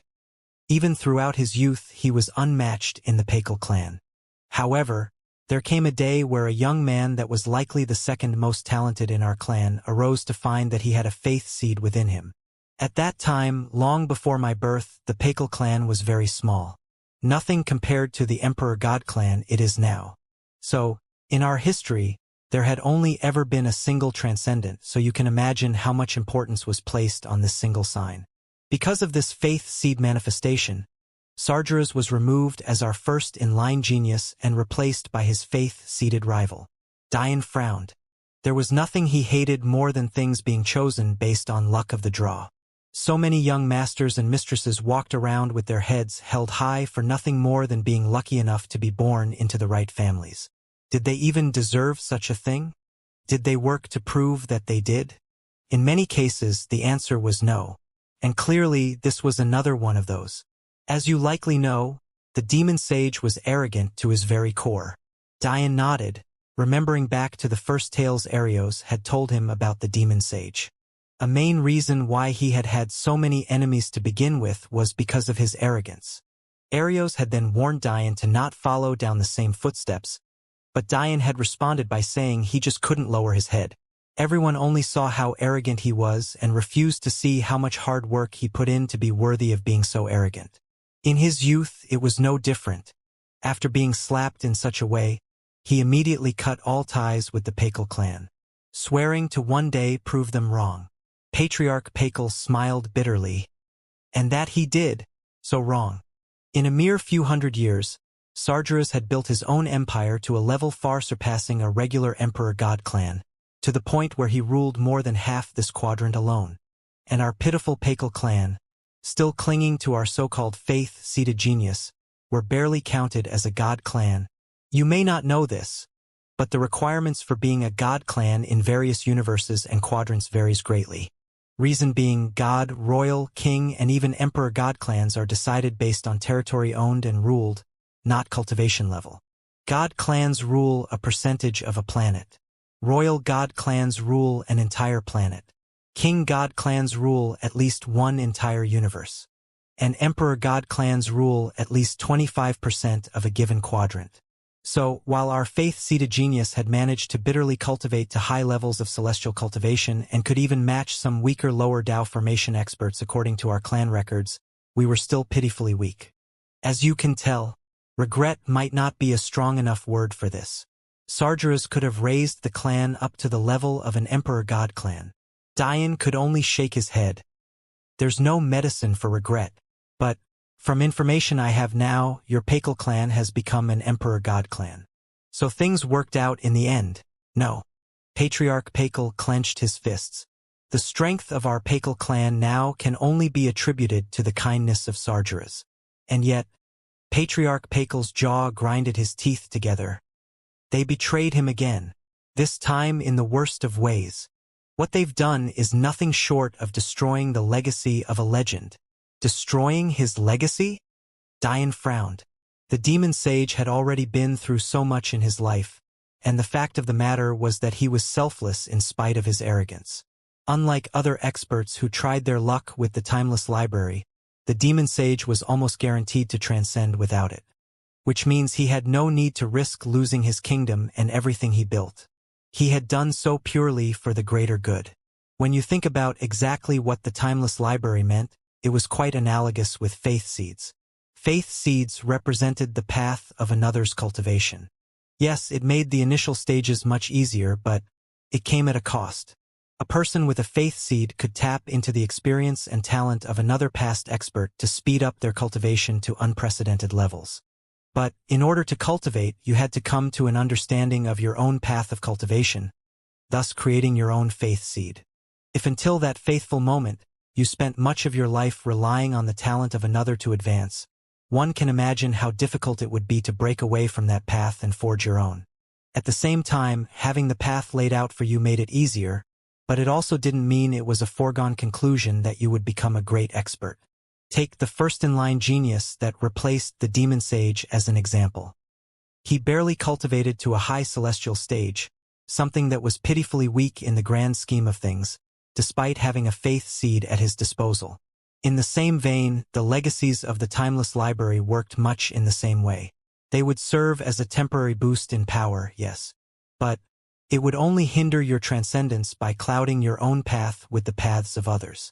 This wasn't to say that faith-seeded martial artists couldn't transcend, because they could. It was all about making use of your faith seed intelligently. This was because while faith seeds provided you a path of cultivation, it also provided a boost in talent and a library of possible techniques, akin to what a beast species would have access to. So, if one focused their use of their faith seed in those latter options, as opposed to allowing it to guide your thinking and influence your path, you might even end up with a higher chance than a normal martial artist at transcending. The problem was that this was easier said than done. How many could resist the temptation of quick and immediate results? The answer was too few. Patriarch Pakal seemed to be trying to gather himself. Kedlam and his elder brother could only sit there, astonished for what was the second time that day. They truly had never seen their father act in this way. What they didn't know was that Patriarch Pakal's whirlwind of emotions wasn't just due to his reverence of the demon sage. It was also a reflection of the pain and frustration the now Pakal Emperor God clan had put his branch family through under the guise of their ignorance. Do you know the complete story of the Time Library, Dian? Patriarch Pakal started, after calming himself. Dian nodded. The fact was he likely knew more about the real secret behind the Time Library than most anyone in this plane of existence, considering the talks he had with his grand teacher. Then you know that the demon sage completely lost his mind after those events. And rightfully so. Much of the specifics have been lost, but from what I understood during my studies all those years ago, is that despite the demon sage being the most powerful expert within this quadrant, he couldn't very well battle armies of trillions on his own. Knowing this, his enemies completely decimated his empire in the hundreds of years he spent absent. But did you ever think about how ridiculous that was? Dian pondered. It did in fact make little sense. If the demon sage had built his kingdom well, his absence shouldn't have been enough for it to crumble. After all, he controlled 50% of the quadrant at one time. With his faith having spread so far, those loyal to him were numerous. On top of that, a few hundred years, which was what his absence amounted to, was a mere blink of an eye for experts at the highest level. And there was no doubt to be had that the demon sage at one point had myriads of celestial and Tao formation level experts under him. Dian wouldn't have even found it surprising if there had been a handful of half-step transcendent either. Yes, the demon sage was the strongest existence in the quadrant. But his empire should have reflected his strength. So, how did it crumble so quickly? Suddenly, a thought flashed through Dian's mind. That has to be it. However, to his surprise, Patriarch Pakel responded with, "The truth is, I don't know. The records aren't clear on this at all. There's definitely something important that's been lost to us in the stream of time. All I do know is that somehow, tens of experts on the level of the demon sage descended into our quadrant and laid waste to everything he had built in a matter of decades. His empire never stood a chance." A cold light flashed in Dian's eyes. How could he have not already figured out what was going on? Tens of experts on the level of the demon sage. Them choosing to act only when they knew he would be gone. Or maybe they even coordinated with those of the chaos path that lay the trap that was the timeless library. Where would you find those experts? Where else but within their opposed quadrants? Dian's grand teacher had already told Dian about the competition between epistemic towers. Every quadrant of 100 universes shared a single epistemic tower. But there were 10,000 universes left after the collapse of the other quadrants. What did that mean? It meant that there were 99 other epistemic towers that had been grooming their very own demon sages. What would you do if you became aware that your competitor was but a hair's breadth away from transcending? It was no secret that the demon sage was the best of the best. He was only a single conquered universe away from breaching the final level of his epistemic tower and completing the final trial to achieve transcendence. The demon sage had known his enemies were watching. But he wanted to do something for humanity before he transcended above it all. And his enemies had crushed everything he cared about in response. Dian's blood rolled, agitating and boiling in his anger. A man tried to do something for the greater good of everyone, and he was rewarded by being stabbed in the back by pathetic cultivators who couldn't hope to beat him on their own. Were these the type of people who transcended? Were these people really worthy of opening a path of cultivation of their own? Was the universe really so unfair? Dian made a silent vow to himself. If I ever meet those who did this to you, I'll kill them in your stead. That said, it made sense that Patriarch Pakel didn't know where such powerful experts had come from. This quadrant had completely forgotten about their epistemic tower. Dian had little doubt that the other quadrants were laughing away while watching the self-destruct. Dian couldn't help but remember the motto of Focus Academy, everything by absolute sympathy or absolute strength. There was no sympathy here. Dian needed strength. The rest of the story is as you know it, the patriarch continued. The demon sage lost himself in endless savagery, letting his demonic will completely taint him. He was angry and resentful of everything, and he wanted to destroy everything in his path, but as you know, that was impossible. His empire was gone, and he wasn't in the state of mind to rebuild it. He kept trying to lay waste to kingdoms under his own strength, but was forced to flee again and again. Maybe if he specialized in another form of cultivation, it would have been possible. But, as you know, we Pakal specialize in body cultivation. I dare say that we're unmatched, at least in this quadrant, and much of that has to do with the legacies the demon sage left behind. Unfortunately, while this made the demon sage nearly unbeatable in one-on-one battles and small-scale group battles, when it came to attacking hundreds of thousands to millions, then billions to even trillions, he lacked the versatility to do so. If he was allowed to just stroll into a kingdom and begin brawling, and his opponents were forced to face him with nothing but their own strength, he may very well have won. But his enemies weren't so noble. They used killing arrays and formations. They combined their cultivations in fostering powerful attacks, and even teamed up with neighboring armies to thwart the demon sage at every turn. With each passing day, it was becoming more and more clear to the demon sage that this was impossible. In fact, this went on for decades. He would fight without rest for months to even years at a time. He knew nothing or rest or reprieve. What changed? Diane asked. He was fully aware that the demon sage eventually pulled out of his severe path deviation. But Arios had never told him the specifics of how. Well, if the records are to mean anything, it likely has to do with his daughter. I'm not sure what happened to her, and as his successor, you may have a better guess than I do. But from my conjectures, it's him finding his daughter frozen in time that snapped him out of it. A man who thought he had lost everything finally found something to cling to in his moments of desperation. Because of that, he was able to pull himself up and repair his heart. Although Diane hadn't heard the story behind Paishaniva's actions, he already knew the importance of cultivating the heart. Well, it was more accurate to say that he had a superficial understanding of it while not truly understanding what it meant. Diane couldn't be blamed for this. After all, he had spent less than 3 years in the martial world. How could he be expected to understand such a complex concept already? That said, Diane's soul talent was so overwhelming that even with such a shallow understanding of what it meant to cultivate the heart, he was able to make use of it to improve his wills already. For example, when Diane sunk into his feelings of anger and savagery in his battle with Femi, that was him using a crude form of cultivating the heart to gain a deeper understanding of a will he wanted to break through in. Paishaniva, however, had taken this to an all-new level. He had been willing to spend centuries tempering his heart to gain the results he wanted. Although this backfired on him in the end, it couldn't be said that his path was wrong. It was only that he himself never truly believed in the path, which was what led to his cultivation deviating. The truth was that there were some in history who used Paishaniva's exact methods to reach even to levels of transcendence. The problem was the Paishaniva had never truly cast away all of his feelings, which meant that the path of cultivation he took was never suited to him in the first place. That said, the point was that the heart and how well you cultivated it were very important to your progression in cultivation. It dictated your willpower, as well as your own personal path to transcending. If you let it run wild like the demon sage had, or to a lesser extent Paishaniva, the consequences were clear. Patriarch Pakal nodded to himself as he watched Diane seemingly begin to comprehend something. This child is truly intelligent. Shaking his head, he continued.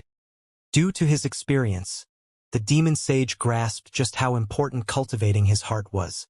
He opened himself up to a completely new path of cultivation, focusing solely on his willpower and temperament. Because his cultivation had plummeted due to his drastic change in heart, the demon sage didn't dare to awaken his daughter. It wasn't that he didn't have the power to, as any saint could do so. It was that he didn't want her growing up in an era where his enemies would still be able to attach her name to his. The demon sage had essentially chosen to erase large portions of his cultivation in order to cultivate along the right path. Ironically, he had lived up to his name. Half his life he spent as a true demon, lording over everyone. And in the second half of his life, he became the embodiment of wisdom and patience. He even began to take in many ostracized children with high levels of talent to groom for the future. Patriarch Pakal turned a subtle glance toward Arios. He didn't really understand how a demon general could be here so long after the demon sage's death. But there were many oddities of the cultivation world, so he didn't ask. In the end, the ultimate test for him was putting aside his arrogance and forgiving the clan that had tossed him away all the centuries ago. Thus, the demon sage began to raise up the Pakal clan. Diane couldn't help but bitterly laugh. So the demon sage got burned again for trying to do what was right? Maybe the worst part was that the demon sage had hoped that if he helped the Pakal clan enough, then he'd eventually be able to bring back his daughter and die in peace, knowing that she would now be a part of a clan that could protect her. But as you can probably tell, things didn't end up working out this way. Patriarch Pakal once again began having issues controlling his temper, but he slowly reined it in. The demon sage began to impart his old clan much of his knowledge. He spent much of the last of his days transcribing legacy techniques and traveling across the quadrant to gather the necessary resources that he had hidden before he entered the timeless library. With his help, successive generations of Pakals became stronger and stronger. passing on better and better bloodlines as their parents continuously reached greater heights in their cultivation. However, despite the change in the demon sage, there was a deep-seated discontent. The Pakals seemed to think that this was what was owed to them. The demon sage was a part of their lineage, so of course he should be helping them, they thought. What didn't make the situation any better was that the demon sage was in fact holding out on the Pakals. He would only slowly increase the quality of techniques and daos he imparted as the clan became stronger, not divulging everything at once. To them, this was because the demon sage needed their protection. If he gave everything at once, then they'd have no need for him.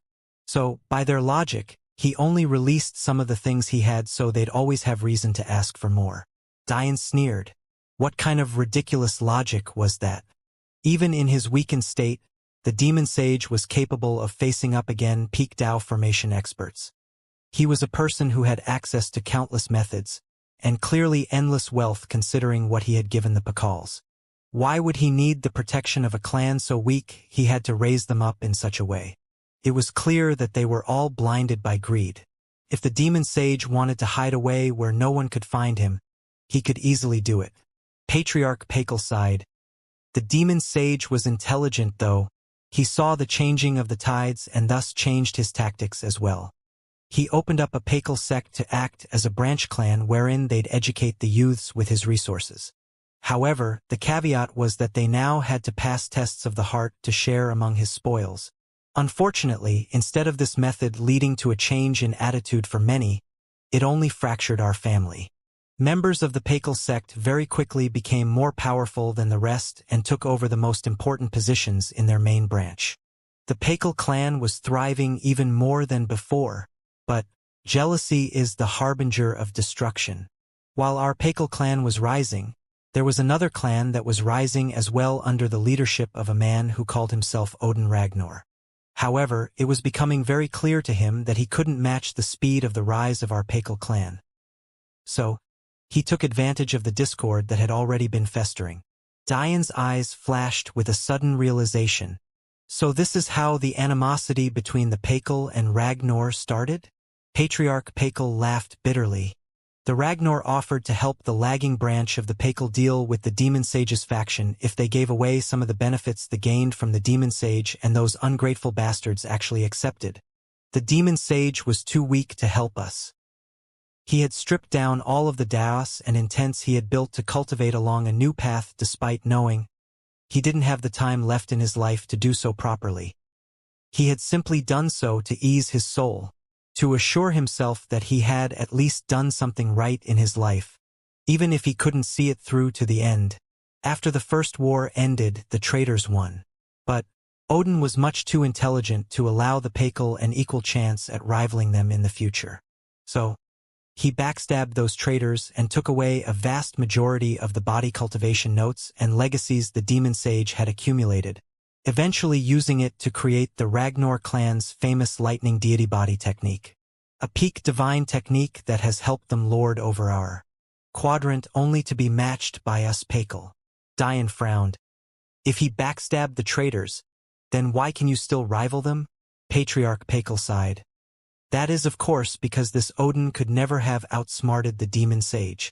How long had Sargeras campaigned for? How many schemes had he seen? He could see through the Ragnar clan from a mile away. On top of that, he had still yet to give us Pakal the best of his resources and legacies. However, at this point, the Demon Sage was truly at the end of his life.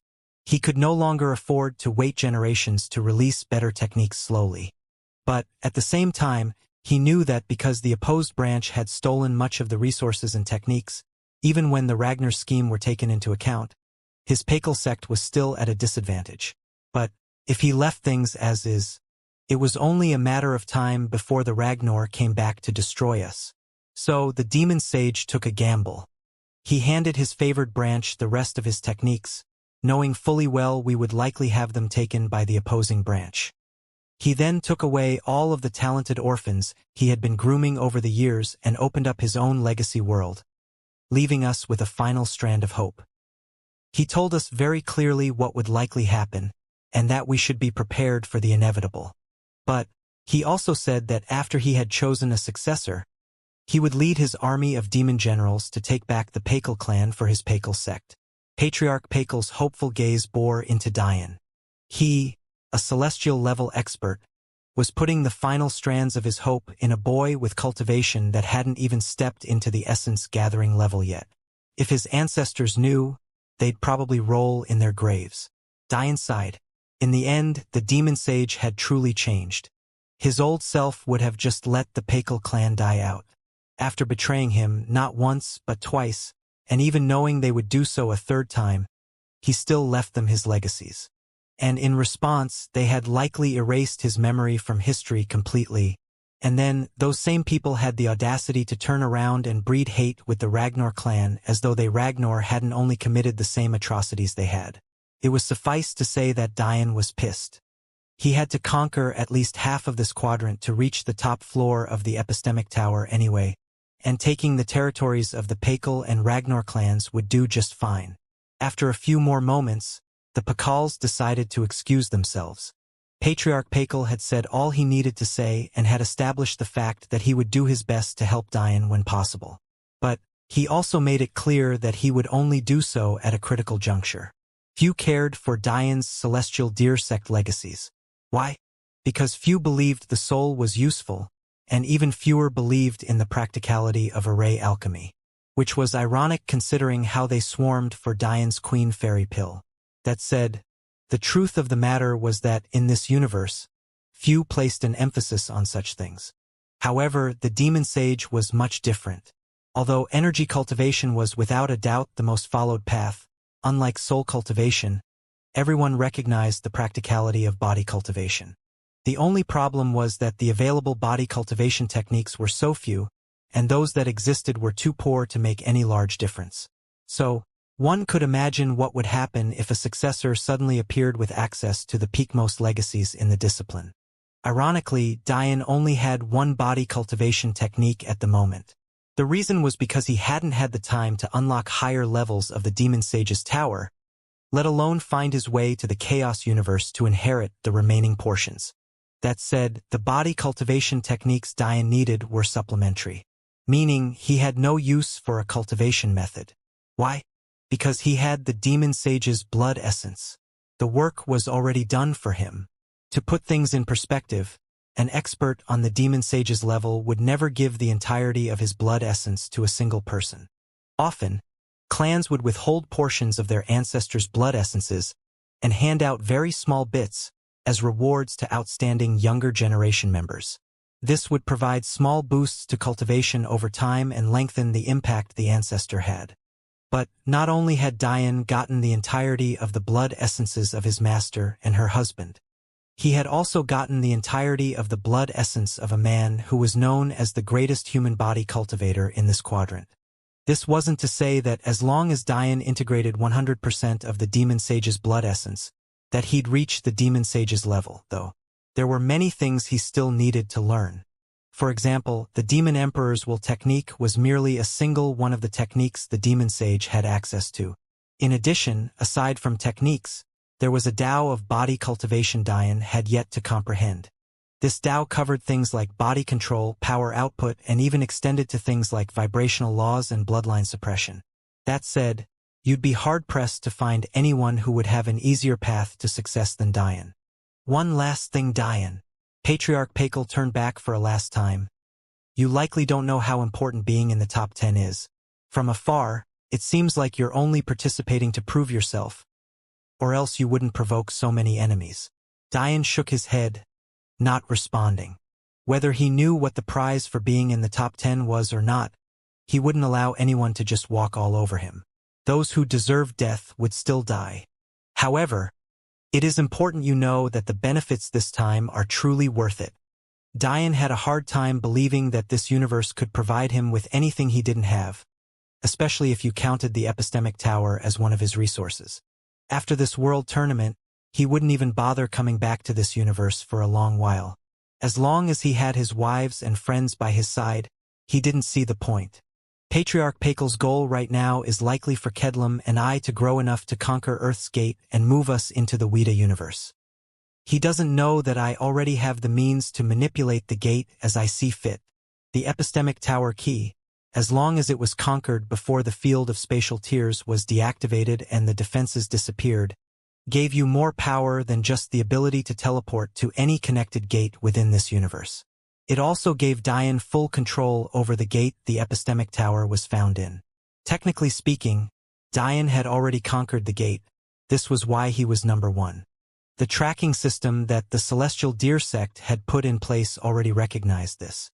But clearly these people hadn't. Dian couldn't help but wonder if it should really be like this. To someone less intelligent, this seemed like a useless ability. After all, so what if you were able to teleport to another gate? The amount of people you could take with you was limited, on one trip that is, and just teleporting to a gate didn't mean you could conquer it. On top of that, even if you did conquer the gate, you'd then be stuck between two hostile universes who had no idea where you came from. However, Dian had already seen how useful this would be if he used it cleverly. His grand teacher seemed fond of games, and who was more fit to play this strategy game than Dian? Patriarch Pakel suddenly laughed, seemingly seeing through Dian's thoughts. I know what you must be thinking, child. You're someone who took out billions of Dao stones to casually bet on yourself. On top of that, you're the last disciple of the former strongest sect in the quadrant, and the successor of one of the most talented cultivators in history. However, whether you know it now or not, there are many places in this universe that even your master or even our very own demon sage would risk life and limb to take part in. Dian's eyes flashed. Even them? There's a reason why this universe was once the strongest. Patriarch Pakel looked off into the distance. There was a point where even those with the weakest of talent could become peak meridian formation experts just by eating and sleeping. The energy really used to be that dense. There were countless places of will manifestation that would take the form of the essence of cultivation paths. Places that housed the purest forms of ice will and lightning will and demonic will. Yet that all changed. Great wars broke out and the structure collapsed. But what anyone will tie the most to this change isn't those wars. No. What they'd attach the most to this change would be the expansion of our very own Earth by millions of times. Patriarch Pakel flashed into the distance with his sons, grinning. Wouldn't you like to take a journey to the center of the Earth and see what caused it all? Shock was Dian's most prevalent feeling as he watched Patriarch Pakel disappear from sight. His mind began immediately working things together. It wasn't as though he had any concrete evidence for his thoughts, but if he were to assign percentage points to his ideas, in his estimation, the likelihood that he was wrong was negligible.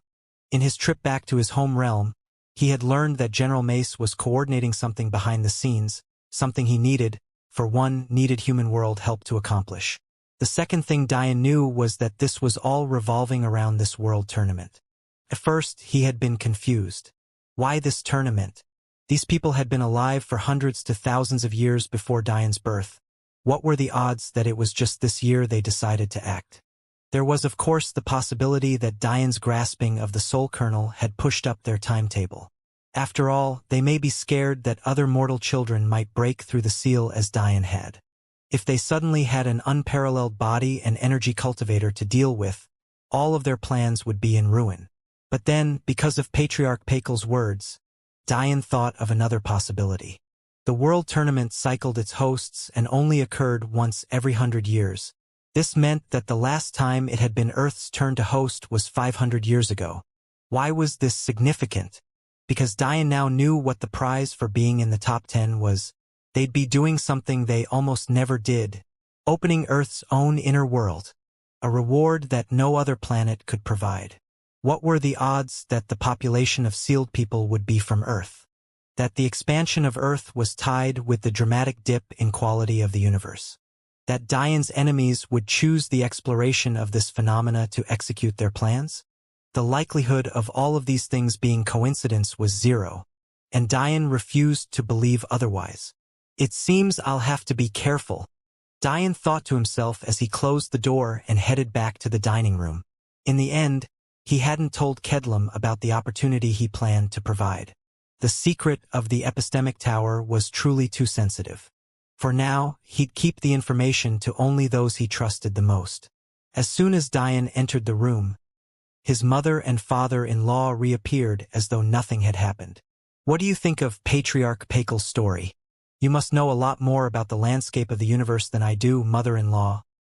Dian had never had anyone who was alive anyway that could talk to him about the way of the martial world. He was very much interested in this. Kawa pondered for a bit. In terms of era, I believe the timeline of this demon sage's existence was very much odd. Dian nodded. Although he hadn't said anything, he had seen it as well. The existence of the epistemic tower had been erased from common knowledge after the destruction of the celestial deer sect. That meant that the demon sage had to have lived before the celestial deer sect was destroyed. However, by the same token, during his prime, the demon sage controlled almost 50% of the quadrant and he was the closest to transcending. By this logic, the celestial deer sect couldn't have been the most powerful in the quadrant as they had come to know. Or, more accurately, they hadn't been yet. At the same time, though, this same demon sage had come back and built of the Pakel clan was currently vying for most powerful with the Ragnar clan, each controlling about 25% of this quadrant. But this obviously had to happen after the celestial deer sect was destroyed. This meant that the demon sage had to have lived for a ridiculously long time. He had to have been born well before the celestial deer sect established itself, and couldn't have died until well after the celestial deer sect had been destroyed. It seems you understand this as well, Kawa said, nodding with approval. As cultivation increased, intelligence and computational abilities did as well. For Dian to be able to keep up with her thought process was beyond impressive. That said, though, the Kitsune were once allies with the celestial deer sect during their reign, and we never heard of this demon sage. But Patriarch Pakel said that he was running rampant and attacking entire empires on his own. With the information network of the celestial deer sect, it's impossible that we wouldn't have known of him. This only means one thing.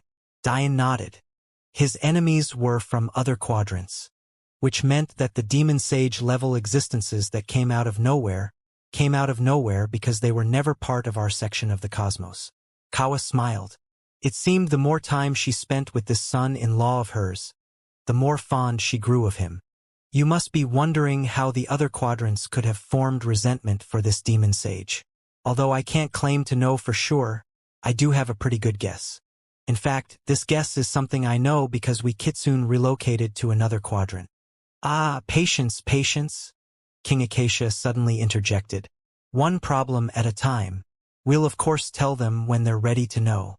But, for now, they should focus on first making it into the top 10 to earn a right to travel to Earth's inner world. Dian lightly laughed, choosing not to say anything. They would talk about it soon enough. So, father-in-law, Dian's hand flashed as an ancient tome appeared in his hand. King Acacia imperceptibly trembled at the sight, his eyes reddening. In his current state, his emotions were easily agitated and he always had to keep them suppressed, even shutting down his most powerful ability. But right now he found it almost impossible. Shall we cure you? The next day, 100 warriors stood at the center of the large arena as cheers rained down from the crowd of millions. In the front stood 10. Dignified and mighty in their approach and seemingly unfazed by the glances of envy given to them by the remaining 90.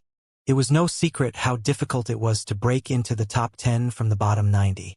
Because of the system of challenges, a member of the top 10 could receive up to the maximum of 90 should the challengers feel so inclined. But the problem with this was that even if you fought and won a battle with a member of the top 10, you'd then have to immediately start accepting challenges as well. This meant that despite what looked like an unfair setup to the top 10 rankers, it was actually the more desperate for the bottom 90. This was because if you managed to win a spot, it would have without a doubt been a hard-fought battle, leaving you tired and vulnerable, the perfect target.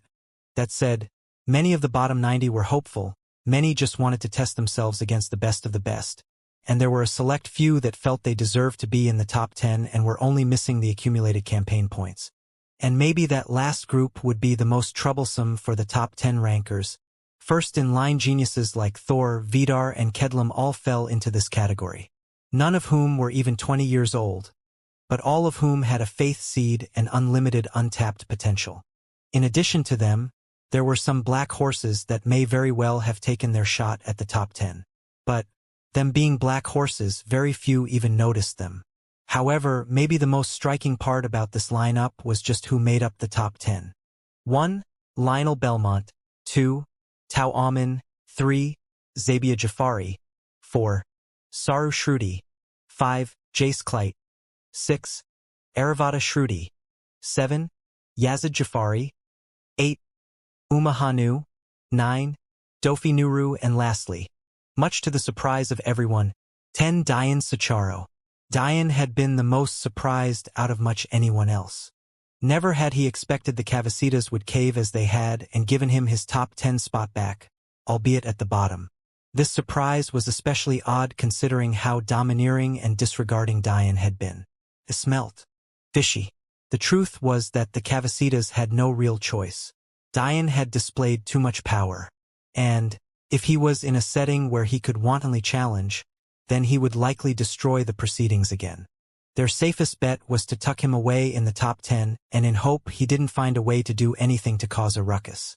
That said, they still hadn't given Diane his top 1 role, instead handing him spot 10 reluctantly. Diane didn't know how this subdivided the rewards. But one could assume that the higher your rank, the more benefits you received. Ladies and gentlemen, Elder Den's voice boomed. As you all know, Earth has the great responsibility of hosting the World Tournament this century. And, make no mistake about it, we've prepared to open up our most sacred of places. Many of you are too young to remember a time where the Earth was small, but know that Earth is still among the great anomalies of the world. This inner world of ours is rarely explored due to the danger it poses. But when has fear of the unknown ever deterred us cultivators? The blood of the participants began to roll. Fight well. Put your pride on the line. If you're talented enough, you'll earn your spot amongst the top 10. However, do also remember that Earth's inner world is not made for everyone. You'll be guided by experts, and yet still the chance of dying is very real. This is why we can only allow the top 10 in, and this is also why the investment we place with you is directly correlated with the rank within the top 10 you achieve. Diane sighed to himself, tuning out Elder Den's words. It seems Delia really isn't coming. Ever since he had sent the Patieniva family away to talk, Diane hadn't seen a trace of them. And, with Patieniva's cultivation, Diane wouldn't be able to unless he deliberately allowed him to. So Diane could only accept it. I guess that true story is a lot deeper than I thought. Hopefully she's doing okay. Off in the Clyte Royal God Clan section though, King Clyte was still fuming. Just yesterday he had had Sophia in the palm over her hands, to stress and torture to his heart's content. But, now she was gone. Right from under his nose. He couldn't stand it. According to those who were there, Sophia had been there one moment, then gone another. He knew fully well her cultivation was too low to accomplish something like that. Someone had helped, but he had no idea who.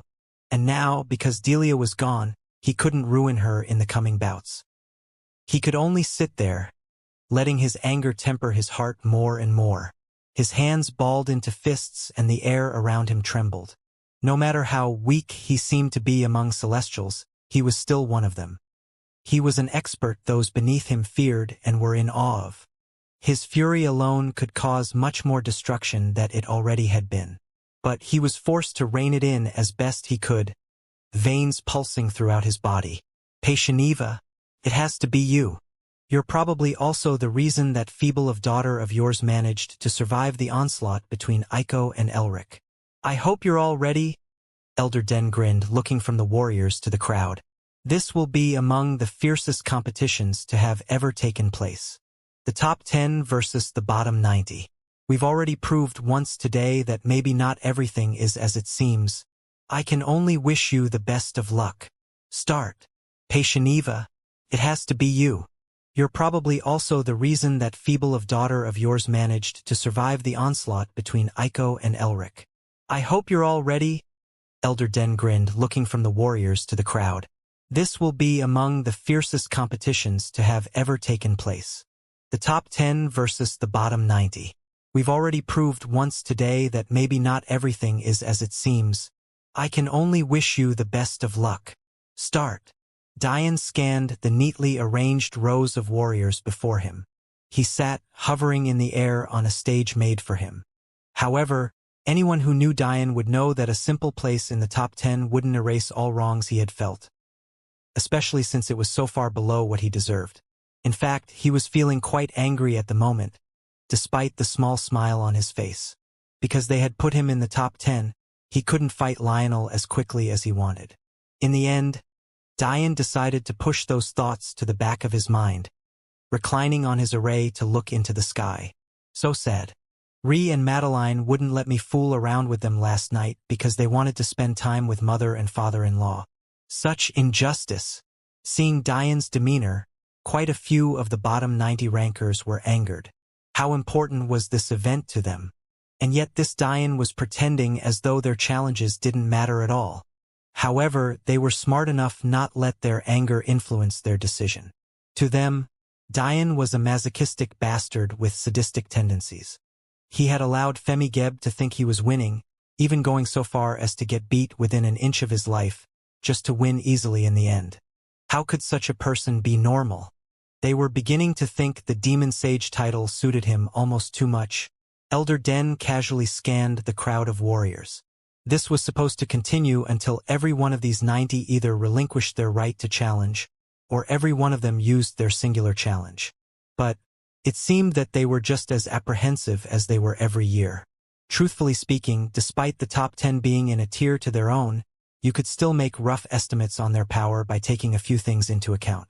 The most important was age and amount of campaigns undergone. But this world tournament was truly an anomaly. In past years, it was simple. The top ranked would usually be someone on the older side like Tao Amin. He was a person who had accumulated almost 20 campaigns and thus deserved to be ranked first. People would then usually have it as consensus that he was the strongest simply by virtue of having cultivated the longest and having the most experience. This year, though, it was different.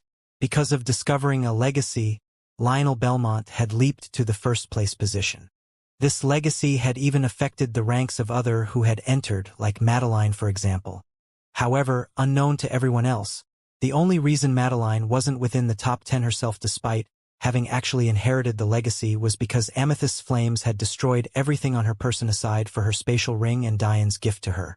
This meant that Madeline's tracker hadn't recorded the final acceptance of the legacy.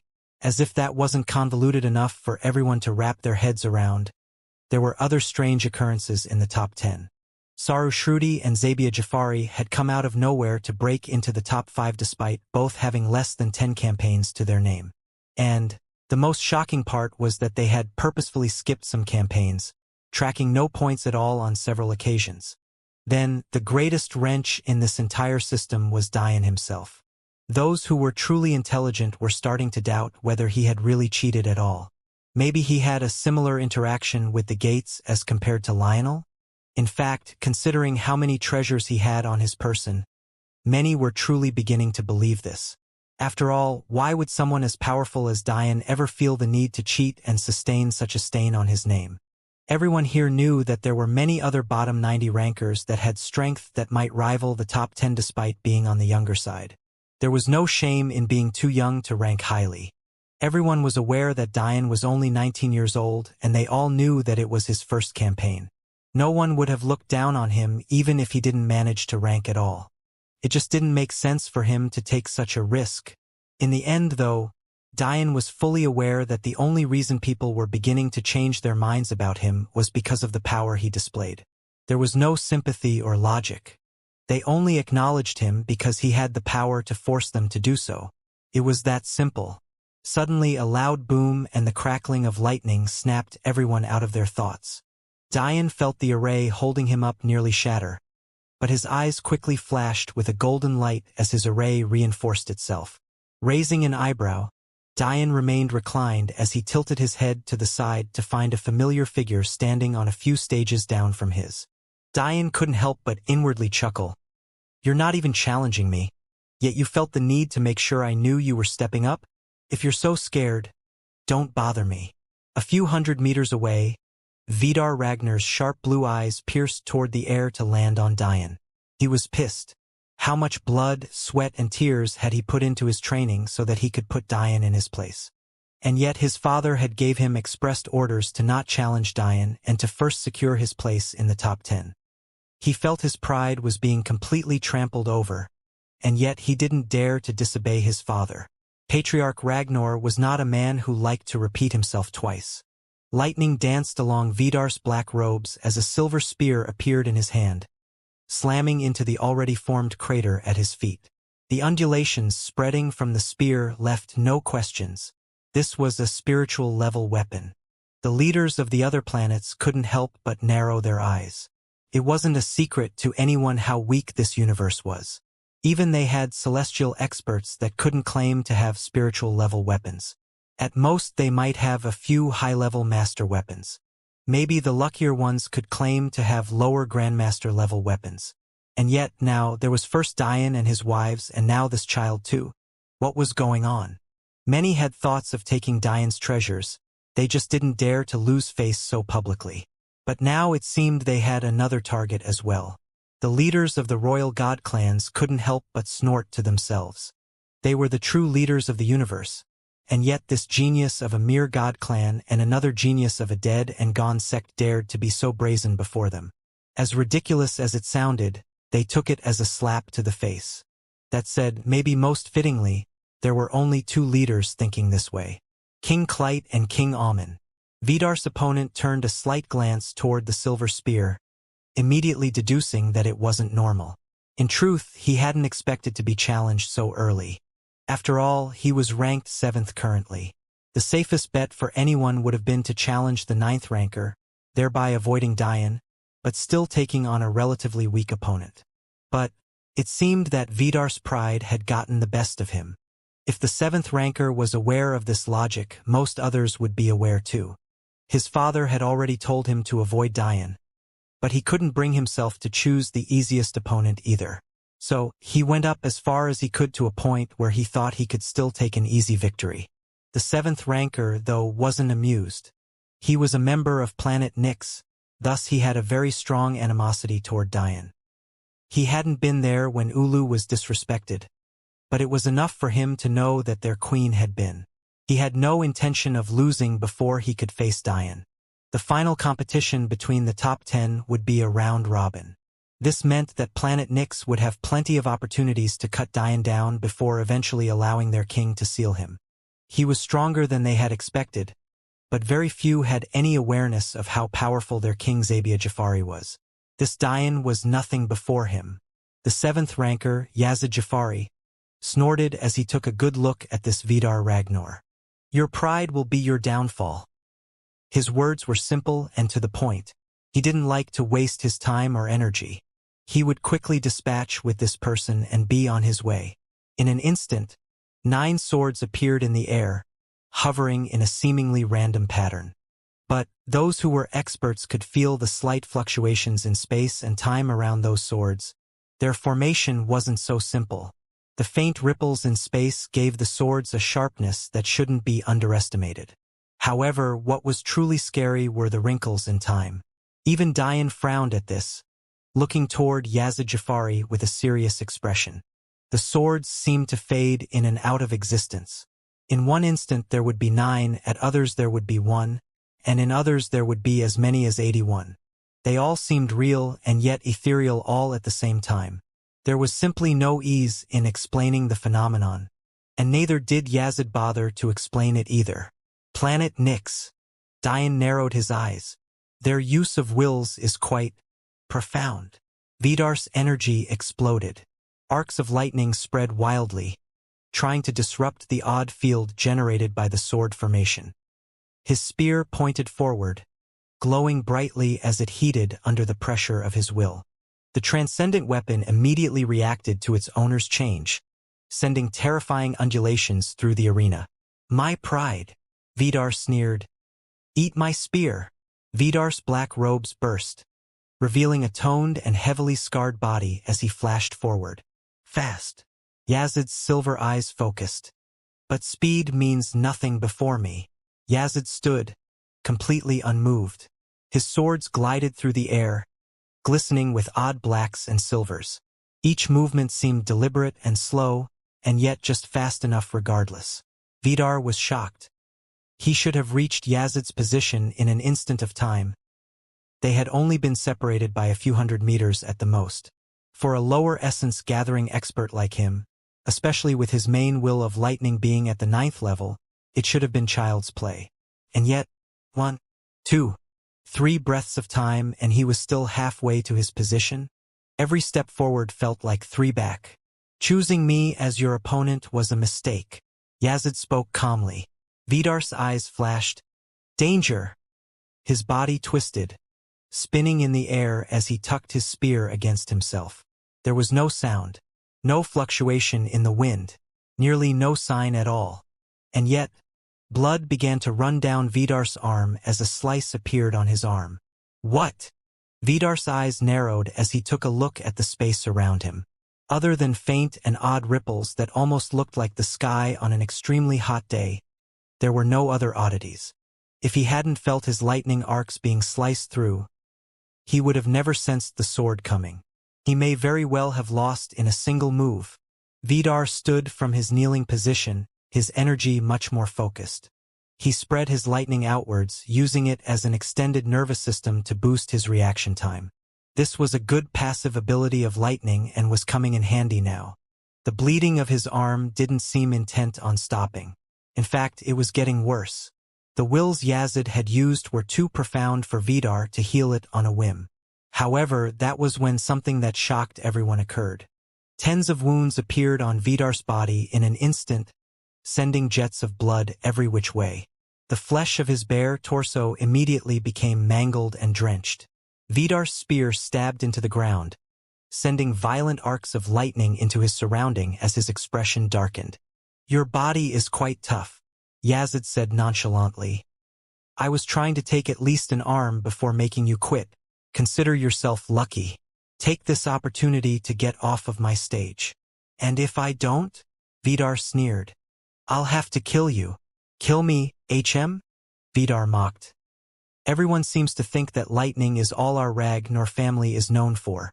You can blame that on an overly famous for nothing ancestor of mine. Vidar's body began to slowly expand. However, I'm not Thor. His voice boomed through the arena.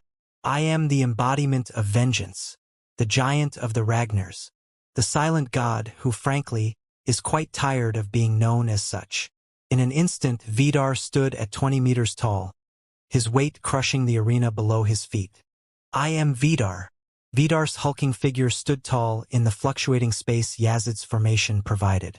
His spear hadn't expanded along with him, but it seemed he was prepared for something exactly like this.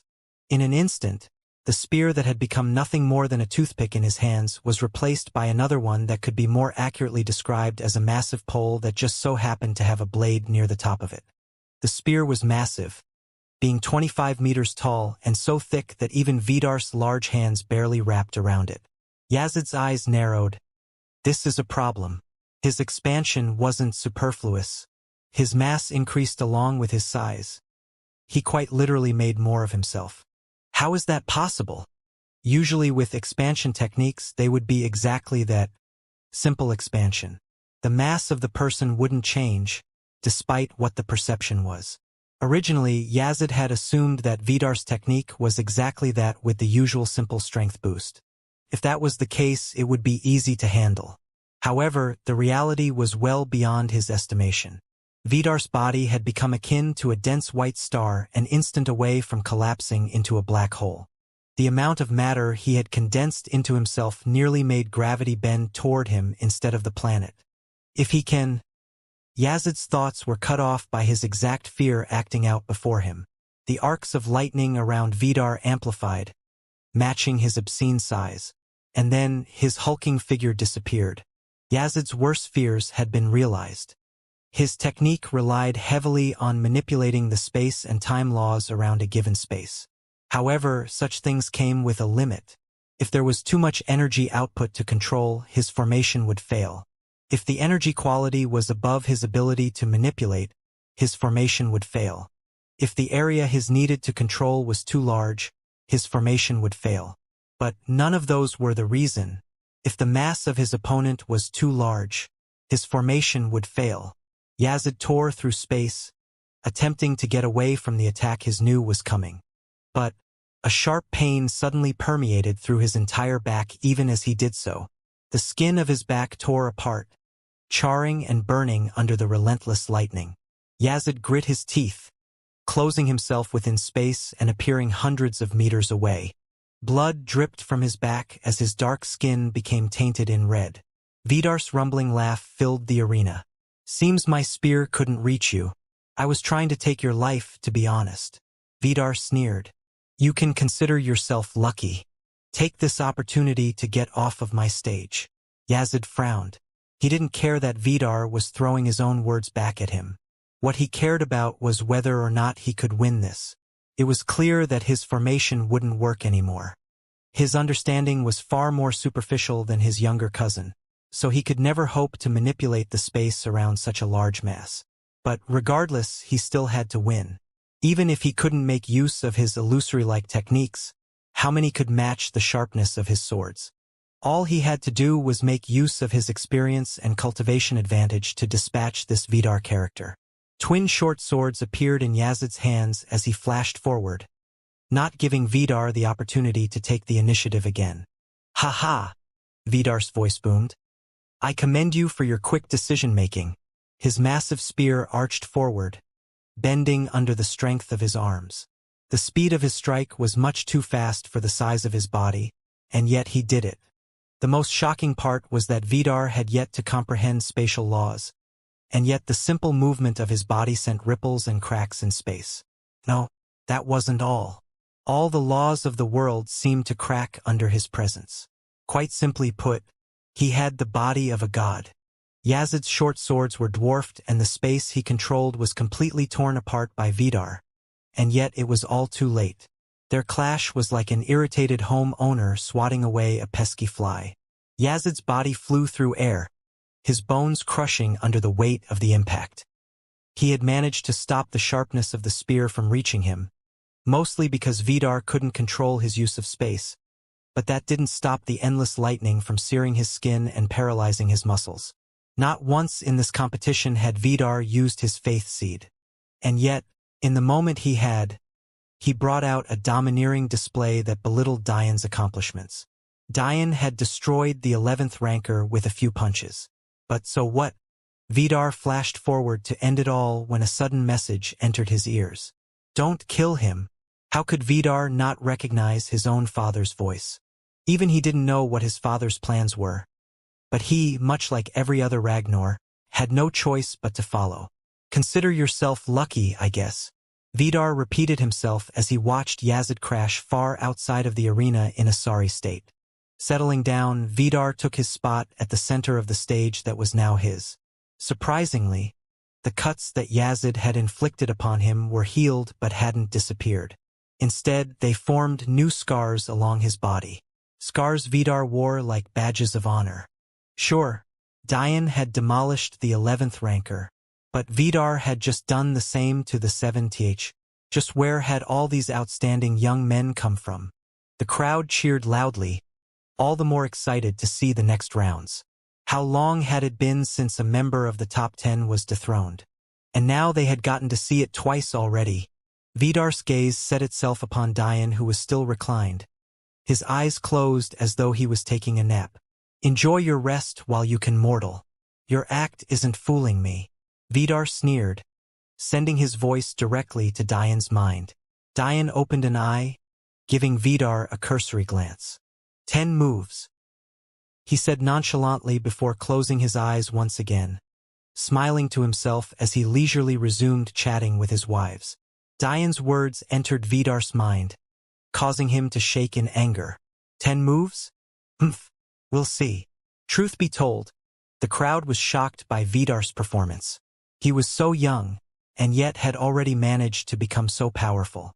Vidar had even found his way onto a list compiled by the Weta universe due to the potential his faith seed bestowed upon him. After all, even if he was a Ragnar, it wasn't as though the Weta could just allow them to take over the entire universe. That said, Dian had inadvertently found his way to the top of that list. Initially, it wasn't his fault.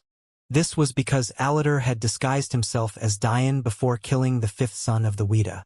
That action alone had birthed the Wuxia's scorn for Dian. It was no surprise to anyone that they were currently preparing a revenge campaign for when next the gates opened. However, the second reason Dian could only blame on himself. After all, he had single-handedly chased an army led by their second daughter alone. There was a reason Dian didn't place Vidar in his eyes. Even with his short time cultivating, he had come to understand many things, one part of which couldn't have its importance understated, and that was the importance of finding your own path. In all of Vidar's bloviating and chest-pounding, what was he doing other than relying on the hard work and insight of another? The entire path the Ragnars took was ridiculous to begin with. They even went so far as to name themselves after the originator of their faith seeds. You didn't see Kedlum renaming himself, nor did Madeline do so. However, what was quite worrisome for Dian was that his mother-in-law had changed her name to Kawa. Something he was sure wasn't her name to begin with, considering he recognized that name from legend.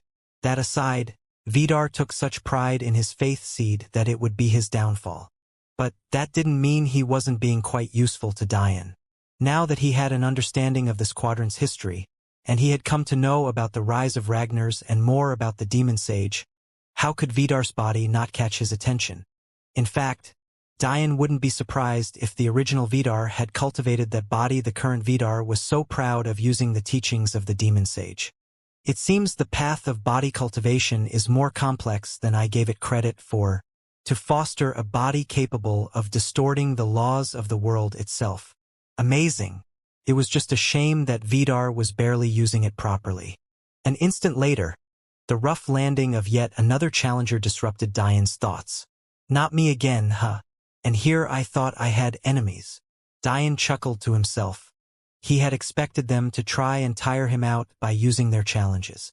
After all, there was probably only a single planet, Planet Mino, that Dian didn't have any enemies from. But it seemed they had learned their lesson. If they dared to use such a tactic, Dian hoped they were prepared to pay with it with their lives. Since they didn't care about his life, why should he care for theirs? Looking over, Dian found yet another familiar figure from his comfortable and reclined position. Thor stood tall at the edge of the arena, his long blonde hair nearly touching the ground despite his now near 3-meter height. A silver spear, reminiscent of Vidar's, was clenched loosely in his hand as he looked toward his opponent. Dian always found it funny that all of the Ragnars used spears. He had been half hoping that Thor would come out with a mighty hammer so he could joke about it with Clara.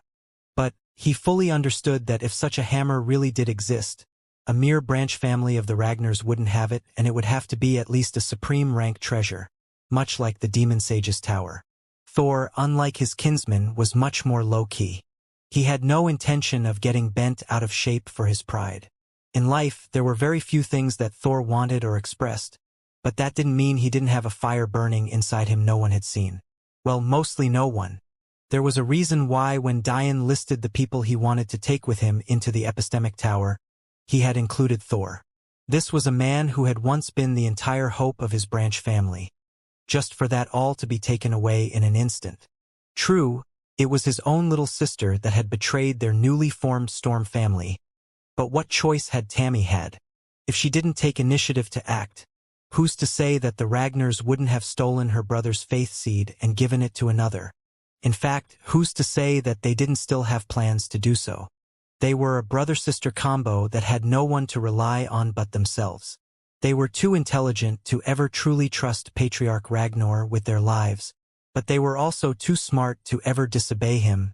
To everyone, the Ragnars here were a mere branch family, an insignificant piece of the larger clan sent to spread their influence to weaker and lesser established universes. To the slightly more intelligent, the Ragnars were here on a mission. To do what? They didn't dare to speculate, but to invest so much in sending a family here, the goal couldn't be normal. But, to the very members of the Ragnars themselves? They were little else than caged animals, bent to execute on the whims of a man they were sure couldn't be a simple god clan patriarch. That said, Thor knew that he only had one job, and that job was to get into the top 10. He didn't have to be flashy. He didn't have to flex his muscles. He just needed to do what he needed to do so as not to have the ire of their clan patriarch pointed toward him, or worse, his little sister. Thor's opponent stood at a much shorter height but didn't seem too worried about her opponent. Dofi Nuru, another member of Planet Nyx, was ranked 9th overall, just above Diane. She was the clear best pick for anyone seeking to join the top 10, and it seemed that Thor acted knowing this. He was no Vidar. However, seeing Thor's calm demeanor, Dofi had no intention of belittling her opponent. Their Planet Nyx had worked covertly to gain so many top 10 spots. In the beginning, they had been happy to secure 3, but now that number had suddenly been cut to 2. Although members of the top 10 who were booted also had the right to a single challenge, it was obvious that Yazid was in too much of a sorry state to challenge anyone. She couldn't afford to lose her spot. A dense and dark fog started to seep from the edges of Dofi's dark, flowing dress. She was a dark-skinned beauty in her own right, although her looks fell short of Ulu's. However, she had a sinister and dangerous aura to her that was much more refined and alluring. Seeing that Dofi was prepared, Thor's entire demeanor changed. His blue eyes sparked with arcs of lightning, but unlike Vidar, his ranged wildly along the color spectrum. Dangerous reds, bright blues, eerie greens, and even conventional golds erupted from Thor, threatening to crush everything in its path. This was the difference between Thor and Vidar. Vidar learned lightning will because that was just the way of the Ragnars. However, Thor was little else than the very embodiment of that will. He was lightning, and it was him. Dofi's expression froze. One with heart. Thor's lightning will had broken into the second intent level, and he wasn't using his constitution to boost it. What kind of concept was it for a person who was barely 20 to already have a second-level intent? Let's just say even some saints who had lived for hundreds of years couldn't claim such a thing. I can't let him get close. He has too much of an advantage in close combat. Dofi's mind raced as her dark will spread, covering the arena in a shadowland. Darkness will was a high-leveled will as well, placed on about the same level as celestial time and space will. Time will was never labeled as a supreme law because its use simply had too many restrictions. However, it fell a step below along with darkness. Everyone was beginning to notice a similar pattern with all these Planet Nyx warriors. Their use of wills was simply on a complete other level. Time, space, and darkness wills were supposed to be rare, and yet they used it to such a high level. Thor and Dofi disappeared from view, but their battle was raging onwards. Thor hadn't moved a single step, but he had brandished his spear, waiting. Dofi had become one with her shadow land, her silver eyes darkening over into abyssal pits. The path she had taken in her darkness wasn't strictly offensive, in that it didn't increase her attack power. But what it did do was increase her attack savviness. Yazid didn't seek to overwhelm her opponents. Instead, she worked slowly. Her first task? Erase her opponent's senses. Plumes of darkness erupted around Thor, seemingly unbeknownst to him. His sight had been cut off, but with it had gone his hearing as well. Even more interesting, the darkness had offset his lightning's ability to act as an extension of his nervous system because it was constantly sending signals along every arc Thor sent out. It was felt as though the darkness was a tangible object, feeling along his lightning strikes and stopping him from sensing minute changes in the realm. Suddenly, the plumes of darkness became shadow warriors, brandishing weapons and each launching a simultaneous attack toward Thor. And yet, in all this time, Thor hadn't moved a single inch. The weapons careened forward. 1 meter, half a meter, a foot, mere inches. Dofi held her breath, trying to withhold her excitement. These Ragnars are all brute strength. That Vidar character, if it wasn't for his overbearing body, how could Yazid have lost? They have no finesse and little understanding of wills.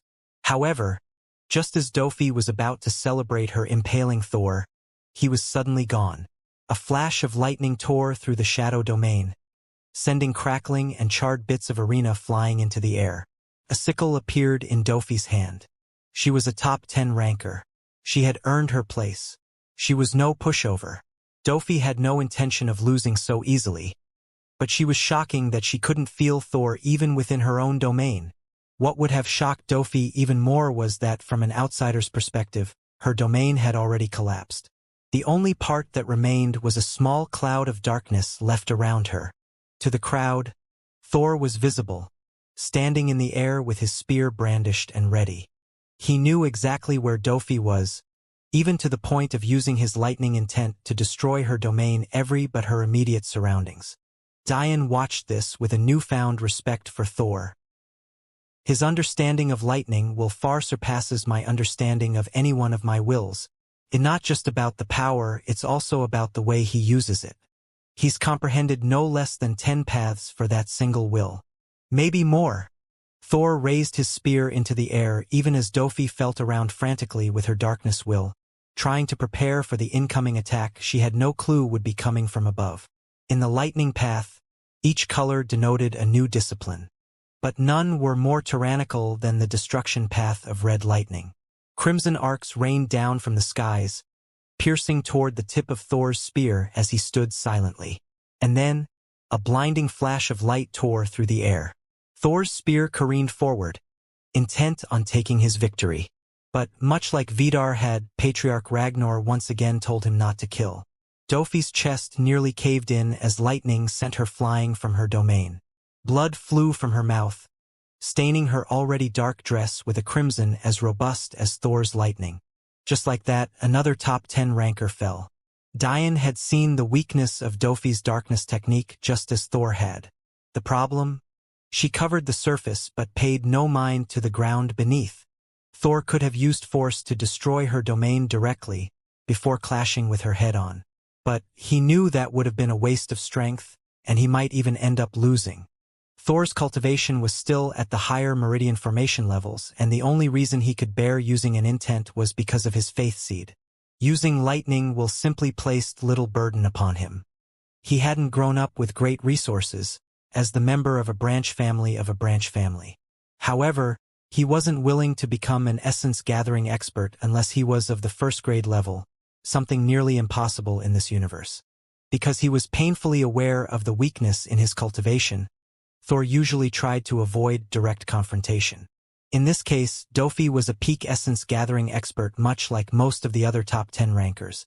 She had been weary of Thor's high-level lightning will, and thus decided to use an indirect approach. But that had been her downfall. Thor realized that using his lightning will as an extension of his nervous system was impossible to do in Dofi's darkness domain because although she hadn't grasped it at the intent level, darkness will was still a step above any elemental type will in terms of quality. However, he also knew that directly destroying it would cause an one-on-one battle he wasn't too interested in fighting. So he made use of the ground. This was exactly why Diane was so impressed with Thor's use of wills. Even without mortal realm knowledge, Thor had grasped the concept of every object withholding its very own electric and magnetic field due to the particles that made them up. Although lightning couldn't conduct through everything with ease, this was the martial world. If Thor wanted his lightning to go through something, it would go through it. All Thor had to do was make use of the fields in the arena tiles to check for anomalies. One anomaly would be where he stood, and the other anomaly would be where Dofi stood. Using that information, he destroyed every part of her domain but her immediate surrounding, giving him a perfect target for his lightning strike. The battle was over in an instant. It was clear at that point that the planet Nyx warriors weren't the only ones with exquisite control of their wills. In the end, though, every member of Earth seemed to tacitly understand who the third, and likely final, challenger would be. During their campaigns, 3 faith-seated geniuses had emerged. The first was Vidar, the second was Thor, and lastly, there was Kedlum. After all, not many knew of Ree and Madeline's faith seeds. Seemingly on cue, a teenage boy that was barely 19 years old dropped onto one of the arenas, facing the 8th ranker, Uma Hanu. Uma was a female, but she seemingly held none of her gender's stereotypical qualities. She stood at 2 meters tall, was as thick as a wall, and her sideburns were much too prominent for what one would expect to find on a woman. Diane had half a mind to be reminded of Akash, but even that elven commander hadn't been so masculine. By Uma's side was a thick pole of about 1.5 feet in diameter that was black along most of its length, but at a tip of pure white. It was suffice to say that her hand couldn't wrap around it, even with her large figure, so it rested in the crook of her elbow. It looked much more like a piece of furniture or an important fixture to the structural integrity of a room, but it was clear and obvious that Uma actually planned to use it as a weapon. Didn't wear a shirt, but instead had what looked like a bandana strapped across her chest, leaving her rippling muscles and cut abs in full view. Seeing that Kedlam had challenged her, a wild grin appeared on Uma's features. All of the planets had seemingly wanted to take the spotlight away from her planet Mino. Maybe it was time she won it back. Uma took hold of her long brunette hair, sliding a band from her wrist and doing her hair up.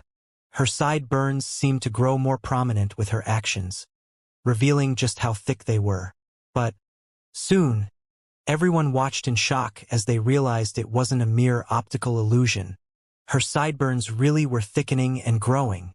Thick brown hair began to sprout all along Uma's soft brown skin. Her jaw grew, lengthening and protruding to give her an underbite. Primal growls escaped from her lips and fur matted her body. Her arms lengthened and her back curved, leaving the remaining exposed skin to darken into a richer shade of brown. Uma fell forward, a singular fist slamming into the ground and sending a reverberating boom throughout the arena. She hunched into a position, ready to explode at any moment, all while keeping her massive pole to her side. The calls of a primate sent a wild aura crashing through the air. Uma had become an ape, but, as much as many spectating wanted to laugh, she only continued to grow more massive. The 2-meter-tall frame became 3, then 4, then 5, all the while her pole grew along with her, from 3 meters to 5 to 10. The sinister glow in her golden eyes set on Kedlam's calm features. And yet, while he looked calm, a slaughtering red aura had begun to drip from him. This was a battle all body cultivators looked forward to. There would be no wills. There would be no energy. There would be no soul. This would be a clash of raw strength, a bloody massacre of world-collapsing fists. Away from the activity of the World Tournament, a plan millennia in the making was underway. The location was the Belmont Holy Land, but instead of being the luscious boon of nature it was shrouded in a dense darkness from within. However, from the outside, nothing had changed at all. "Have you not contacted King Belmont yet?" He was prepared for an instance like this. A Belmont with flowing purple hair raged as his peak Saint Cultivation raged as he faced off against something that shook him to the core. "Elder, we aren't able to communicate at all. We've tried awakening the ancestors from their slumber, but even that's been cut off." The Belmonts that had remained to defend their land were in despair. Just this morning, everything had been perfect, and yet it had all changed in an instant.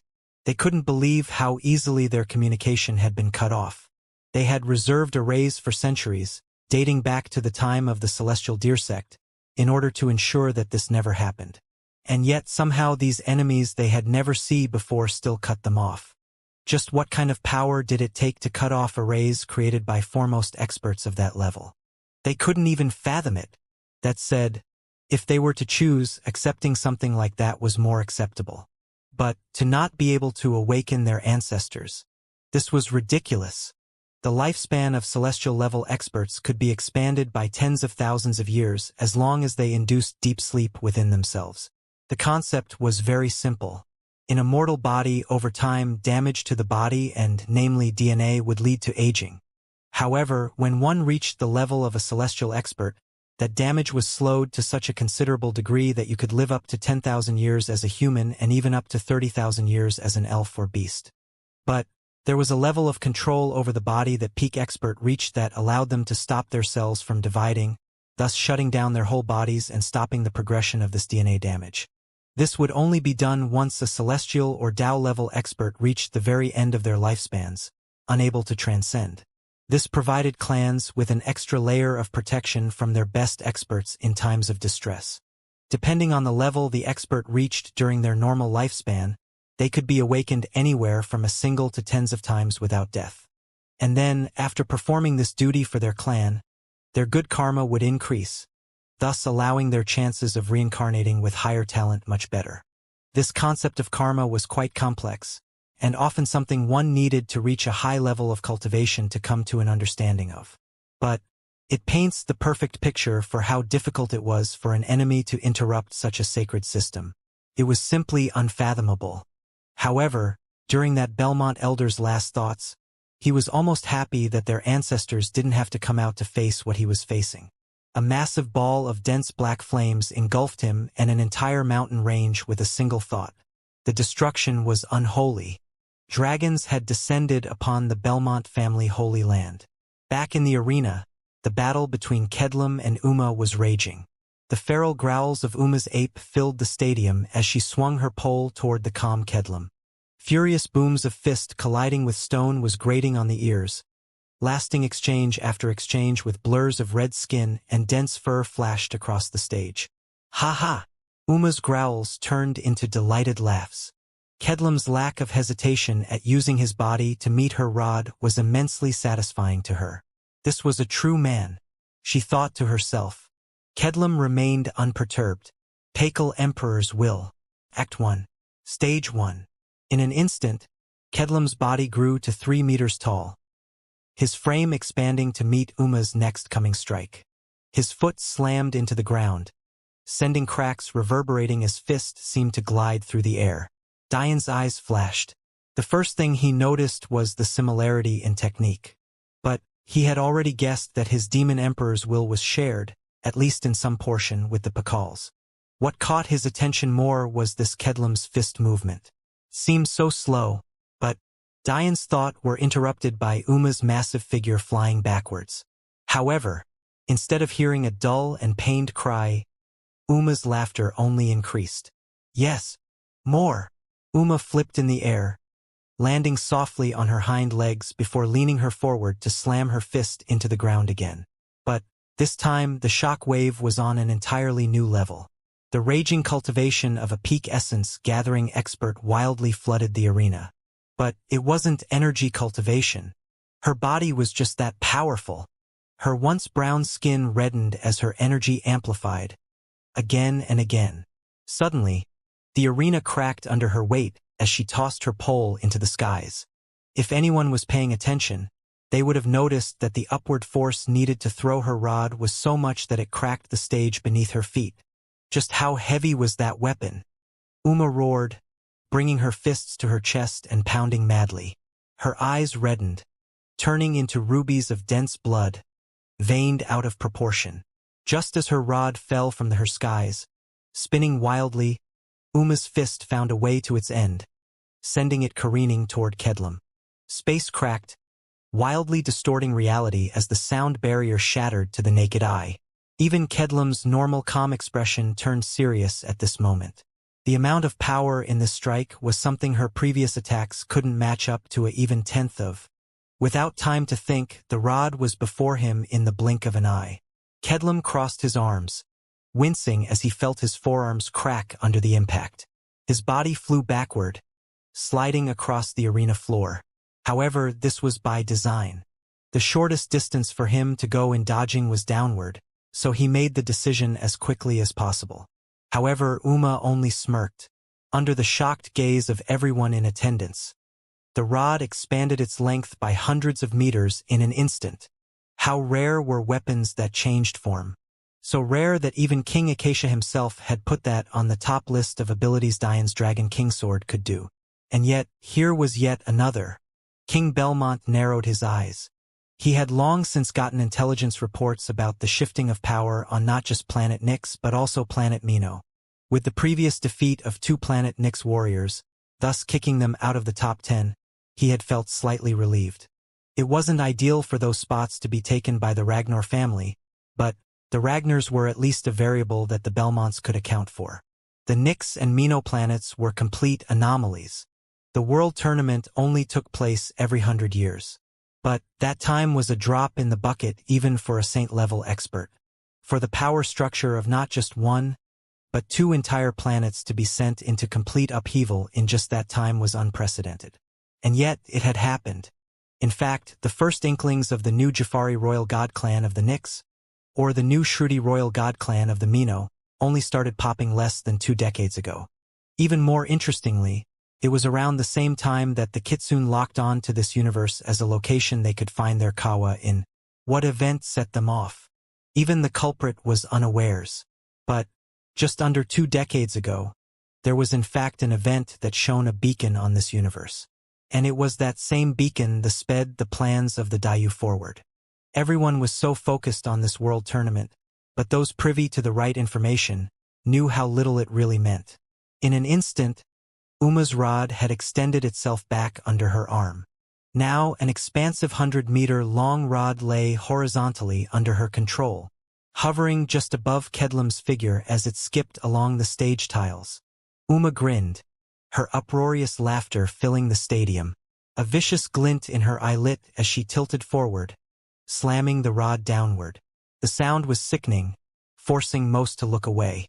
The loud boom was accompanied by a crunch that could only have been human bone grinding to dust.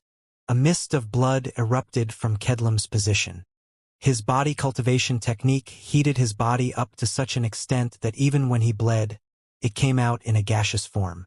However, that only made this worse, increasing his blood lost by manifold as his veins pumped vigorously.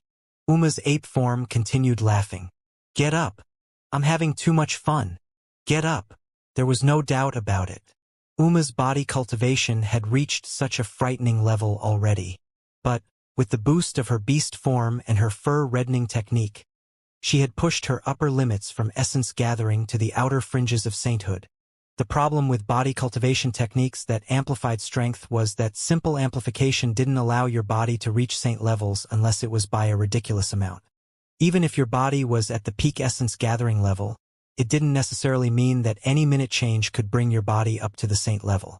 This was the same principle as will amplification. You could use manifestations and constitutions to boost your will to levels your comprehension didn't match, but you would always be weaker than a person who had truly reached that level. The demon sage had understood this. This was why he created the demon emperor's will amplification technique. Instead of relying solely on simple amplification, it also used aspects of comprehension. This was why Dian needed to master intent-level demonic will in order to breach the second act of the technique. This was the only way for his body to truly reach the level of a saint. However, almost too shockingly, Uma's technique had nearly accomplished the same thing. Her body was already at the level of a pseudo-saint, and was but a hair's breadth away from truly reaching that level even as she lifted her rod to slam downward again. Another gush of blood mist escaped from Kedlam as he coughed. He knew he couldn't afford to lose, but he was truly too young. He was the same age as Dian, but he didn't have world-breaking soul talent to make up for his short time cultivating. The top 10 was truly too strong. Vidar had lucked into an opponent that his faith seed could directly counter. Thor had such mastery of his wills that he was able to take advantage before his opponent realized her mistake. But Kedlam's opponent's strength was his strength.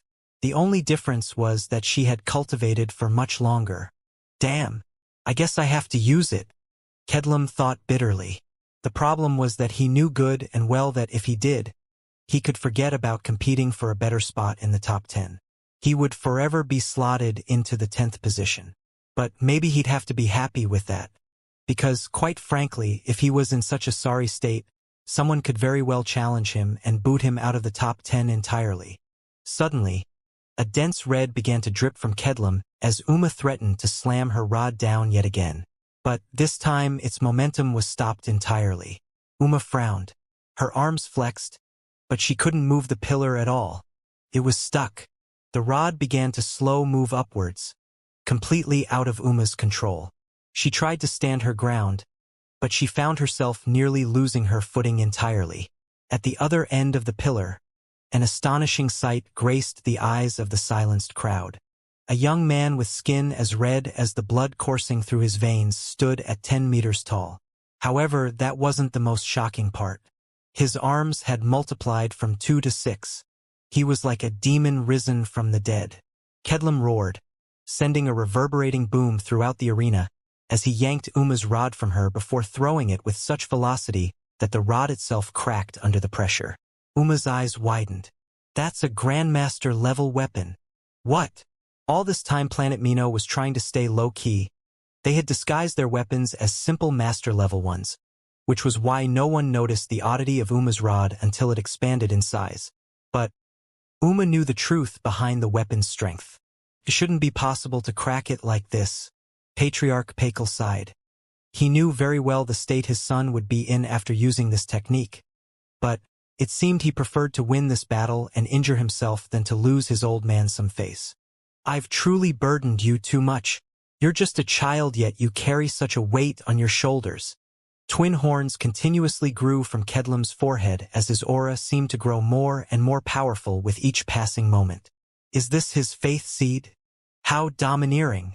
Diane thought, his eyes flashing with appreciation. Uma's voice raged as she slammed her fist forward to meet the coming rod. This was her weapon. How could she be harmed by it? But reality was cruel. In the face of absolute power, Uma's rod had forgotten who its master was. It didn't slow, nor did it stop in the face of Uma's rage. It only carried forward, snapping the bones in her arm and causing a blood-curdling scream to fill the stadium. Kedlam leaped in the air, the dark abyss of his eyes entranced on Uma's weak figure. She had managed to stop the rod in the end, but it had clearly cost her the use of both of her arms. But just how domineering were the healing capabilities of body cultivators? Under the view of the crowd's shock and awe, the whites of her bones began to mend at a pace the naked eye could witness. That said, would Kedlam wait for such a thing? He fell from the skies, a flurry of 6 arms and fists riddling the crown of Uma's head with power that could only match a saint. Just how ridiculous was it for Kedlam to reach such power? Uma's technique had taken her from the peak essence gathering stage to a pseudo-saint level. And yet, Kedlam had started at a mere lower essence gathering level and brought himself all the way up to a true saint. Uma was sent crashing into the ground, being grinded in further and further with every punch. Roars of anger filled the stadium as Kedlam's fists became coated in blood. In what seemed like an instant, Uma's fur dimmed to brown, and then disappeared entirely, leaving her naked and muscular body completely exposed. Kedlam seemed intent on slamming his fists downward again, but that was when a sharp pain filled his senses, causing him to stumble backward and fall to his knees. He panted heavily, his arms disappearing as though they were never there right along with his gained height. He looked up expectantly at Elder Denver. The previous battles had been obvious, so his judgment wasn't necessary. But here, Kedlam was severely injured and Uma seemed to be trying to get up as well. Elder Den waited, watching the 2 contestants struggle to climb to their feet.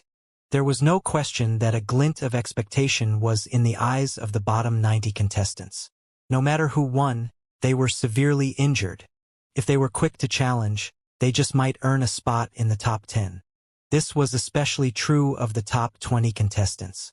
If a normal bottom 90 ranker won, they would be immediately challenged. But if one of them, as high rankers to begin with, did, then it might act as enough of a deterrent for others to not challenge then at all. Kedlam and Uma both had blood seeping from their mouths, but at the same time, they both managed to stand to their feet. You can do it, Diane thought resolutely, silently supporting Kedlam. He hadn't had many interactions with the guy, and the few he had had were quite cold, but he had a small respect for Kedlam after hearing about the burden his father had placed on him.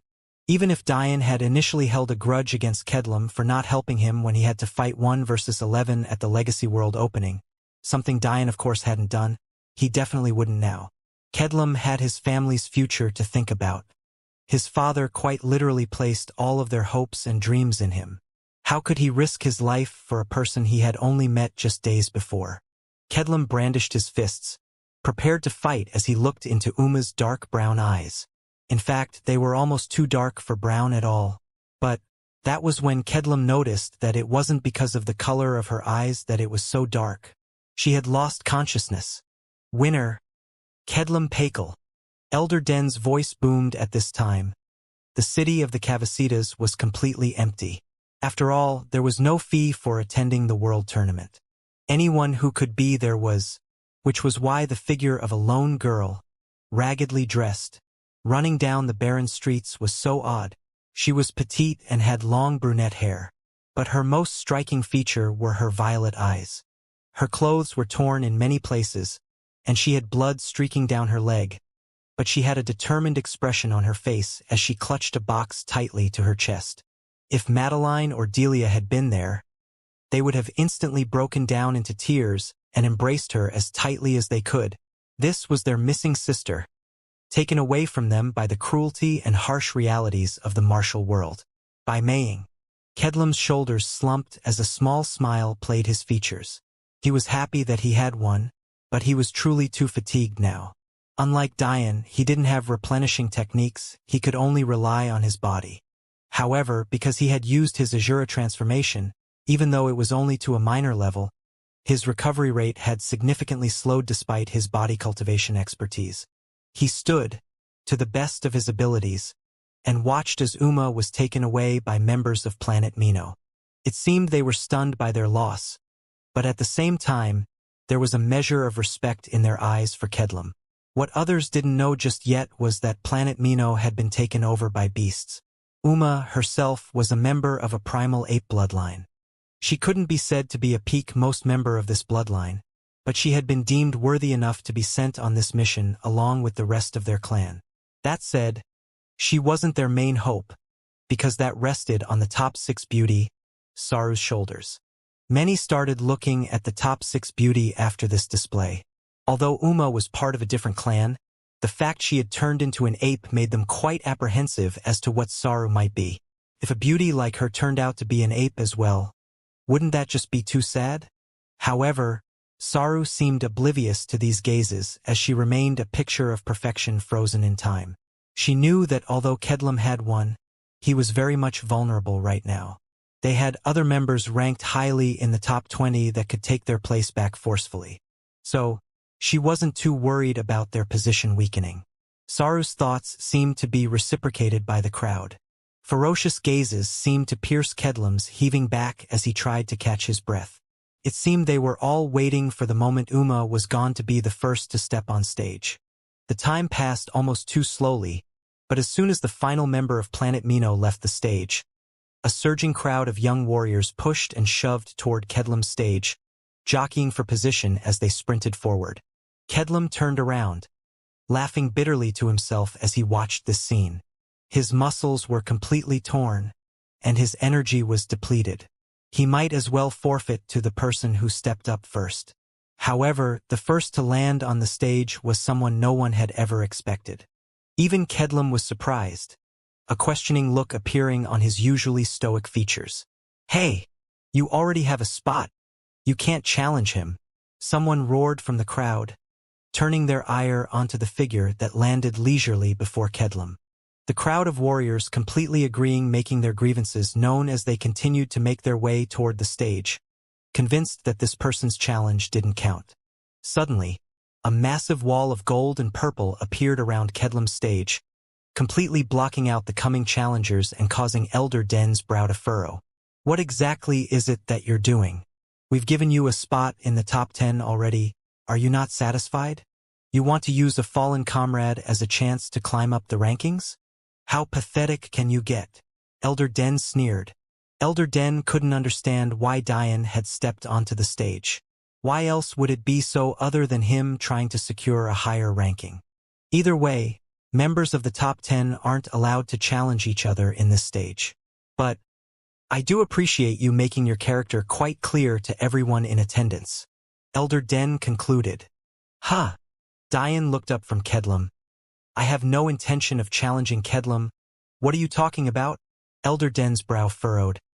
"Get out of the way and allow others to challenge then." "I don't know what you mean," Diane smiled lightly. "I'm not in the way.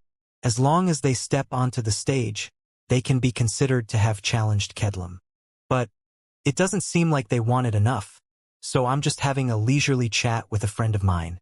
Diane's hand clasped Kedlam's shoulder, which at first caused him to wince, before an inexplicable feeling of relief and comfort washed over him. Kedlam's eyes couldn't help but widen in shock. He immediately understood Diane's intentions, but just how powerful was Diane to be capable of causing such a drastic change in his body so quickly? Who didn't know that the more powerful a cultivator's body, the harder it was to heal? After all, the quality of material making up your body was greater, which means what it took to damage it was greater, which also meant what it took to heal that damage was obviously also greater. And yet, Kedlum could feel his muscles mending at a noticeable pace even as his to-be challengers pounded against the array he created. "Move!" Elder Den's eyes sharpened. "Or I'll be forced to move you myself." His hand waved, immediately destroying Dian's array. But, to his frustration, before the warriors could surge forward, yet another barrier appeared. He felt silly playing this game of cat and mouse with a junior. He was a peak saint. Destroying these barriers were child's play, but he had no way of stopping Dian from creating more. And something told him that if he tried to attack Dian directly, that puppet might make a reappearance. Suddenly, an obsidian tree spanning hundreds of meters bloomed behind Dian, with clear veins of transparent crystals running up its trunk. King Acacia and Belmont, who were of course in the skybox, could only shake their heads at this point. This boy had shocked them one too many times. They were almost numb to it. Him learning the Acacia family manifestation technique? Sure, why not? Our ancestors are probably rolling in their graves. King Acacia sighed. If King Acacia knew that Dian had already bullied his ancestors, one could only imagine how he'd react. Husband, that doesn't seem like the base form of the technique either. It's evolved, Kawa said, giggling. King Acacia sighed. He was one of the very few experts who managed to keep up his soul cultivation with his energy cultivation. It was only that he had sealed away his power, especially his soul power which his true empathy was based in order to preserve his sanity. But now that he was cured and even guided to a first-level celestial will by his son-in-law, his soul had once again slowly bloomed back to its normal height. This meant that unlike his wife Kawa, he could now see through Dian's soul cultivation completely. In fact, he could scan Dian without Dian even noticing at this point. Before, Kawa was already sure that Dian's soul power was past the middle essence stage. However, she couldn't be sure because beasts usually had poor soul talent, with only very rare exceptions like the celestial deer sect. This was why Ri's soul talent was lacking, and also why Kawa's soul cultivation lagged behind her body and energy cultivation. To have a saint stage soul at 19. What kind of monster are you? King Acacia sighed. He really liked this son-in-law of his. He had never seen a mind so pure before. He truly felt that even if he couldn't cleanse himself, if it was only him and Dian in the world, he would never go berserk. The thing that truly shocked King Acacia, though, was something even Dian hadn't noticed. Dian's soul was constantly improving passively, without the need for him to use a soul cultivation technique. That, in itself, wasn't the truly outstanding point. After all, if an expert completely ignored soul cultivation, but focused on energy or body cultivation, their soul would slowly, over time, catch up. However, Dian's soul was already far past his body and energy cultivation. That said, King Acacia didn't know if this was a good thing. When he spoke with his good friend King Belmont, he had found out that Dian's soul breakthrough had caused a massive commotion. In the end, Dian had forcefully absorbed saint stones to raise his body cultivation to survive. Sure, that had worked for a saint's soul, but what about a celestial soul? The qualitative change wasn't something Dian could fathom. But what if he survived that? Would he survive creating a Tao soul? King Acacia almost felt ridiculous that he was practically confirming Dian would reach that level. But he would feel even more ridiculous not concluding that. What kind of concept was it to be a saint at 19? Even through the entire cosmos there might only be a few talents that achieved such a thing. But those talents would have done so in body or energy cultivation. Two paths that were significantly easier to advance Indiana. Calling Dian a monster was, quite frankly, an understatement. I have to talk him about this. I'm not sure if there's a solution, but if he keeps improving at this rate, he's going to die because of his own talent. If you let my daughter become a widow at such a young age, I'll reach into the stream of reincarnation and revive you just to kill you again. King Acacia harumphed. That was, of course, something completely impossible for him or anyone else in existence for that matter. Even transcendence couldn't do such a thing. The laws of the universe were too solid and set in place. But that didn't stop King Acacia for swearing such a thing for the sake of his daughter. Below, Dian was practically force-feeding Kedlam the fruits that fell from his tree of life and death as his game of cat and mouse continued with Elder Denver. He had even begun mixing in concealment arrays so Elder Den didn't know where to direct his power and what to shatter.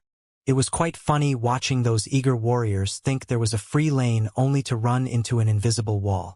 The time that had passed was barely half a minute, but Kedlam already looked hundreds of times better than he had. The surrounding crowd could only watch in awe as Dian practically worked a miracle. Is it really so easy to cure people? The crowd was stunned. Even Kedlam couldn't help but look down at himself as his body seemed to be renewed. Inwardly, he was aware that he had only recovered about 60 to 70%. But only 30 seconds had passed. "Dian, thank you," he said with a resolute look in his eyes. Even though him at 70% wouldn't have been enough to fight for a spot in the top 10, it was more than enough to fight these bottom rankers. Especially since they didn't have to know he wasn't at 100%. Dian laughed. "It's no big deal. We're allies now. I'll always have your back." Dian looked up. "Sorry for the intrusion, Elder Denver. I was just have a quick chat with my friend. I'm sure 30 seconds hasn't delayed things too much, right?" Elder Den nearly lost it at the grin on Dian's face. But before he could say anything, Dian had already removed all barriers and flashed back to his stage. All of the rankers could only watch helplessly as Kedlam's once slumped back straightened. His aura once again became sharp and stifling, and his gaze seemed to pierce to every one of them who had been eager to take advantage of his weakness. Madeline and Ree, who had obviously not taken part in the stampede, only giggled to each other. It seemed their husband really enjoyed stirring up trouble, and he wasn't at all remorseful about it. Dian leisurely reclined on his array, laughing to himself. "I'll have to use Devour on the next opponent I get if it's soon. That is, who would have thought Kedlam's body would be so strong? With my soul being at the saint level, and his body only being at the lower essence gathering level, it should have been much easier than it was to cure him. I guess I should pay more attention to the demon sage's techniques." Kedlam's eyes flashed, looking out into the hesitant crowd with a deadpan expression. "Come." In the end, the top 20 rankers from Planet Nyx and Mino had no choice but to try their luck and regain the positions their planets had lost. But there was a reason they, themselves, hadn't been a part of the top 10 to begin with. They were far inferior to those of their planet that had lost, so how could they succeed? Kedlam was capable of leisurely taking care of two such wishful thinkers, and thus made it clear that his new health wasn't a facade. Dian had truly cured him. This raised Dian's cash with the crowd even further. There wasn't a single person in the universe who was currently watching that didn't know Dian's name by heart. But it was no longer because they saw him as a coward. Instead, they saw him as an undisputed genius who had earned every right to be as arrogant as he had been. Whether or not he cheated was something they had long stopped debating. It just didn't matter. In fact, there even came a faction of people who were a proponent of it being perfectly fine even if he did cheat.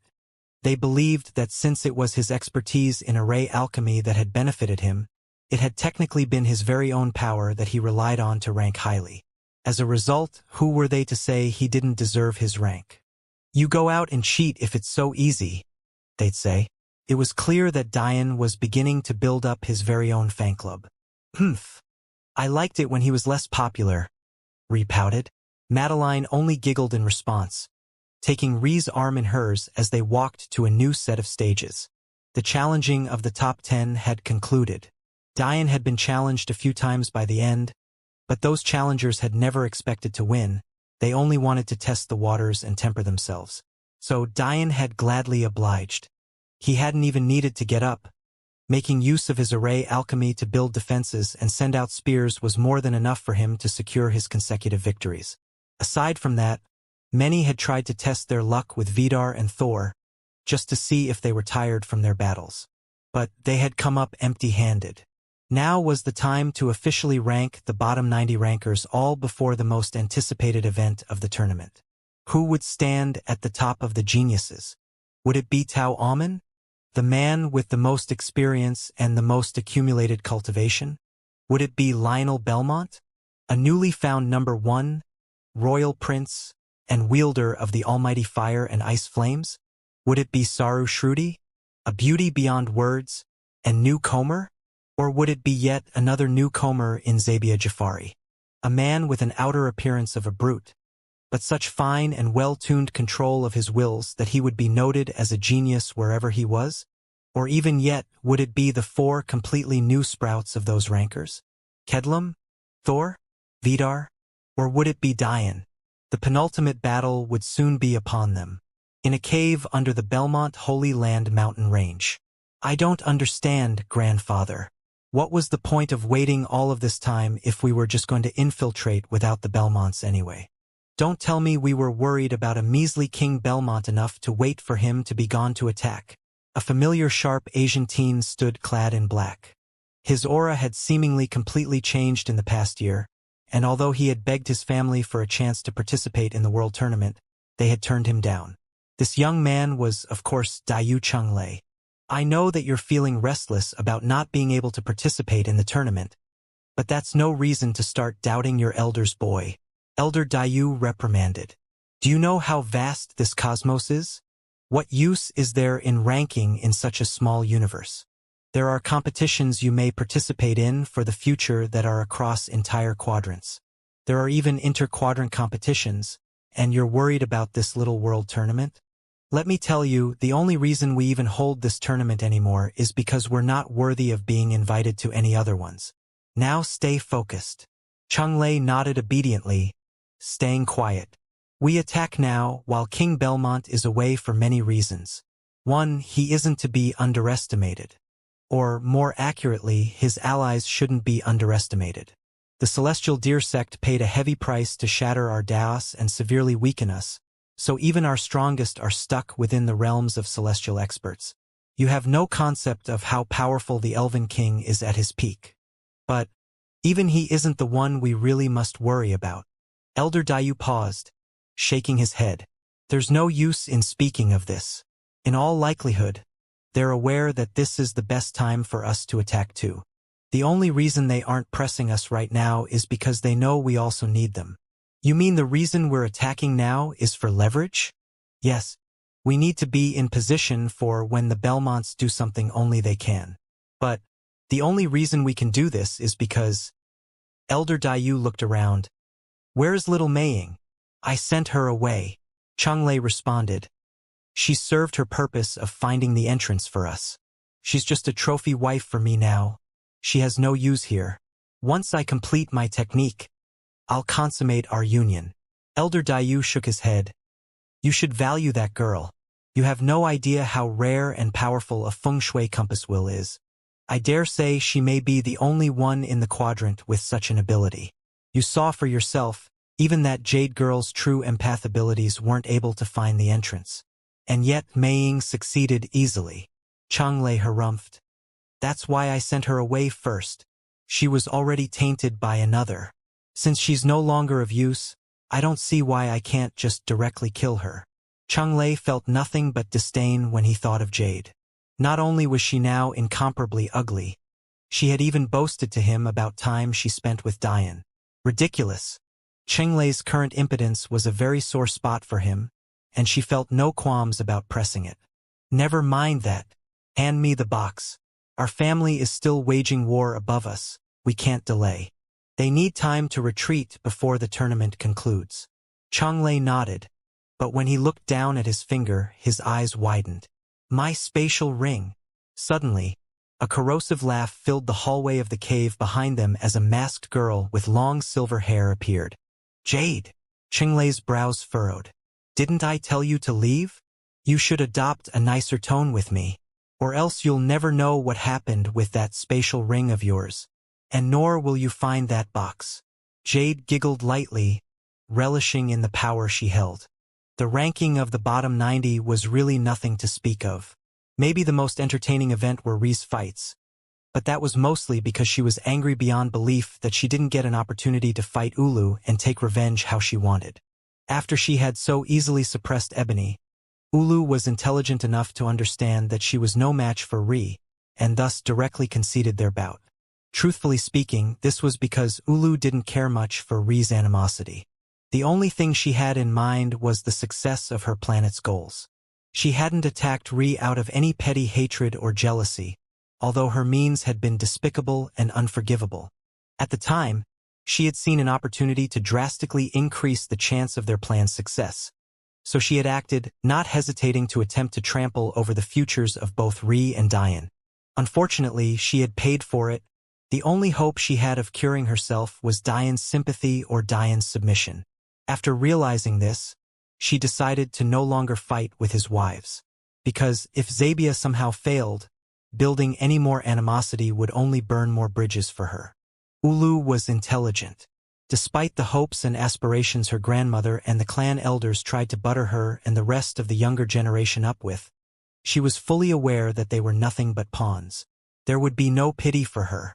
If her husband couldn't win, she would have to resign herself to never again think of continuing her or her husband's bloodline. She had acted knowing that there was a certain ruthlessness required to succeed in the martial world. Thus, she had to be willing to accept that reciprocated ruthlessness. Back in the mortal realm, President Gallagher's brows were furrowed as he looked toward the comm and collected General Mace across from his office desk. "You're telling me that this plan is meant to be executed today?" General Mace nodded. "Today is the day. In fact, I'm quite sure they'll be sending over someone much more powerful than me quite soon, once they realize I haven't completed my end of things properly." He was oddly calm. For a man who had basically had his will bound, his demeanor was enough to put an experienced man like the president ill at ease. The truth of the matter was that Diane had left General Mace there, knowing full well the likelihood of his seal working on a large scale was nearly zero. These were the plans of celestial beings. In fact, they were celestial beings who used to have the horizons of a Tao formation expert. How could their plans start and end with a measly mortal who couldn't even cultivation through the foundation stage without their hands-on help? No, General Mace was nothing but a delay tactic because Diane knew he had one trump card that hadn't shown up quite yet. By Maying. On the day Diane reluctantly sent Maying away with the Dayu, he had implanted within her a few things. The first and most important was the key to unlocking her consciousness from her deadened state. With the use of it, she would be fully aware of everything going on around her, while maintaining the outer appearance of being sealed. The second thing was a communication array, and the third was a concealment and teleportation array. The problem with his third implanting was that his soul had been severely damaged at the time. He had even had to use Ri's help to even muster enough soul strength to complete the task. This meant that the teleportation array was nowhere near his max at the time, or 10 kilometers. In fact, it was barely a few hundred meters. In addition to that, his concealment array was pitiful as well. Let alone celestial experts, even an essence-gathering expert would be able to see through it. However, Diane had tried his best with what he had, and he hoped that Maying would be intelligent enough to make full use of it. "Tell me again exactly what it is you were supposed to do," President Gallagher asked for what might have been the 100th time. "It's quite simple, really. Well, maybe not so much for someone who hasn't cultivated, but the intuitiveness is there at least to some extent." General Mace didn't seem bothered by having to answer yet again. It was as though he was certain they had one anyway. "There were multiple seals placed on our people. Those seals have been accumulated power for hundreds of thousands of years now. Quite frankly, our recorded history doesn't go back so far, so I'm not sure exactly how much time. But it's at least that much. The purpose of these seals is for the benefit of a being on a plane we can't fathom. It's best you don't ask, because if I'm forced to answer, I'll die. Then, they'll know that something is wrong." President Gallagher nodded, concentrating on the minute details. "My job was to ensure that during the transfer process of these seals to this individual, that there was no backlash. The will of the universe is quite vast and powerful. It's something that even this powerful existence is wary of. To steal the destiny and talent of so many individuals for yourself isn't something the universe would be fond of. In fact, there'll be quite a large disturbance when it happens. So, you wanted to use the influence of martial law to explain away the feeling of everyone having something torn from them. You're saying that we still have a chance to fight back and regain our talent from this individual?" President Gallagher asked his first question in all this time. "I guess so," General Mace said nonchalantly. "Good. Then we fight." President Gallagher said with a serious expression on his face.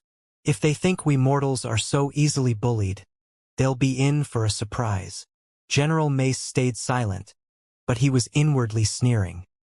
He knew more than anyone in the mortal world that his role in all of this had long since been fulfilled. Any importance he had was gone.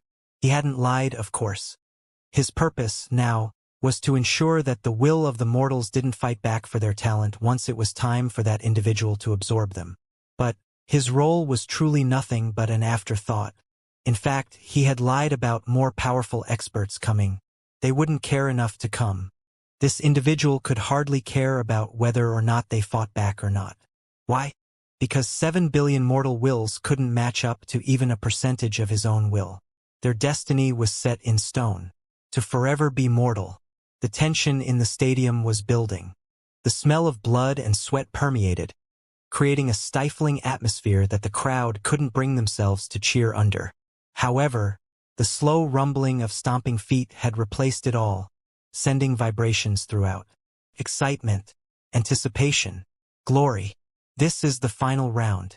What you've all been waiting for. Elder Den's voice filled into the stomping of feet. Even he had begun to be affected. Days of battles, thousands of eliminations, hundreds of deaths, all led to this very moment.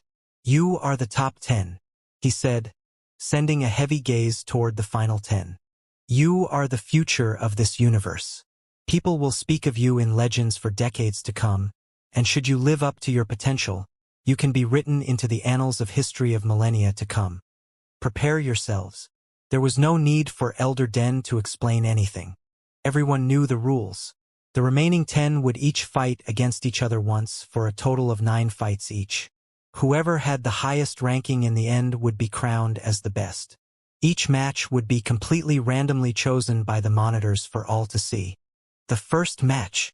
Elder Den paused, looking toward the monitor and causing the crowd to lean forward in anticipation. Vidar Ragnar versus... Vidar grinned in anticipation, seeing the name come up before Elder Den's voice sounded off. 10 moves. HM? We'll see. You think I used my best against a measly 7th ranked. The demon saw. Dian froze, his ears filling with a voice that he immediately recognized. Dian, help! Without so much as a small bit of hesitation, Dian's 2 pairs of wings tore his shirt away, causing a gust of wind so powerful that the ground beneath his feet shattered completely.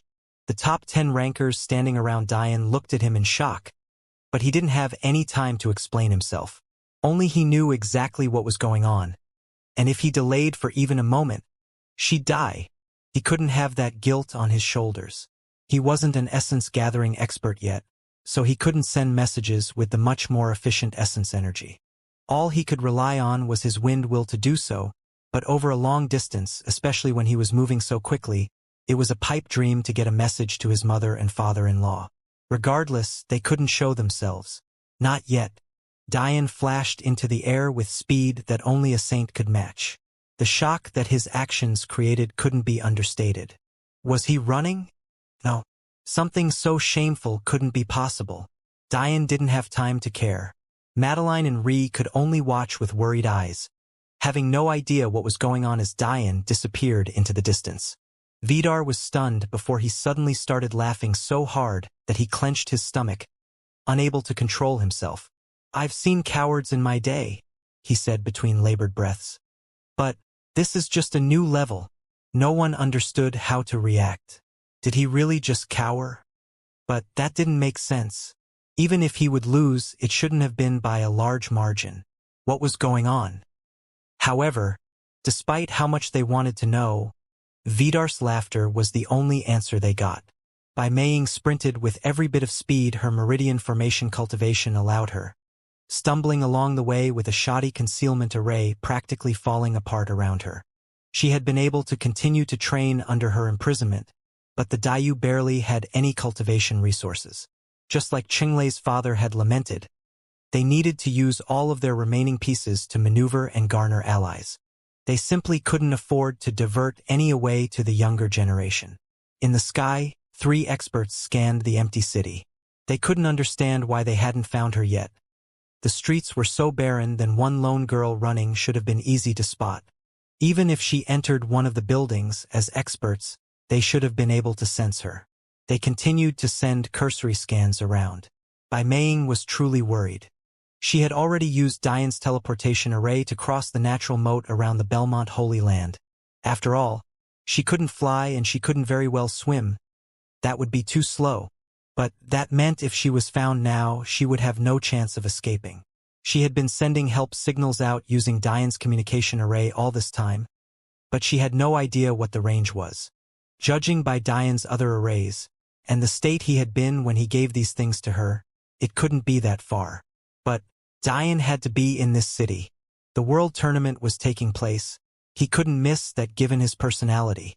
Suddenly, one of the experts in the sky chuckled. Now, where did she get her hands on such a thing? Did you find her? Haha, you'd never guess. I have no idea how she did it. But she probably stole one of our concealment array plates. No wonder we didn't detect her immediately.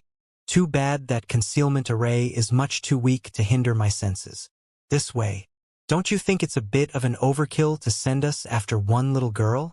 Think about it. The expert who found Meiying's position spoke. How could she have escaped right under our noses? Clearly someone is helping her. A sudden realization hit the other two, before serious expressions appeared on their faces. Indeed, how could she have even regained consciousness without the help of someone with extremely powerful array alchemy? Someone capable had helped her, for sure. In an instant, they had appeared over Meiying, who was trying to remain as still as possible, hoping they hadn't noticed her in the concealment array. Little girl, I think you're done hiding now.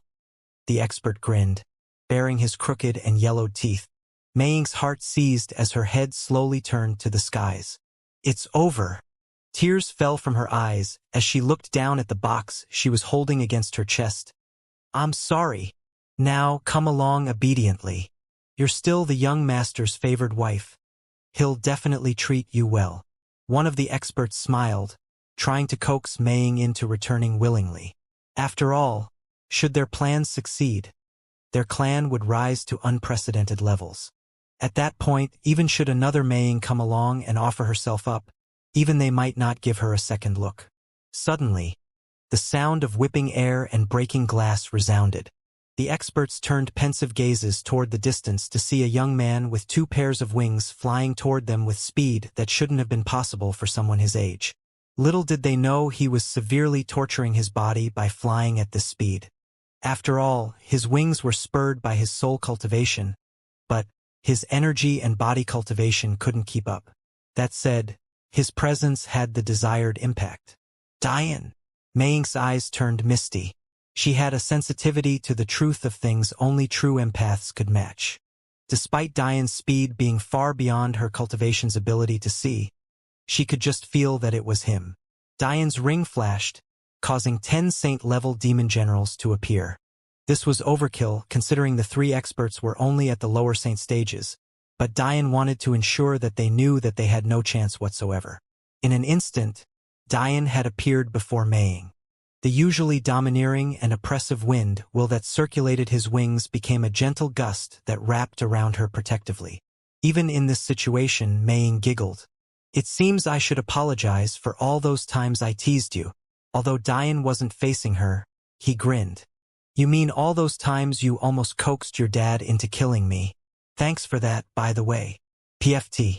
You were so intent on getting your own self killed that you hardly needed me. Diane's demon generals stood in the skies above the cowering experts. The familiar and graceful figures of River and Ronica stood at the forefront, leading their oppressive aura. Seeing that the situation was handled, Diane turned to Meiying frowning once he noticed the injury to her leg. Let me heal that for you, he said solemnly, bending down gently rotate his aurora around her wound. Meiying grit her teeth in anger. I have that bitch Jade to thank for this. If not for her, I would have escaped without anyone noticing at all. Diane's brows furrowed. I'm sorry. I should have given you better arrays. Don't be like that. I saw firsthand how tired you were that day. The fact you gave me any at all is the reason why I made it here. If I didn't have your teleportation array, I would have never made it across that moat fast enough. And if I didn't have your communication array, I would have likely been forced to go back before I even helped, and all of this would have been for naught. Mei suddenly shook her head. We don't have a lot of time. The only reason I was able to escape is because they're busy executing some of the most important parts of their plan. Although, they may find that they'll struggle to do even that. Oh! Diane looked up, seeing the box clutched to Mei's chest. You didn't do anything too dangerous, did you? You know Madeline just about killed me when I told her what I let you do, right? Mei giggled. Big sister Madeline getting angry? I'd like to see that. Diane suddenly turned back. Kill them. We can't let them report back too soon. The demon generals didn't need any more prompting. The experts lasted a mere instant before their lives were erased from the world. The only problem with Diane's plan was that to the Dayu, every member they had was a precious existence. In the end, he was still too inexperienced about the martial world. As a clan living in poverty for the sake of their future, how could they afford to lose Saint-level experts so easily? This was why, much like the Sicarius clan with Arios and Ava, the Dayu had soul tidestones to their members. The instant those experts died, Elder Dayu knew. Tell me everything you know, Diane said, turning back to Mei. Mei nodded. Most of what I know is limited to what Xianxia would know, so I'm not sure if I have a whole picture of things since Elder Dayu is very close to the vest even with him. The truth was that Mei was sure that she had slowed them significantly. Without what she had taken from them, it was likely they wouldn't even be capable of executing their plans. The first thing I should probably explain is what this box is, Mei started. If it wasn't for Elder Dayu being worried about losing his life in the battle to enter the Belmont Holy Land, he would have never passed it on to Xianxia, but luckily he did. So, I was able to use that opportunity to steal it. Mei smiled, holding out the box from herself, before opening its lid. This is... Suddenly, Mei froze, her face looking ghastly pale. Mei, Diane stood from his kneeling position, a worried expression on his features. It's gone. Mei's eyes reddened. She had thought that she had done great. How proud had she been, even while running for her life. And yet, everything she had worked for, it was gone. Diane circulated to Mei's side, his eyes narrowing as he looked down at the box. What he saw was something that he had seen once before. 2 beautiful feathers lay in the box. One was an ice blue that had flames cold enough to freeze a meridian formation expert in an instant. The other was a feather of some of the purest flames and heat in existence. These were the feathers of the ice and fire phoenix. Mei's hand trembled as she reached for them. Mei, wait. You'll hurt your... Diane's words stopped mid-sentence. The next sight he saw was truly sickening, even with all the blood and gore he had become accustomed to. The image of the beautiful feathers immediately disappeared, replaced by a lump of bloody flesh. Human flesh. In the cave within the Belmont Holy Land, Jade's grating giggle still filled and echoed through the space. Xianxia. Elder Dayu's voice lost its usual calmness. What happened? Grandfather. Xianxia didn't know what to say. He knew that his grandfather only entrusted him carrying out such an important task because he had no choice. Although the Belmont family only had 2 celestial experts, one of which was King Belmont, and the other of which was their protector, Head Sicarius, their protection arrays were on a level that couldn't be looked down upon. This was exactly why King Belmont had felt it fit to focus his attention on the World Tournament, keeping his eye on the movements of not just the Ragnar, but also the oddities of Planet Nyx and Mino. Luckily for the Dayu, they had a certain level of assurance that they would succeed. But it still required putting their lives on the line. Elder Dayu knew that if he lost his life, his possessions would fall under the control of the remaining Belmont, something that would make all of their previous effort useless. As such, he gave them to Xianxia, who was obviously too weak to participate. As for why Xianxia was there at all, it was for the same reason why the World Tournament was being held to decide who entered. Xianxia's father, and Elder Dayu's son, had said it once before. Xianxia's talent was enough to match up almost anyone. The problem was that the Dayu had diverted all of their resources toward their plans away focusing instead on building up allies and setting their plans in motion. This was meant to be how they repaid Lei for all of his sacrifices and patience. He was their future, Jade giggled. Let's just say the impotent boy tried to prove the doubter wrong and ended up paying for it. Lei was without a doubt someone who was calm and collected. But, for some reason, whenever it came to this Jade, he couldn't seem to withhold his temper. His veins bulged and his skin reddened, but how could he not know what Jade meant? At the end of the day, he was a teenage boy with a wife he couldn't make use of. Day in and day out, he would see Mei Ying's beautiful countenance. And then there was Jade. Ever since she had started to wear that mask to hide her scars, she had become more and more alluring to him every day. Despite her face being ruined, it didn't change the fact her body was near perfect. The worst part was that Jade didn't see a problem with flaunting her body around Lei. She constantly kept her scars covered, but that didn't stop her from wearing skin-tight clothing and trying to seduce him at every corner, yet gliding away from his touch. Then she'd giggle, knowing fully well he couldn't act on it even if he wanted. Whenever he lost his cool and neared exploding, she wouldn't even give him the satisfaction of reacting the way a normal woman would. There was no resistance in her eyes, nor were there any signs of her hating it. It was as though he was waiting for him to hit her, or even to kill her. However, in the end, Lei would inevitably be unable to finish his deed, causing Jade to once again laugh at him. The Black Jade legacy that Lei practiced was unforgiving. It channeled all of his yang toward power in the initial stages, supercharging his comprehension ability toward yang-type techniques and wills. After he stepped into the last stage, which should coincide with him becoming a saint, he'd reach an all-new level and also regain the freedom of his yang. In fact, that would be a point where dual cultivating would give him benefits few others could match. Unfortunately, Jade didn't seem to care. If Lei was more versed in the ways of people, emotions, and namely women, he might have noticed that Jade didn't show any adverse reaction to his sexual harassment because she practically lived for it. A woman like her, who had placed all of her worth in her looks because that was all anyone ever cared about, for her to suddenly lose all of that, the moments Lei lost himself in lust were the only moments Jade didn't feel an undying pain in her heart. What happened, Lei? Elder Dayu asked again. Lei paled. He couldn't find the courage to answer.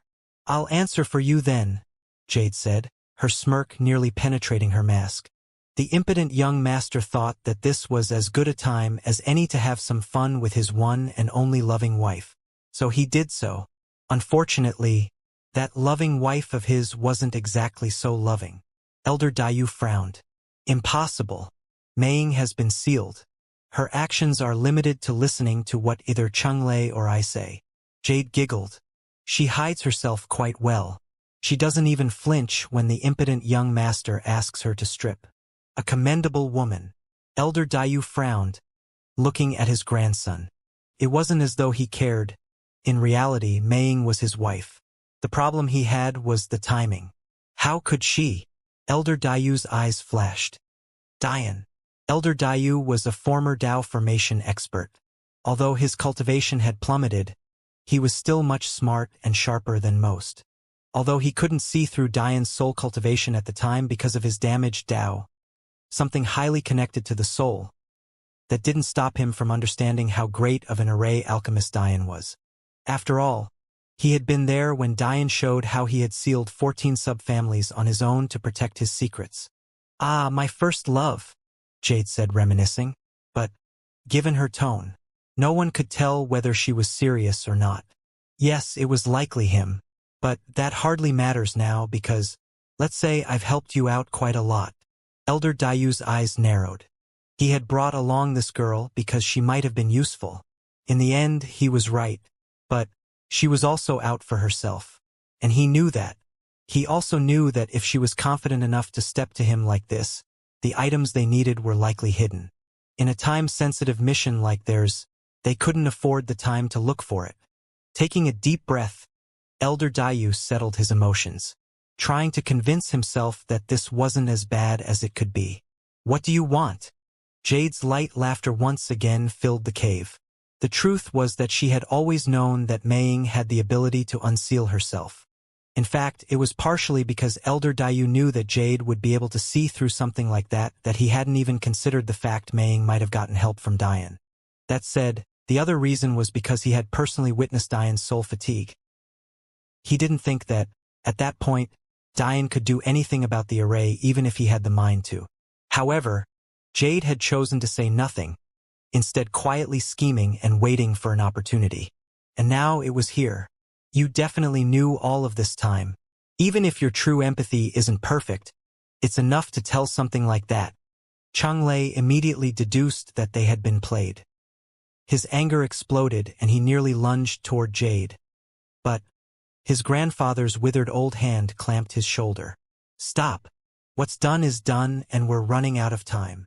As an elder, he had already regained his calm. How long had he spent in the martial world? He was very much used to things like this already. You're quite smart, grandfather-in-law. I appreciate that, Jade said lightly. However, my first condition is that I am no longer a concubine of the Dayu family. What would you like to be? Elder Dayu asked, assuming she wanted higher status. No, I'm not asking to be a true wife. I'm asking to be released entirely. I wouldn't mind if you burned all records of me ever having married into your family too. Elder Dayu raised an eyebrow. He didn't understand the movements of this girl. By all rights, she should need backing. She can't go back to the elves for obvious reasons, and she was a young girl with weak meridian formation cultivation. What could she possibly do on her own?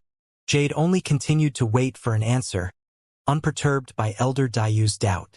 After all, as a talented true empath, the last thing she was worried about was surviving in the world. She'd be able to see threats coming far before anyone else. Okay, we'll release you from your responsibility. What else? Elder Dayu decided to just let it be. Although Jade's abilities were useful, she was no longer a necessity. And, as an ancient family of this universe, how could the Dayu not know about the epistemic tower? After all, much of the reason they were willing to groom Lei was to conquer it. Once their Lei conquered the tower, they'd then be able to take their time in finding someone who had the affinity to take the true empath trials and gain those abilities. That person should have been Jade, but since she didn't want it, they were in no hurry to force her. A hidden smile played behind Jade's mask. I'm going to have to ask you to make a soul contract with me for the rest of these requests. Lei stomped forward. You're aware that my grandfather's soul has been heavily damaged, and you still ask for such a thing? Jade giggled. Your grandfather loves you very much. In fact, the whole Dayu family sees you as their future. Don't belittle yourself just because I have no interest in being your wife. Why would you assume I meant Elder Dayu and not you? Lei froze. Making a soul contract was little else than tearing away a piece of your soul to bind it to a set of conditions. In the grand scheme of things, it only took a few hours to restore your soul perfectly with no adverse effects. The speed was even faster if your soul talent or soul cultivation method was better. The reason why Lei hadn't wanted his grandfather to do it was because this was a process far more excruciating for someone whose soul was already damaged. However, that wasn't why Lei was hesitant. The process was very painful and he was essentially putting his life on the line. Should the Dayu fail to meet any of the conditions, he would die. That said, Lei knew that it was his fault this was happening to begin with. He was no coward. I'll do it. Elder Dayu looked at his grandson's side profile before nodding in satisfaction. Haha. I'm beginning to think that taking that pound of flesh from that little girl is the best move I've made in my life. Jade giggled to herself. Now we can get to business. Shall we? Maying's hands trembled. She had given up so much of her life, her relationship with her family, her dignity. Hey, Diane said softly, closing the box. He gently cradled Maying's head, giving her a much-needed hug. He didn't need much thought to figure out whose flesh that was. It was none other than Maying's own. Her leg injury was much more severe than she was letting on. The fact she had even managed to run so far was a testament to her tenacity and grit. Diane couldn't imagine what she had been through all this time. But what he did know was that just because she had kept her virginity didn't mean that she hadn't gone through horrible things, forced to do horrible things, and yet She had done them without hesitation, because she felt like she was doing something good. But to see her hard work mean nothing, it hurt her beyond belief, and everything she had been holding in flooded outwards. So, she buried head in Diane's chest and cried. Maying continuously shook her head, furiously rubbing her tears away on Diane's shirt and trying to stop them from falling. No one knew more than her how important time was. I can't be crying right now.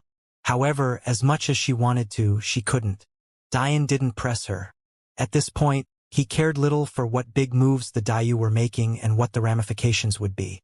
What would happen, but there was no reason why a girl just about his age should have to carry such a burden on her own. She had earned every right to cry as she pleased, and Diane dared anyone to say otherwise. As for the World Tournament, that was even further from his mind. He hadn't hesitated to abandon it when he knew Maying's life was on the line, and since he was already gone, whether he came back sooner or later didn't matter to him.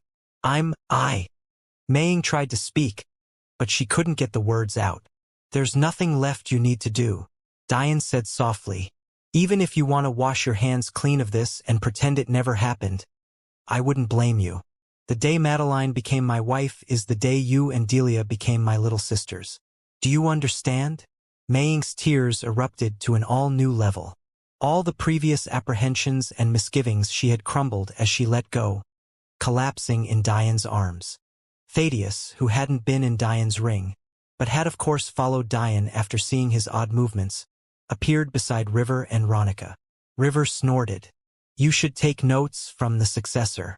This is how you should treat women. Brute. Thaddeus could only helplessly look from River and Ronica, sighing in defeat. Inwardly, he praised Diane. Too good. Too good. Time passed, but eventually, Maying was able to grasp a hold of her bearings. The past 2 years of her life were a testament to how mentally tough she was. She refused to let something like this set her back for too long. Heh! Maying laughed through sobs. I think I ruined your shirt more than Madeline did on her wedding day. Speaking of which, you didn't have a wedding ceremony without me, right?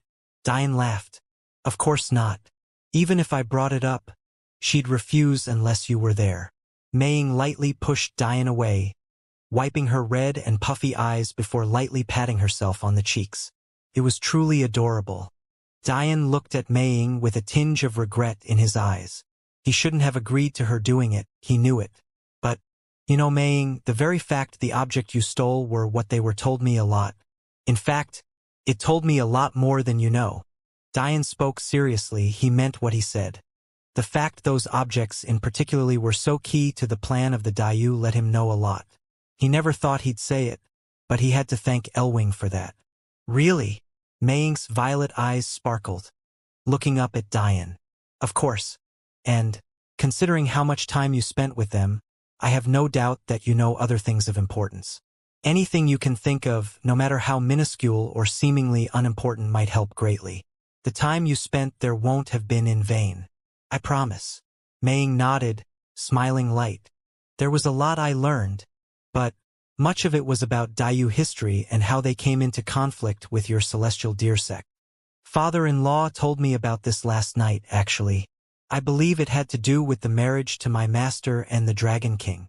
Yes, that was the start of the animosity, but in the end, that was only a drop in the bucket. The sad truth is, had that event not happened, the Dayu might have even sided with the celestial deer sect. Unfortunately, the Dayu patriarch at the time and my former grandfather-in-law was one of the 3 Dayus who were claimed to be the best fits for the 25th White Mother. So, you might guess that he had little will to cooperate with the celestial deer sect. Diane sighed. Why was the martial world always so petty about women? Truth be told though, I don't think this is as black and white as choosing the side of good or evil, Maying added softly. Elder Dayu had no reason to explain himself to me, especially since he thought I was sealed. And yet, he did so anyway. Hearing this, Diane's eyes could only soften. Elder Dayu was still, at the end of the day, someone who treasured the life of his grandson. And, for better or worse, he had tried to leave a warning for Diane about trusting the martial world. If Diane had known that leaving that warning had cost him decades off of his already shortened life, he might have felt even more sympathy. The martial world was a cruel place where people often had to do cruel things for the sake of their families. Elder Dayu had chosen his side based on dignity, and it was likely that the side he chose might have given him great benefits. In the end, hadn't he been right? The celestial deer sect was gone, and although his family was greatly crippled, they had survived. I can't be sure, but it sounds like he holds some regret about his actions. But it's much too late for him to change course, Maying said solemnly. Why is that? Diane asked. It seemed like Maying was leading up to something. It didn't make sense otherwise. Why wouldn't the Dayu be able to turn back? Their enemies were gone. No, the elves were greatly crippled too. The celestial deer sect was gone, and the kitsune weren't even in the quadrant anymore. So, what was the problem? The entity that they're in business with, Maying said softly, has more control over this situation than anyone knows or wants to know. Diane frowned. The entity? Truth be told, Diane had many theories for why the celestial deer sect was destroyed, much of which were derived from the trail of clues his master had left him. By picking apart what weren't in her memories, that should have been, he was able to compile a few possible stories. In the end, the one he had settled on that was the most likely was a combination of what his grand teacher had told him and the clues left by his master. And that was that the celestial deer sect was destroyed because of array alchemy. The chaos factions of the cosmos saw array alchemy as a threat. This was why the disciplines were separated. In fact, had Diane never met Uncle Ale, he too might have subscribed to the segregation of alchemy and formation theory. Diane's senior brother, and the originator of array alchemy, had created the discipline as a direct counter to the coming chaos. The theory was that if you reached a penultimate level of array alchemy, you'd be able to recreate every law in existence for yourself, thus becoming a being who could form a universe from your own thoughts. If you ever reached that level, what use would there be in worry about heat death? You could directly reverse it on whim. However, reaching such a level was just a pipe dream. It was clear even its creator hadn't, and that was with millions upon billions of years at his disposal. Diane didn't know exactly how old his grand teacher was, but he had an idea of how far back the history of the gates went. And since he used array alchemy to create the gates, that directly meant that his senior brother had been alive before the creation of the gates. This meant that a genius far above Diane, capable of creating array alchemy from the ground up, had an unfathomable amount of time to grasp the peak levels of array alchemy, and had still failed to do so in all this time. For all they knew, it would never be possible. And yet, the shrewdness of their enemies didn't take any chances. They directly chose to stifle the spread of array alchemy, to the point where the combination of the two was looked down upon. I can't be exactly sure, Maying continued, but from what I can tell, some of which comes from my eavesdropping and some of which comes from my will's abilities, a lot of what Elder Dayu can say is sealed. He'll often have very roundabout ways of explaining things, or he'll avoid topics he should probably otherwise explain. At first I thought that was just him. Old experts often have quirks about him, but then I realized he only acted this way when he was talking about very specific things, namely their plans for the future. The truth is I don't even know what they're using the Belmont Holy Land for right now. It was clearly another thing he wasn't allowed to say. But what really let me know that this entity wasn't something they could break away from was the fact that Elder Dayu didn't seem to be the only one affected. In fact, aside from the younger generation which was practically limited to just Chenglei, every other member of the Dayu seemed to have this seal on them as well. Which means this plan was set long ago. Diane pushed out a breath. If not, there's no way they'd know what they were doing. Their coordination is too good. Diane thought for a moment. His grand teacher hadn't told him any specifics. All he had asked Diane was whether or not he'd be able to handle the truth in the future, or if he'd become just like the demon sage, losing his mind for millennia. In the end, he had said that if he told Diane, although the treaty couldn't bind him, it would immediately kill Diane. Truth be told, Diane found that to be complete rubbish. He had too great an understanding of array alchemy to believe something like that. The ability to affect a person through the actions of his grand teacher was no different from binding his grand teacher. something which his grand teacher himself had said wasn't possible. It was clear he just hadn't wanted to tell Diane. As for the bits of the plans I have understood, it seems they still need King Belmont for the last step.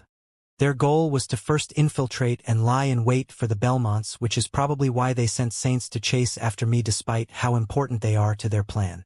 Diane's eyes flashed. This was good. This was really good. It wasn't as good as it could be, because Diane had no doubt that the death of the Saints would be noticed, although it had happened much sooner than he anticipated. That said, they wouldn't be sending any more out to chase. They were smart enough to know that if 3 Saints died, Meiying had made her way to some powerful experts. The only problems is that because you've escaped, they'll likely know that we might be ready for an ambush, because whether or not they know of my connection to the Belmonts, they'll notice the fact I've made it into the top 10. You've made it into the top 10? No way. Meiying looked at Diane, a bit in disbelief. Of course, this brother-in-law of yours is truly amazing. In fact, we were in the middle of the final round when I left. It's still going on now. Ah, I'm sorry. Meiying looked down. Don't be ridiculous. What is a ranking compared to your life? I'd leave 100 world tournaments if it meant saving you. Diane grinned. Come on. Your sisters are probably worried.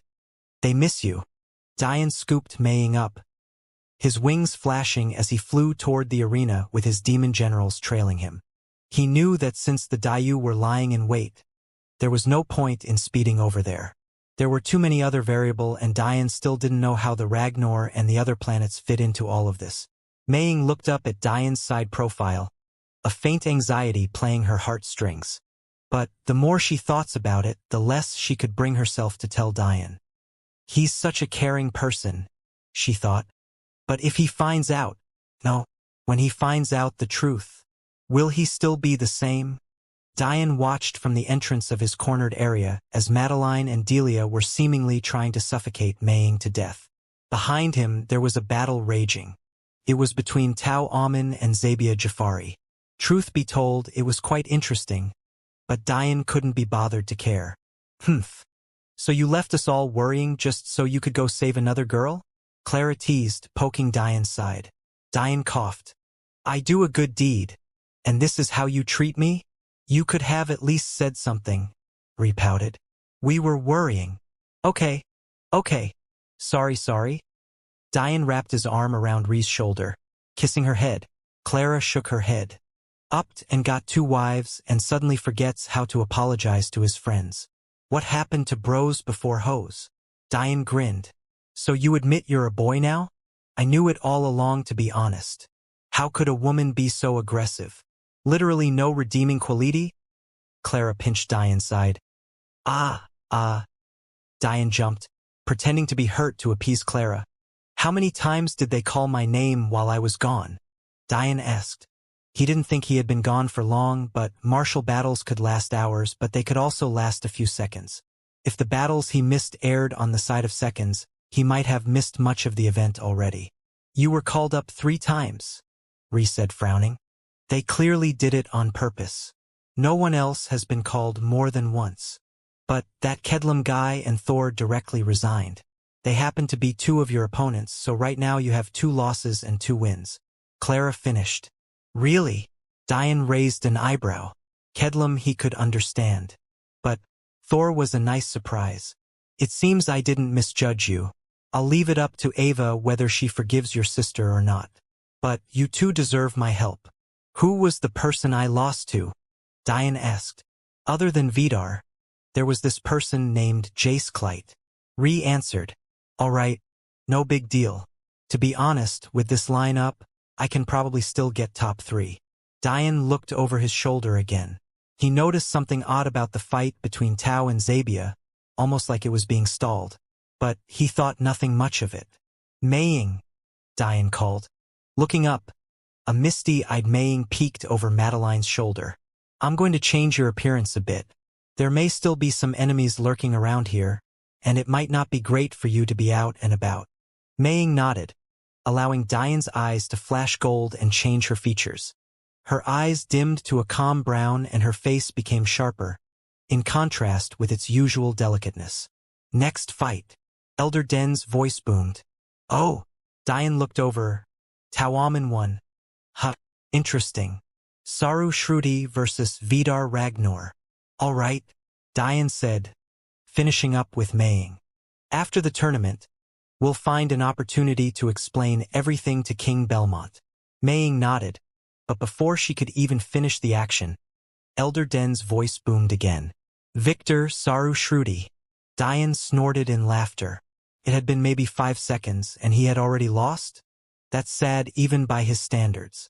You shouldn't laugh, Clara said teasingly. Technically, you lost to him. He's been calling you a coward for the better part of a few hours. Next match. Lionel Belmont versus Thor Ragnar. As if 10 moves would be more than enough for him. In fact, it's an overestimate. Sure. Clara was seemingly having a lot of fun with this. She knew that Diane would never hesitate to give up his prestige to save any one of them. But that didn't mean he liked having his name trampled over. You never gave me those books on array alchemy you promised. Oh, right. Victor. Lionel Belmont. Elder Den's voice boomed. Initially, Diane was shocked.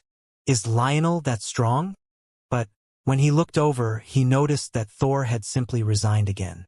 It seemed he had no interest in placing in the top 10 at all. Either that or he was saving his strength. Here you go. Diane smiled as his ring flashed, piling a bunch of beginner-level books beside Clara. Next match. Saru Shruti versus the D.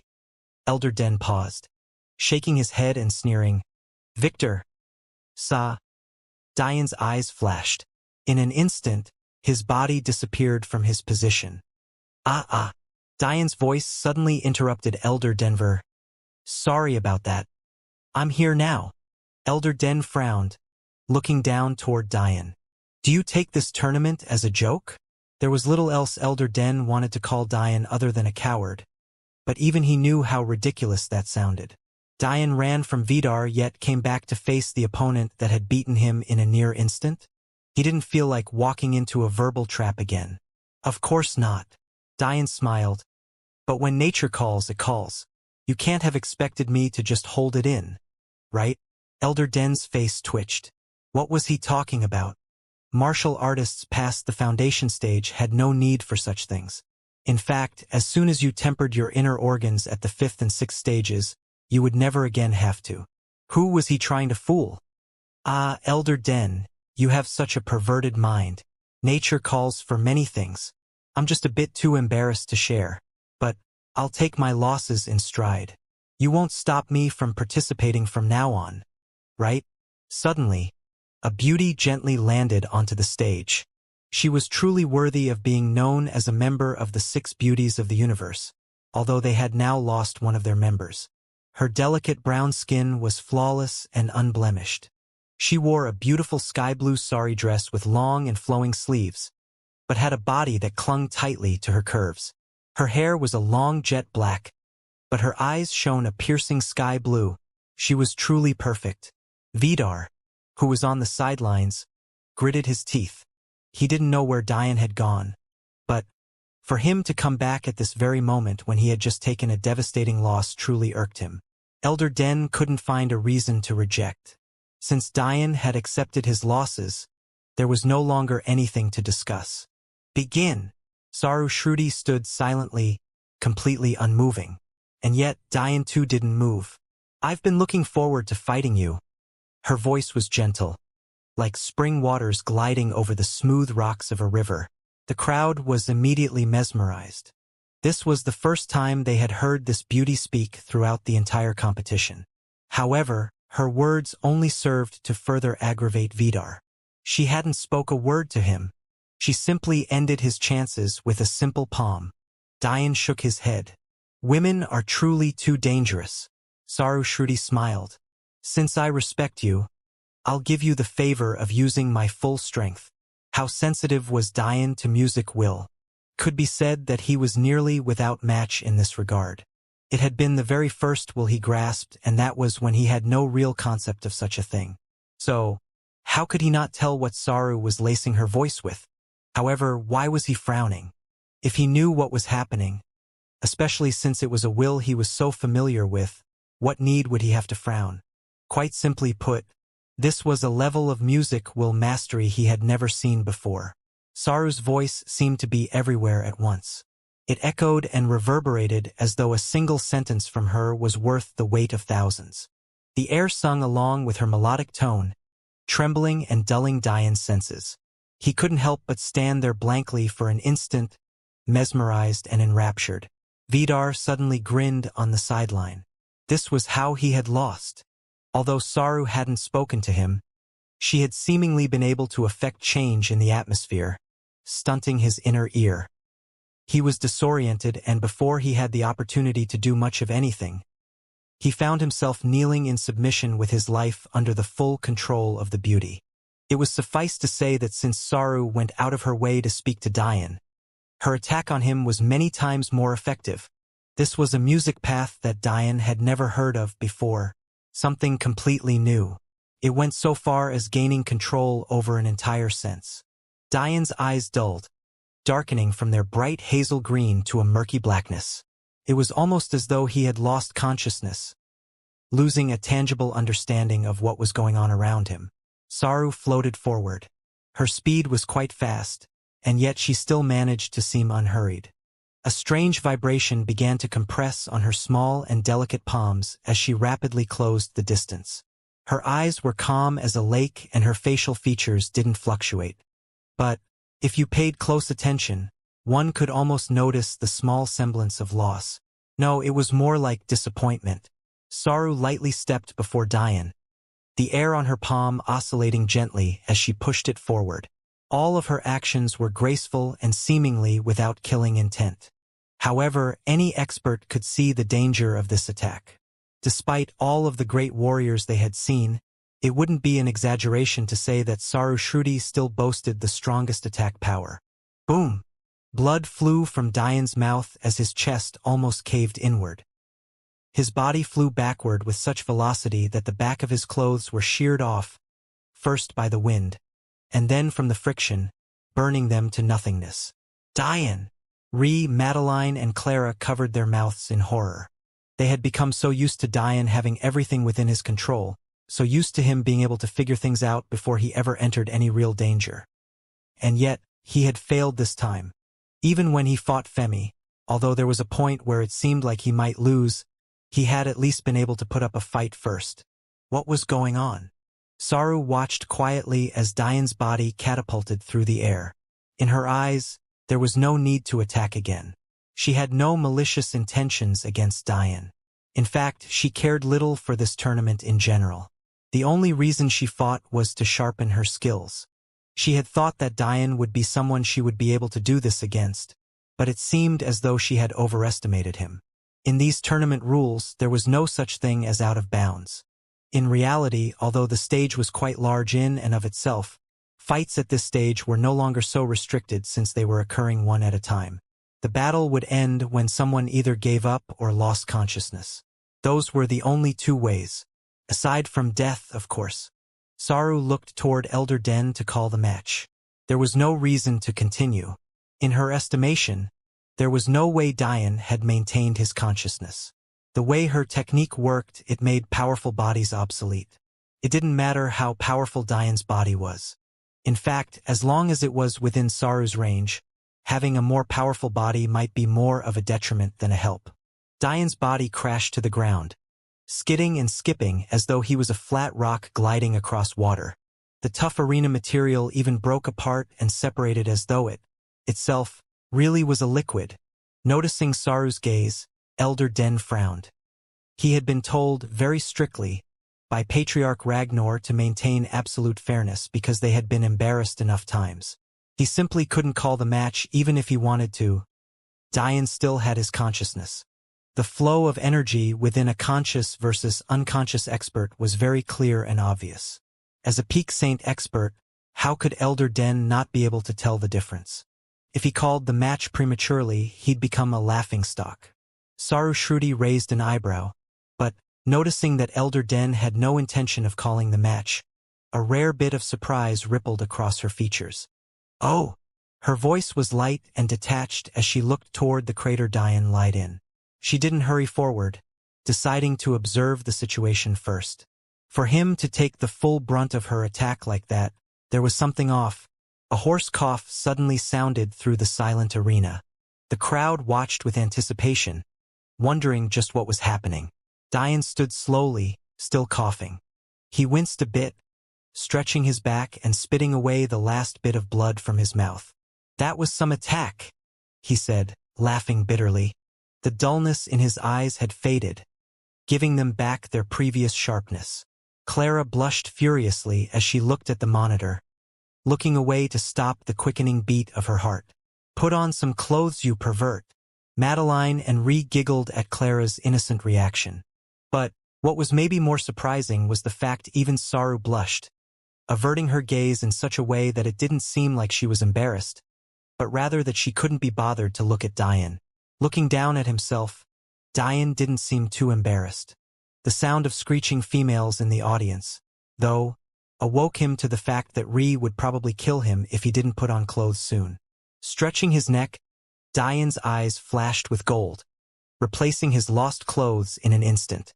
Diane jumped, propelling himself with will until he gently fell back a few meters before Saru.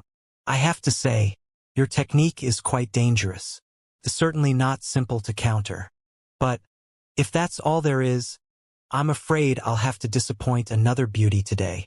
Saru Shruti raised an eyebrow. She was trying to figure out whether this Diane character was bluffing or not. On one hand, it made no sense for him to have seen through her technique in only a single instant. It was much too complex, layered, and quite frankly, too high level for this universe. But, on the other hand, he was clearly standing before her, perfectly fine. Had she underestimated the strength of his body? Or was there another problem with her calculations? "No," Saru inwardly shook her head. "My calculations are never wrong." "I'm surprised, honestly," Diane said, still stretching out the kinks in his body from being sent flying so far. "For such a dainty woman to be primarily a body cultivator. That's quite interesting." Saru froze, her eyes narrowing. Vidar grit his teeth. Diane had already lasted for longer than he had, and he had clearly snapped out of the state he had the inability to. Truth be told, Vidar's understanding of wills was shallow. It was his major flaw and a reason why his father hadn't hesitated to bring in Thor as a second first-in-line genius. Had he not been his son, Vidar might not have had that position to begin with. That combined with the fact that Saru wasn't exaggerating when she said that her technique was far above anything from this universe, and Vidar simply stood no chance. He didn't have the experience, nor did he have the talent. Suddenly, the space around Diane began rippling. "You!" Saru didn't know how to feel. Just what was she seeing? "I don't believe it," she said defiantly. Saru flashed forward, no longer waiting and definitely no longer patient. Her delicate palm stretched out, oscillating the air around it and compressing it into an attack. The atmosphere around them began to gain that heavy and illusory feel it had in the beginning. Bells suddenly appeared along Saru's sky-blue dress, causing a corrosive whistling sound to fill the atmosphere. There was no question that the level of this attack on the senses had reached an unprecedented level. Members of the nearby audience began to lose focus in their eyes, becoming disoriented. Some of the even weaker began to bleed from their ears, seemingly oblivious to what was happening to them. At this point, the damage to the audience could no longer be ignored. Just what level had the younger generation reached to be able to do such a thing? This had never happened during previous world tournaments. Elders of the Cavasitas family had no choice but to flash outward, acting as protectors to several sections at once. This universe simply didn't have array alchemy on the level necessary to provide such protection. Providing arrays for voice amplification of image projection were about their limit. Had it not been for the previous celestial deer sect, even interplanetary travel would be near impossible. In an instant, Saru appeared before Diane. Her palm struck outwards, decidedly more vicious. A strange white pureness came condensed with her attack, causing its danger level to increase even further. Diane's eyes flashed with a high degree of focus before his palm, too, struck outward. The air between their strikes compressed, turning into such a powerful vacuum that the tiles beneath their feet blasted outward. For a moment, it seemed as though they were evenly matched. Both Saru and Diane stood in a deadlock, palms seemingly touching, but really, they were separated by a thin film of volatile air. Suddenly, the skin of Diane's palm sheared, splitting open and erupting in a volcano of blood as his body was once again sent flying without remorse.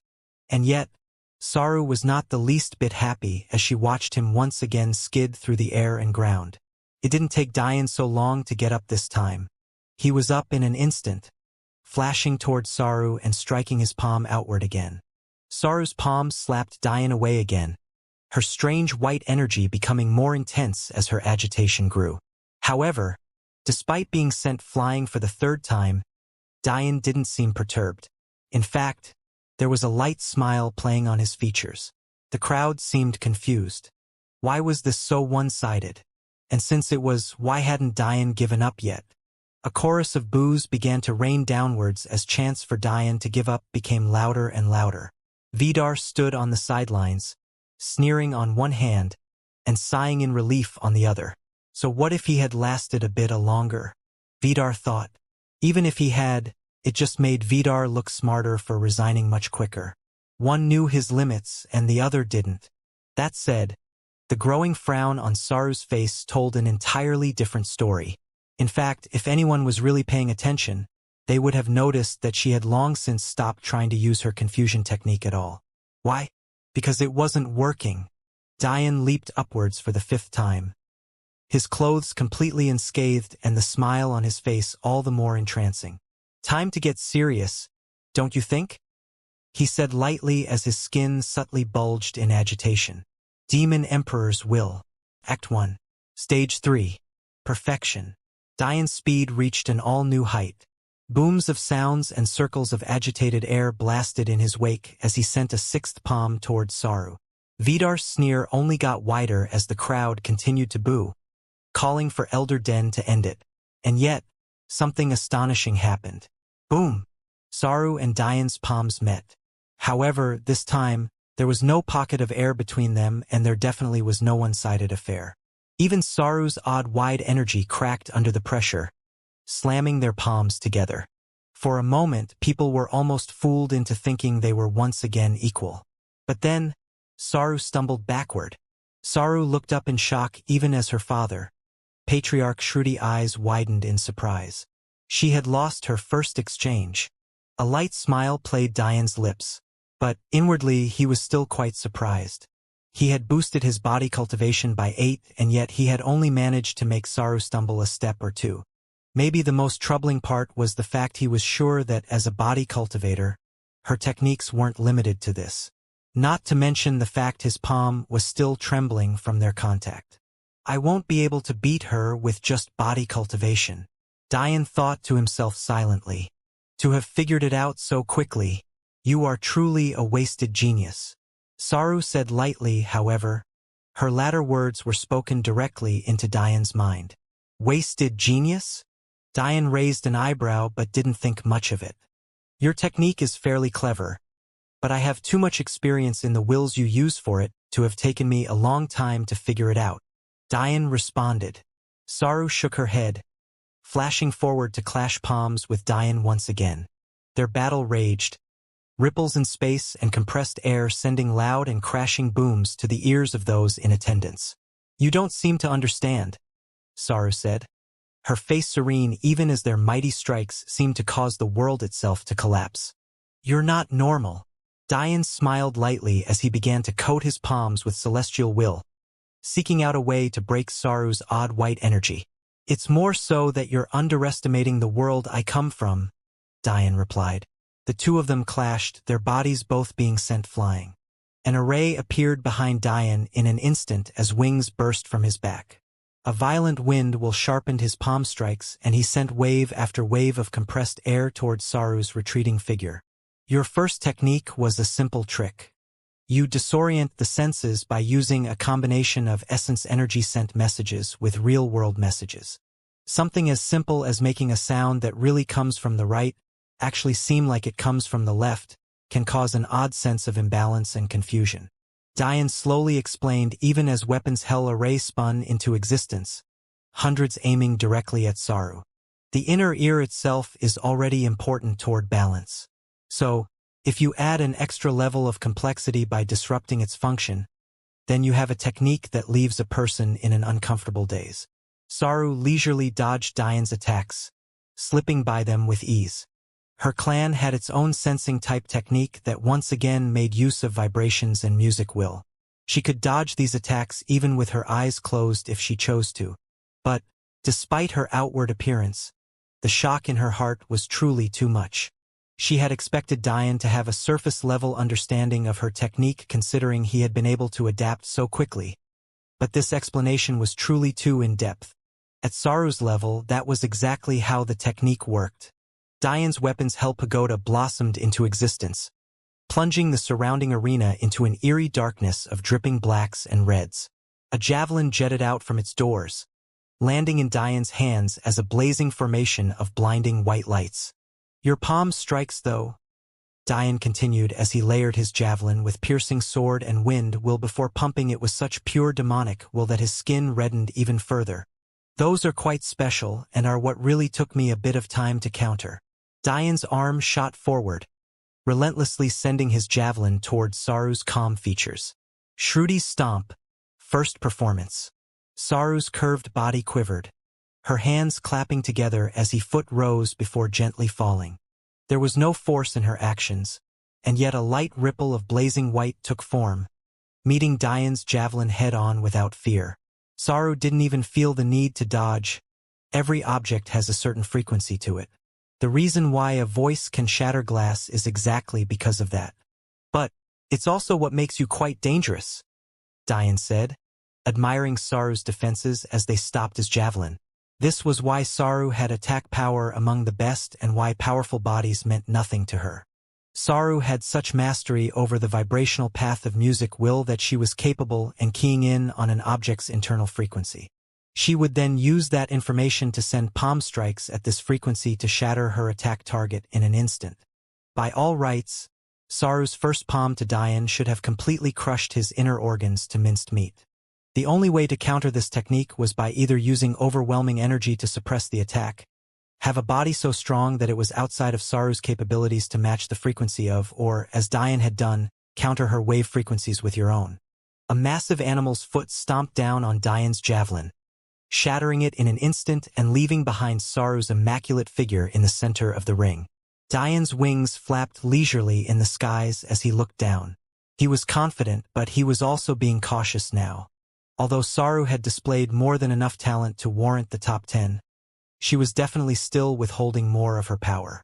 The question was, just what were her limits? Suddenly, Saru's white aura amplified to an all-new level. Her sharp blue eyes paled so completely that they became as white as the energy raging around her. In the next instant, an oppressive and royal aura filled the stadium. It took Diane but a moment to recognize the will path, the sovereign path.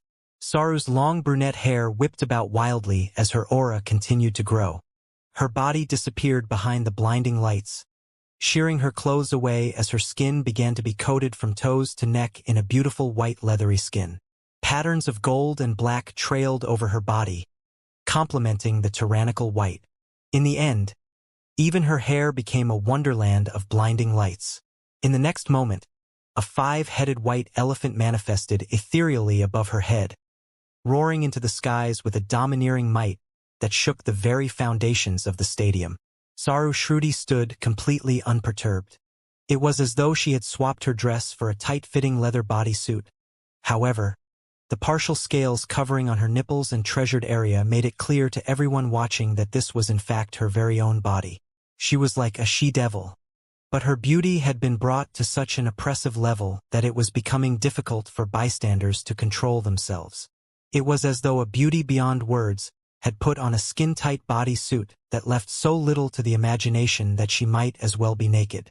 Saru's hair finally settled down from its blinding light, resting to a bright white along with her eyes. "You should be proud," Saru said lightly, her voice seemingly layered with the airs of a queen. "Although this will be over before you get to enjoy the feeling. Know that you are the first of my generation that I've had to use this transformation on. Saru's feet sunk into the arena, cracking the tiles. It wasn't that she tried to do so, she was simply too heavy now. Come. Saru's feet angled upwards, leaving on the tips of her toes gracing the ground as an unparalleled savage and bestial aura dripped from her. Diane looked at the majestic elephant in the skies. There was only one way for a body cultivator like Saru to display a manifestation. Whatever her bloodline was, it was at the level of a transcendent level beast at a minimum. Come ha! Diane watched silently as Saru continued to sink into the ground. It seemed that the arena itself could collapse around her at any moment. For the first time in this competition, Diane's humanoid manifestation made an appearance. A domineering aura flooded the arena, clashing with Saru's sovereign path will. It leered over the surroundings, suffocating all those who looked at it. Arrogance, confidence, unbridled contempt for all those who even had the thought of looking at it. 6 flaming black gold circles bobbed gently behind its twin pair of wings as wills erupted around Diane. His eyes reddened, carrying flecks of gold and purple as he pushed the Matilde family's Azura's eye boldly flashed into existence. The world became clear in an instant. Everything was so clear that even with the raging sound of the crowd, Diane could see and hear the robust beating of Saru's heart. Her blood pumped so vigorously and with such vitality that her power could not be questioned. Suddenly, all Diane could hear was the beating of his own heart. It wasn't that the crowd had silenced itself, or that he had entered some kind of zone. The sound quite literally could not make it to them. And then Saru attacked. Her speed was blinding, something that even lower-level saints couldn't match up to. She blurred on the monitors, disappearing from sight. And yet, her movement were incomparably clear to Diane. His black metal wristband sprung to life, appearing as a blade 6 feet in his hand. Saru's trajectory didn't change. Her every muscle flexed in unison, like an engine revving all of its pistons at once. This time, the air in her palm not only held the ripple of vibrations and her oppressive white energy, but also a flurry of lower-level wills, boosting her power directly. Diane's movements were slow, but deliberate. His sword swung with a chi fused perfectly with her sparkling space will, shearing space in half with such power that the distinct sound of tearing filled even their vacuum-like space. In an instant, blade met palm. And yet, there was no sound.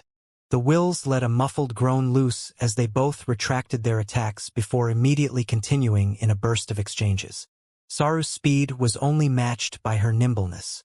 Diane's swordplay didn't seem to have a style of its own. In fact, it was basic and simple. And yet, every strike held an ease of movement and a calculated lethality that seemed to cut off Saru's plans multiple steps ahead of them taking action. The crowd almost wanted to laugh at Diane's simple and reserved swings. Was this really what you'd call a sword master? And yet, as their exchanges continued, the less the waves of laughter came. There was no doubt that Saru was much faster than Diane. And yet, she had yet to land a solid hit. She felt stifled and stuffed into a box. Diane's swordplay wasn't an art. It was a science. The space around Diane's jet black blade song with a whistling superiority, perfectly countering each of Saru's attempts. The swordsmen in the crowd didn't know how to feel. Was this really the discipline they had spent studying their whole lives? It was so crude. A simple first-level sword and space will danced along Diane's blade as he continued to minimize his movements. What few noticed was that as time passed, his movements became more minimalistic. And with every swing of his arm, the wills on his blade became thinner and sharper. Saru's features remained calm, but her heart was dancing about wildly. Any one of the things Diane was doing to her now seemed ridiculous, and somehow she got the lurking feeling that he was still learning. Her palm struck out again, meeting Diane's blade for maybe their 100th exchange. Saru winced, her foot burying itself into the ground as she explosively retreated. Looking at her palm, Saru's features fluctuated for the first time. Blood slowly dripped from her toughened skin, falling to the ground silently under her gaze. Diane raised his sword above his head, causing a reverse pulse of space to accumulate as though it was a heartbeat. The air vibrated and oscillated violently, trembling under the pressure. Suddenly, the space and sword will fusion went under a fundamental change that sent small blades of unparalleled sharpness dancing around the stage. Saru's arms crossed her face, protecting it as she dodged. A level 2 fusion. Truly a wasted genius. Maybe if you were as old as you said you were, you would have one. Diane said lightly, taking advantage of the fact their noise was isolated. This is the first time I've met a woman who willfully added years to herself. Saru froze. I don't know what you're talking about. Diane smiled but didn't say anything further. Be sure to say I give up in time. I would hate to be the man who erased such a beauty from this world. Saru's heart raced as Diane's sword oscillated yet again. No. 3rd level? How often did Diane get to fight someone on his level? The sad truth was that it was rare for him. Quite frankly, as his soul strength continued to skyrocket, he found fighting people in and around his cultivation tedious. Their movements were so slow, and his mind calculated so quickly that even if his energy and body couldn't keep up, he could take shortcuts to succeed. But Saru was different. She was the first that he had met since he awakened his energy cultivation that truly pushed him. And because of that, he was able to refine himself and learn. Take my attack, Diane said faintly as his hand swung down from its lofty position. Suddenly, the barrier of sound completely shattered. An incomparably large gash of space and sword chi twinkled with a dangerous light, prepared to have Saru's perfect body. There was only one thought. Saru's bestial instincts screamed through her ears. Danger! Saru's white eyes flashed. Shrudi's stomp. 3rd performance. The 5-headed white elephant looming behind Saru trumpeted into the skies. The space shook violently as Saru clasped her hands together. Beasts with weaker bloodlines trembled, bowing in agitation to the appearance of their queen. Suddenly, 3 massive elephant feet appeared in the skies, layering atop of one another and sending a tempest of air rushing outward from itself. Its movements seemed slow, and yet maintained an air of suppression and dominance that threatened to shatter even Diane's level 3 fusion. In an instant, they clashed. Ethereal white leather matched an unrelenting slash, both not giving way. And yet, Diane raised his arm again. His arm slowly swung downward, sending yet another careening toward Saru's already struggling features. Blood seeped from her mouth as she struggled, unwilling to relent. Shrudi's stomp. 4th performance. Saru grit her teeth, pushing the words out even as she fueled yet another stomp. However, there was only so far she could push herself. Much like the soul and meridians, the body tires. When a body cultivator like Saru makes use of a manifestation, she was tapping into an innate technique of her bloodline, namely her defensive technique, Shrudi's stomp. However, the problem with doing such a thing, especially when Saru was so young, was that it worked to heavily fatigue her. She lacked the stamina and efficiency to use this technique for an extended period of time, let alone having the ability to use it to as high a level as she was now. A low cry escaped from Saru's lips as her manifestation shattered. Her delicate figure was blown away by the impact before being immediately chased into the distance by 2 space-cleaving sword chis. Victor! Diane Sacharo. Diane stretched out his hand and shattered the sword chi. It was clear that Saru had lost consciousness, but he flashed forward as his eyes shone a purple gold. Before anyone could see, a concealment array blossomed around Saru's still figure, but the glimpse of perfection Diane saw caused his nose to redden before he turned away. Saru had, of course, been relying on her transformation to hide her naked body. And, now that she had lost consciousness, it was suffice to say that that transformation hadn't lasted. I guess using any kind of manifestation in such a way is highly dangerous. It was clear that the reason Saru had lost consciousness was because of the shattering of her manifestation. Since it wasn't soul-based, Diane couldn't use Devour on it, but that didn't stop him from overwhelming it anyway. In the end, it became clear to Diane that, with greater talent and techniques, risk came along as well even when learning them was easy. Manifestations couldn't reach their peak usefulness unless they could materialize into the real world. And yet, almost ironically, it was that very materialization that put them at the most risk. Dian's eyes dimmed as he looked at Saru, but he quickly averted his eyes, placing the blanket he had created over her before shattering his concealment array and walking away. It was clear to everyone in that instant that Saru was in the nude, and yet, there were mixed feelings about Dian so quickly covering her up. That said, it was a clear sign of respect, especially considering he hadn't extended the same courtesy to Iris Ipsum. "Thank you." A soft voice came from behind Dian as he walked away.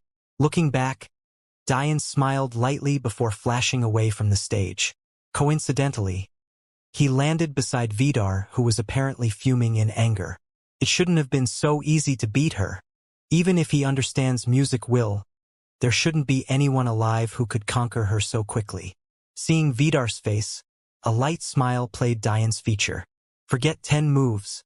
A single swing is probably enough at this point," he said lightly before walking away. By the time Vidar had realized what was just said to him, Dian was long gone, off in the distance and leisurely sitting cross-legged with his focus focused. However, he couldn't say anything. He could only watch and accept. Next match. Elder Den boomed. Aravata Shruti versus Jace Clyte. Aravata was already on the stage, gingerly helping her cousin down from the stage as her name was called. In the next moment, she had stepped forward, prepared to battle. In the skies, Dian had closed his eyes in meditation. He had truly learned a lot from his fight.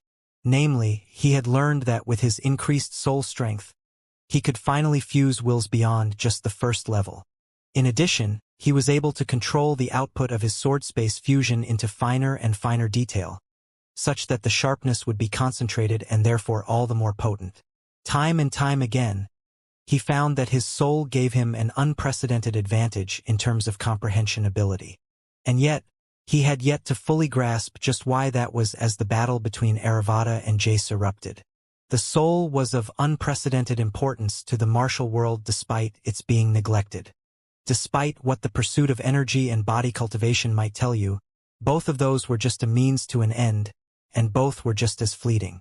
What truly connected you to this world was your soul. When ancestors of clans slept to increase their karma during reincarnation, it was their soul that tethered them to this world and gave them an opportunity. When you reached the pinnacle of mortal cultivation, it was your soul that aided you in forming your Tao. When you transcended above it all, it was your soul that housed your cultivation, forming faith seed and passing it along as you saw fit. The soul was without a doubt the foundation of all things, the core that made up your world and how you perceived everything around you. Without a soul, you were disconnected from the world in a way that could only be described as tragic. Dian's meridians trembled during his meditation, but he forcefully suppressed it once again, unwilling to have a breakthrough in his energy cultivation right now. He could almost sense his individual meridians slowly becoming a bottomless depth, as though they were approaching a limit of infinity. But he calmed himself, knowing that the process would take much longer than it seemed. Aravata and Jace's battle seemed to last the longest. Aravata was a body cultivator much like Saru, but she didn't have the same bodily transformation Saru did. It was either that her bloodline wasn't potent enough, or she hadn't tempered herself enough to be able to. That said, it didn't stop her vibrational wills from being potent. On the other side, though, Jace was clever enough to use his own form of counter. As a wind will expert, he was capable of copying Madeline's methods in creating a vacuum to not allow the oscillations in the air to affect him. It was quite possible that had Jace never seen Madeline's battle, he would have never understood this point. But, on the other hand, he deserved credit for being clever enough to figure out just what Madeline was doing, why she was doing it, and how she was doing it. In the end, though, Aravata managed to outlast Jace. Because of her body cultivation, her stamina was just that much better. Jace wasn't used to Madeline's technique, and as such was much less efficient and wasted a lot of energy. In the end, it was a recipe for his failure. Victor, Aravata Shruti.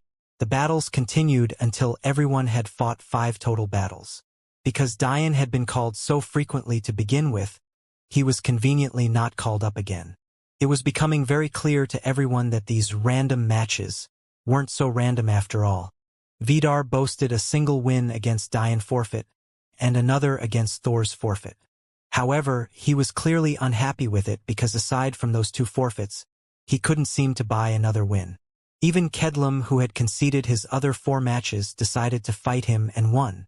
After his fight against Vidar, Kedlum took that opportunity to preemptively forfeit his remaining matches along with Thor, leaving the 2 of them as the 10th and 9th ranked for the tournament. Thor, of course, being 10th and Kedlum being 9th. Because of the 2 of them, everyone else had at least 2 wins, and would as such be ranked above them. Coming into the final stages, Jace Clyde had 3 wins, having been lucky enough to receive 3 forfeits since he was one of Dian's opponents during his absence. Dian also had 3 wins, 2 were forfeits, and 1 was up against Saru Shruti. Because Dian had held back, Saru was able to fight again after receiving treatment. Although she didn't seem to be in tip-top shape considering her manifestation had been shattered, she had already been running through the competition even without her body transformation. In her current state, she was still confident in ranking within the top 5. But her gaze seemed to shift over to Dian much more often than she'd like to admit to herself. She couldn't help but think about not just the battle, but also Dian's pointed statement about her true age. The top contestants had yet to meet each other aside from Zabia and Tao. However, that match had been quite lackluster, resulting in Tao's win. Dian had found that match odd himself, but he was busy trying to consolidate what he had learned. Among the remaining contestants, only Tao Amin and Lionel Belmont remained unblemished by losses. With there being a 4-ways tie for wins between Dian, Vidar, Jace, and Aravada, many thought that the rankings were fairly set when it came to the very top. However, that was only until Aravada and Dian were both called onto the stage and Aravada directly conceded in gratitude for Dian protecting their young mistress' dignity. With that, Dian, Saru, and Zabia became tied, each with 4 wins, with only Lionel and Tao above them with 5. Then Saru and Zabia fought. It was a great battle, but it was once again odd. Saru won, moving ahead to 5 wins. But Dian couldn't help but once again feel as though there was something off about Zabia. His eyes seemed cold, too cold. And yet, his killing intent wasn't being unleashed on his opponent. He seemed to be waiting for something. No, someone. The wins and losses no longer mattered to him. Again and again he ran over in his head what he had learned just earlier that day. But he couldn't seem to focus his anger, not when it was on the wrong person. Just earlier that morning, Zabia had been elated. His mother had accidentally let it slip that a few months earlier, she had sensed life within his wife, Ulu. However, she had chosen not to say anything because that was a moment a husband and a wife should share together. Oftentimes, married couples would withhold such information from the public until a proper amount of time had passed. Only then would they share it with family and friends. But Zabia's mother was beginning to get antsy. "It's been almost 3 months now," she had said. "Why haven't you two let me know I have a grandchild coming along?" Her words had been so cheerful and teasing. It sent Zabia into a frenzy. Complete happiness overwhelmed his senses as he too playfully berated his wife for being too cautious and reserved. "You're too calculating, little Ulu. How could you not tell your husband?" He had laughed so uproariously, playfully putting his ear to his wife's stomach. He hadn't noticed Ulu's lips tremble. He hadn't noticed her countenance pale. And by the time he had, and the stinging pain assaulted his senses, it was too late to take any of it back.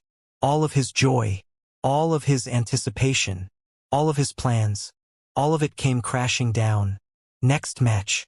Dian Sacharo versus Zabia Jafari. Dian stood silently across from Zabia. It wasn't lost on him that this man had some sort of connection with Ulu, but Dian wasn't the type to transfer the sins of one to another. As far as he was concerned, Ulu had already paid dearly for her mistake and would be paying for the rest of her life.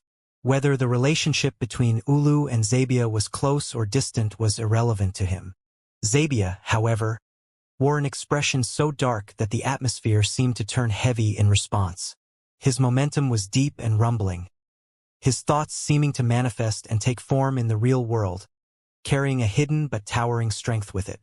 Planet Nyx was a planet that specialized in a host of rare wills and disciplines, each more troublesome and awe-inspiring than the next.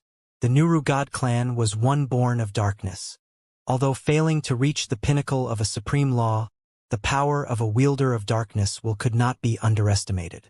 The numerous paths birthed a versatile and dangerous will that left little weaknesses when mastered. The Lebna God clan was a clan of soul and spirit experts.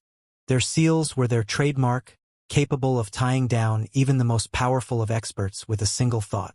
Their control over a battlefield was near unmatched, and their manipulation was uncanny. However, the clan that stood above them both was the Jafari Royal God clan, specialist in time will. There was reason that time will wasn't listed among the supreme laws. Not only was it a will just as difficult to learn as any supreme law, it also didn't provide any of the benefits that should come with one. Legacies related to time will were too rare, and the use of time will was so constrained and limited by the laws of the universe that wielders of it would be seen as those wasting their time. And yet, despite understanding this, the Jafari still continued to take pride in their speciality, still continued to pass down their wills, still continued to hold on to this seemingly useless will. Even Dian only maintained his time will in order to make use of its fusion with his space will. It simply took too much stamina without enough payoff to wield time will. It wasn't worth it. However, somehow the Jafari continued to survive. An ancient and stubborn clan, yes, but one that had lasted through the torrent of the ages nonetheless. Few understood why, and even fewer understood how. But what was clear was that underestimating a clan like this would only lead to your downfall. Nearly half a minute had passed since Dian and Zabia stepped onto the arena floor, and yet neither one had moved. The crowd didn't dare to say a thing. If this was any other match, they would likely have begun to boo by now. But something seemed different about this match. There was a story they didn't know about. Ulu watched silently from the planet Nick's stronghold. Her expression was dead, and her eyes were hollow. A dense darkness filled the space as everyone's mood seemed to sink in unison. Her hand was placed lightly on her stomach as her chest beat slowly, almost too slowly, filled with endless regret. Why had she even done what she had done? Was it worth it in the end? Was the potential increase in power their clan might receive worth the life of her child? Ulu couldn't even delude herself into thinking that had she known she was pregnant, she couldn't have thought of doing those things to Ri. She wanted to believe that maybe if she had had a little bit more motherly instinct, a little bit more sympathy and foresight, she would have been able to avoid all of this. And yet now all she had was a baby in her belly that she had little understanding of. Was her child already dead? Did it matter if their child was alive? With her womb sealed, how would she ever give birth? Ulu was a part of the Lebna God clan. By all rights, with her sensitivity towards sensory-type techniques, she should have been the very first to realize that she was pregnant. But it seemed that their elders were just that much more powerful. Until this morning, she hadn't even known she was pregnant at all, and now she wished she never knew. Maybe if it was just her womb that was sealed, Zabia might have been able to maintain enough rationality to put their plan first. But how could he be expected to do so in this situation? Ulu hadn't even attempted to calm her husband down. She hadn't bothered to remind him that he was meant to seal and not kill Dian. In fact, she hadn't even been able to speak or think clearly for the entire day. All she felt was regret, endless regret. Elder Den stood in the skies with a confused expression on his face. Now more than a minute had passed, and yet neither warrior had made a move. He was quite clear on the fact that he had long ago said begin, but there was little he could do now. Dian continued to stand silently, his eyes trained on Zabia, who had yet to look up from the ground this entire time. Judging by his demeanor, Dian had long since come to understand that this man's relationship with Ulu wasn't so simple. In fact, it was so close that Dian could see his soul blackening more with each passing second. Zabia didn't even seem to be using time will. The black fog wafting from him was without a doubt a darkness will. Suddenly, the silence was broken. I don't care what your reason was. I don't care what you think my wife did or didn't deserve.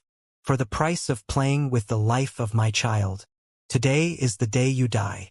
Tens of dense black swords appeared in the air as an opaque domain of blackness surrounded Dian and Zabia. Dian's eyes flashed with a sudden realization. This technique was the same one used by Yazid against Vidar, and yet it was on a completely other level. It even incorporated the darkness domain used against Thor.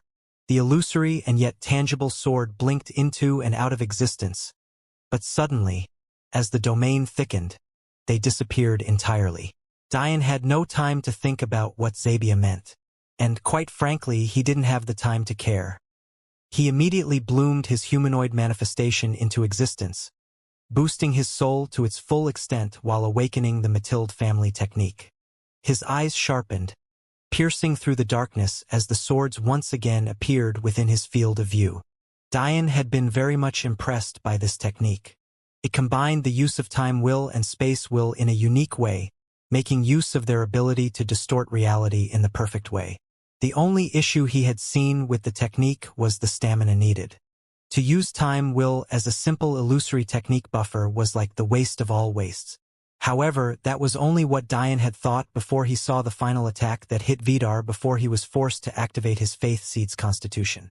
At that time, Vidar had been standing completely still with his nerves prepared to react at any moment. And yet, in an instant, tens of swords wounds appeared on his body without any warning. There was no sword chi. There was no spatial fluctuation. In fact, the illusory and ethereal swords hadn't been anywhere near him. Dian had thought of two possible explanations for this. The first was the dimension and multiplane path of spatial will. Dian dodged aside, swinging his sword in its usual calculated angle as the soft clanging of metal meeting metal reverberated through the dark domain. This multiplane path of spatial will was something that Dian had only thought of in theory before he found notes on it within the Celestial Deersex library. It was a path capable of hiding things in space. However, with enough mastery, it would begin to separate the image of something from its effects on the laws in whatever space you wanted. Essentially, you could hide the body of a sword within a different plane, effectively hiding it from sight and perception. But you could keep its sharpness within this plane, thus meaning that you could make your attacks nearly undetectable. This was on a completely different level than simple invisibility because while invisibility hid you from only one sense, this path hid you from all of them. Dian's ear twitched in agitation as his head dodged to the side. He hadn't heard anything, but the uncomfortable feeling of blood dripping from his ears had alerted him to something even his eye technique had missed. Damn it! Dian could no longer see Zabia, and although he had the means to tear this darkness domain apart, he didn't want to play all of his cards all at once. He wanted to see just what Zabia wanted to do first. Dian knew a thing or two about being as angry as Zabia was now. Just because he didn't care for Zabia's anger didn't mean he didn't understand it. A man who had delved so far into his emotions wouldn't be content with killing his prey from afar. No. Zabia wanted to feel Dian's flesh crumble beneath his palms. He wanted to see Dian cry out in agony from as close as possible. He wanted to tear Dian's soul out himself. This was nothing more than foreplay. Zabia was coming. The crowd could only watch as the faint echoes of blades clashing against blades sounded. All they could see was a dense black fog, and yet the anticipation they felt hadn't died down not one bit. It wasn't long before Ree, too, understood just what Zabia meant. Unlike Dian, she didn't have to focus on a battle. So, when she heard Zabia mention a child, it was suffice to say that she was conflicted. She didn't know how to feel. Yes, she absolutely hated Ulu down to her very core. Had Dian not been strong enough to save her, wouldn't they be slaves right now? Would Ulu feel bad about Ree no longer being able to have children? Would this Zabia character even give them a second look? And yet, she was supposed to feel pity? Ree clenched her fists so tightly that blood began to soak her palms. But that was when a soft hand clasped over hers and she looked over to find Madeline smiling gently. "What would you do?" Ree asked softly. Madeline at Ree for a good long while before shifting her gaze to the dome of darkness in the distance, a dome where their husband was without a doubt fighting for his life. "Let's trust him with the answer," she finally responded. "Because I think you've already made up your mind." Madeline smiled, gently circulating her celestial will to ease the pain in Ree's palm. A half-laughing sob escaped Ree's lips. She really had already made a decision. How could she allow a child to pay for the sins of their parents? It wasn't fair. But, at the same time, what if her and Diane had been with child at the time too? In the end, Ree could really only leave the answer to Diane, because there just didn't seem to be a right one. Bloody wounds continued to accumulate across Diane's body. His mind was racing as he continued to calculate again and again to make his sword swings more precise. He had come to the conclusion that this likely wasn't the multiplane path, or that it wasn't it alone. The reason being was simple. Diane's space will was on a higher level than Zabia's, having already reached the 9th will level. There shouldn't have been anything Zabia could hide in space that Diane couldn't detect. Regardless of whether Diane used his spatial will to its peak level every time or not was irrelevant. The fact that his comprehension of space had reached that level meant that there was nothing Zabia should have been able to get past him. And yet, his wounds continued to grow. They were shallow and Diane mostly dodged fatal wounds, but that still told him that there was more to this. However, the second possibility that Diane had thought of was much too frightening. If the Jafaris were really capable of such a thing, they were too heaven-defying. If such a thing was possible, all thoughts of time while not being a supreme law would be completely upturned. He wasn't willing to conclude such a thing so easily. Unbeknownst to Diane, Zabia was slowly edging toward him. He had long since understood that Diane had senses that were far from the norm, or else he wouldn't have been able to deal with the disparity in speed between him and Saru. In addition, his grandmother-in-law and matriarch of the Lebna god clan had already warned him that Diane's soul level was ridiculously high. Knowing this, he had decided to be cautious. Despite his anger reaching a fever pitch, Zabia had spent all day tempering it, even going as far as to lose battles that were well within his ability to win just for the sake of hiding his power. This Diane character had surpassed his limits time and time again, and Zabia had little doubt that Diane had yet to use his full power. Maybe, if Zabia knew just how much Diane had hidden himself, he would have been even more cautious. Blades began to appear from nothingness before Diane, slicing past his defenses and digging into his once unblemished skin. He already brought his demon emperor's will to the peak of the first act, and yet he still found his reaction time to be too slow. Suddenly, a palm slammed into Diane's back, causing his eyes to widen with shock. How did he get so close? Diane tumbled forward, his back searing with pain. Suddenly, his demon emperor's will fell from the 3rd stage to the 2nd, and then from the 2nd to the 1st, and then it stopped rotating entirely. It felt as though Diane's body was as fragile as when he first stepped into the martial world. He could feel the seal trying to worm its way toward his soul cultivation, but it shattered entirely. However, his energy cultivation didn't have the same luck, being sealed completely. What? Diane's eyes flashed with seriousness. But before he could do anything, he felt a sharp sword sliced into his left arm. Diane had tried to dodge with his usual minimal movement, but he suddenly realized that his speed was nowhere near where it had been. Shit! Blood ran profusely down Diane's arm as it hung limply to his side. He immediately diverted his soul power from observation to healing, but that was the instant danger flashed through his senses again. He leaped backwards, furiously creating amplification arrays at his feet to make up for his lost speed. Diane's right arm flashed forward, swinging 3 times in quick succession. The dings of metal on metal rang outwards even as even more cuts appeared on Diane's back, cutting much deeper with the loss of his body's toughness. It didn't take long for Diane to understand what had happened. He cheated. How could someone Diane's age create a seal capable of hindering his energy and body cultivation? If his soul cultivation hadn't been so domineering, wouldn't he be completely helpless right now? There was no doubt in Diane's mind that this was an external aid brought in by Zabia. It's no wonder he had used the darkness domain even knowing that it was useless against Diane. It wasn't for the sake of Diane, but so that no one could see what was going on. Anger built up in Diane's chest. He didn't care if this Zabia wanted to get revenge for his wife, but what he did care about were those who used despicable means even when they were clearly in the wrong. Suddenly, A laugh so arrogant and pompous it made even noble men shiver rang outwards from Dian. His soul power raged, breaking through from the lower saint stage to the peak of the middle saint stage in one step. All the while, this Zabia was using his darkness will to hide his deeds from the crowd, while using another technique entirely to hide from Dian. It wasn't a space technique. No, it was a time technique. One that would have been enough to frighten anyone in existence if used by the proper expert. But right now, Dian could hardly care. The tree of life and death ripped through space, tearing the darkness domain apart with a single sweep. Zabia's figure was revealed in an instant, but seeing that Dian only had an injured arm, he frowned. He had no idea how Dian had dodged with all of his cultivation sealed, unless his soul isn't sealed. I don't feel like wasting my words on you, Dian said through a sneer so fierce that it was almost as though he treated Zabia as a shit stain beneath his feet.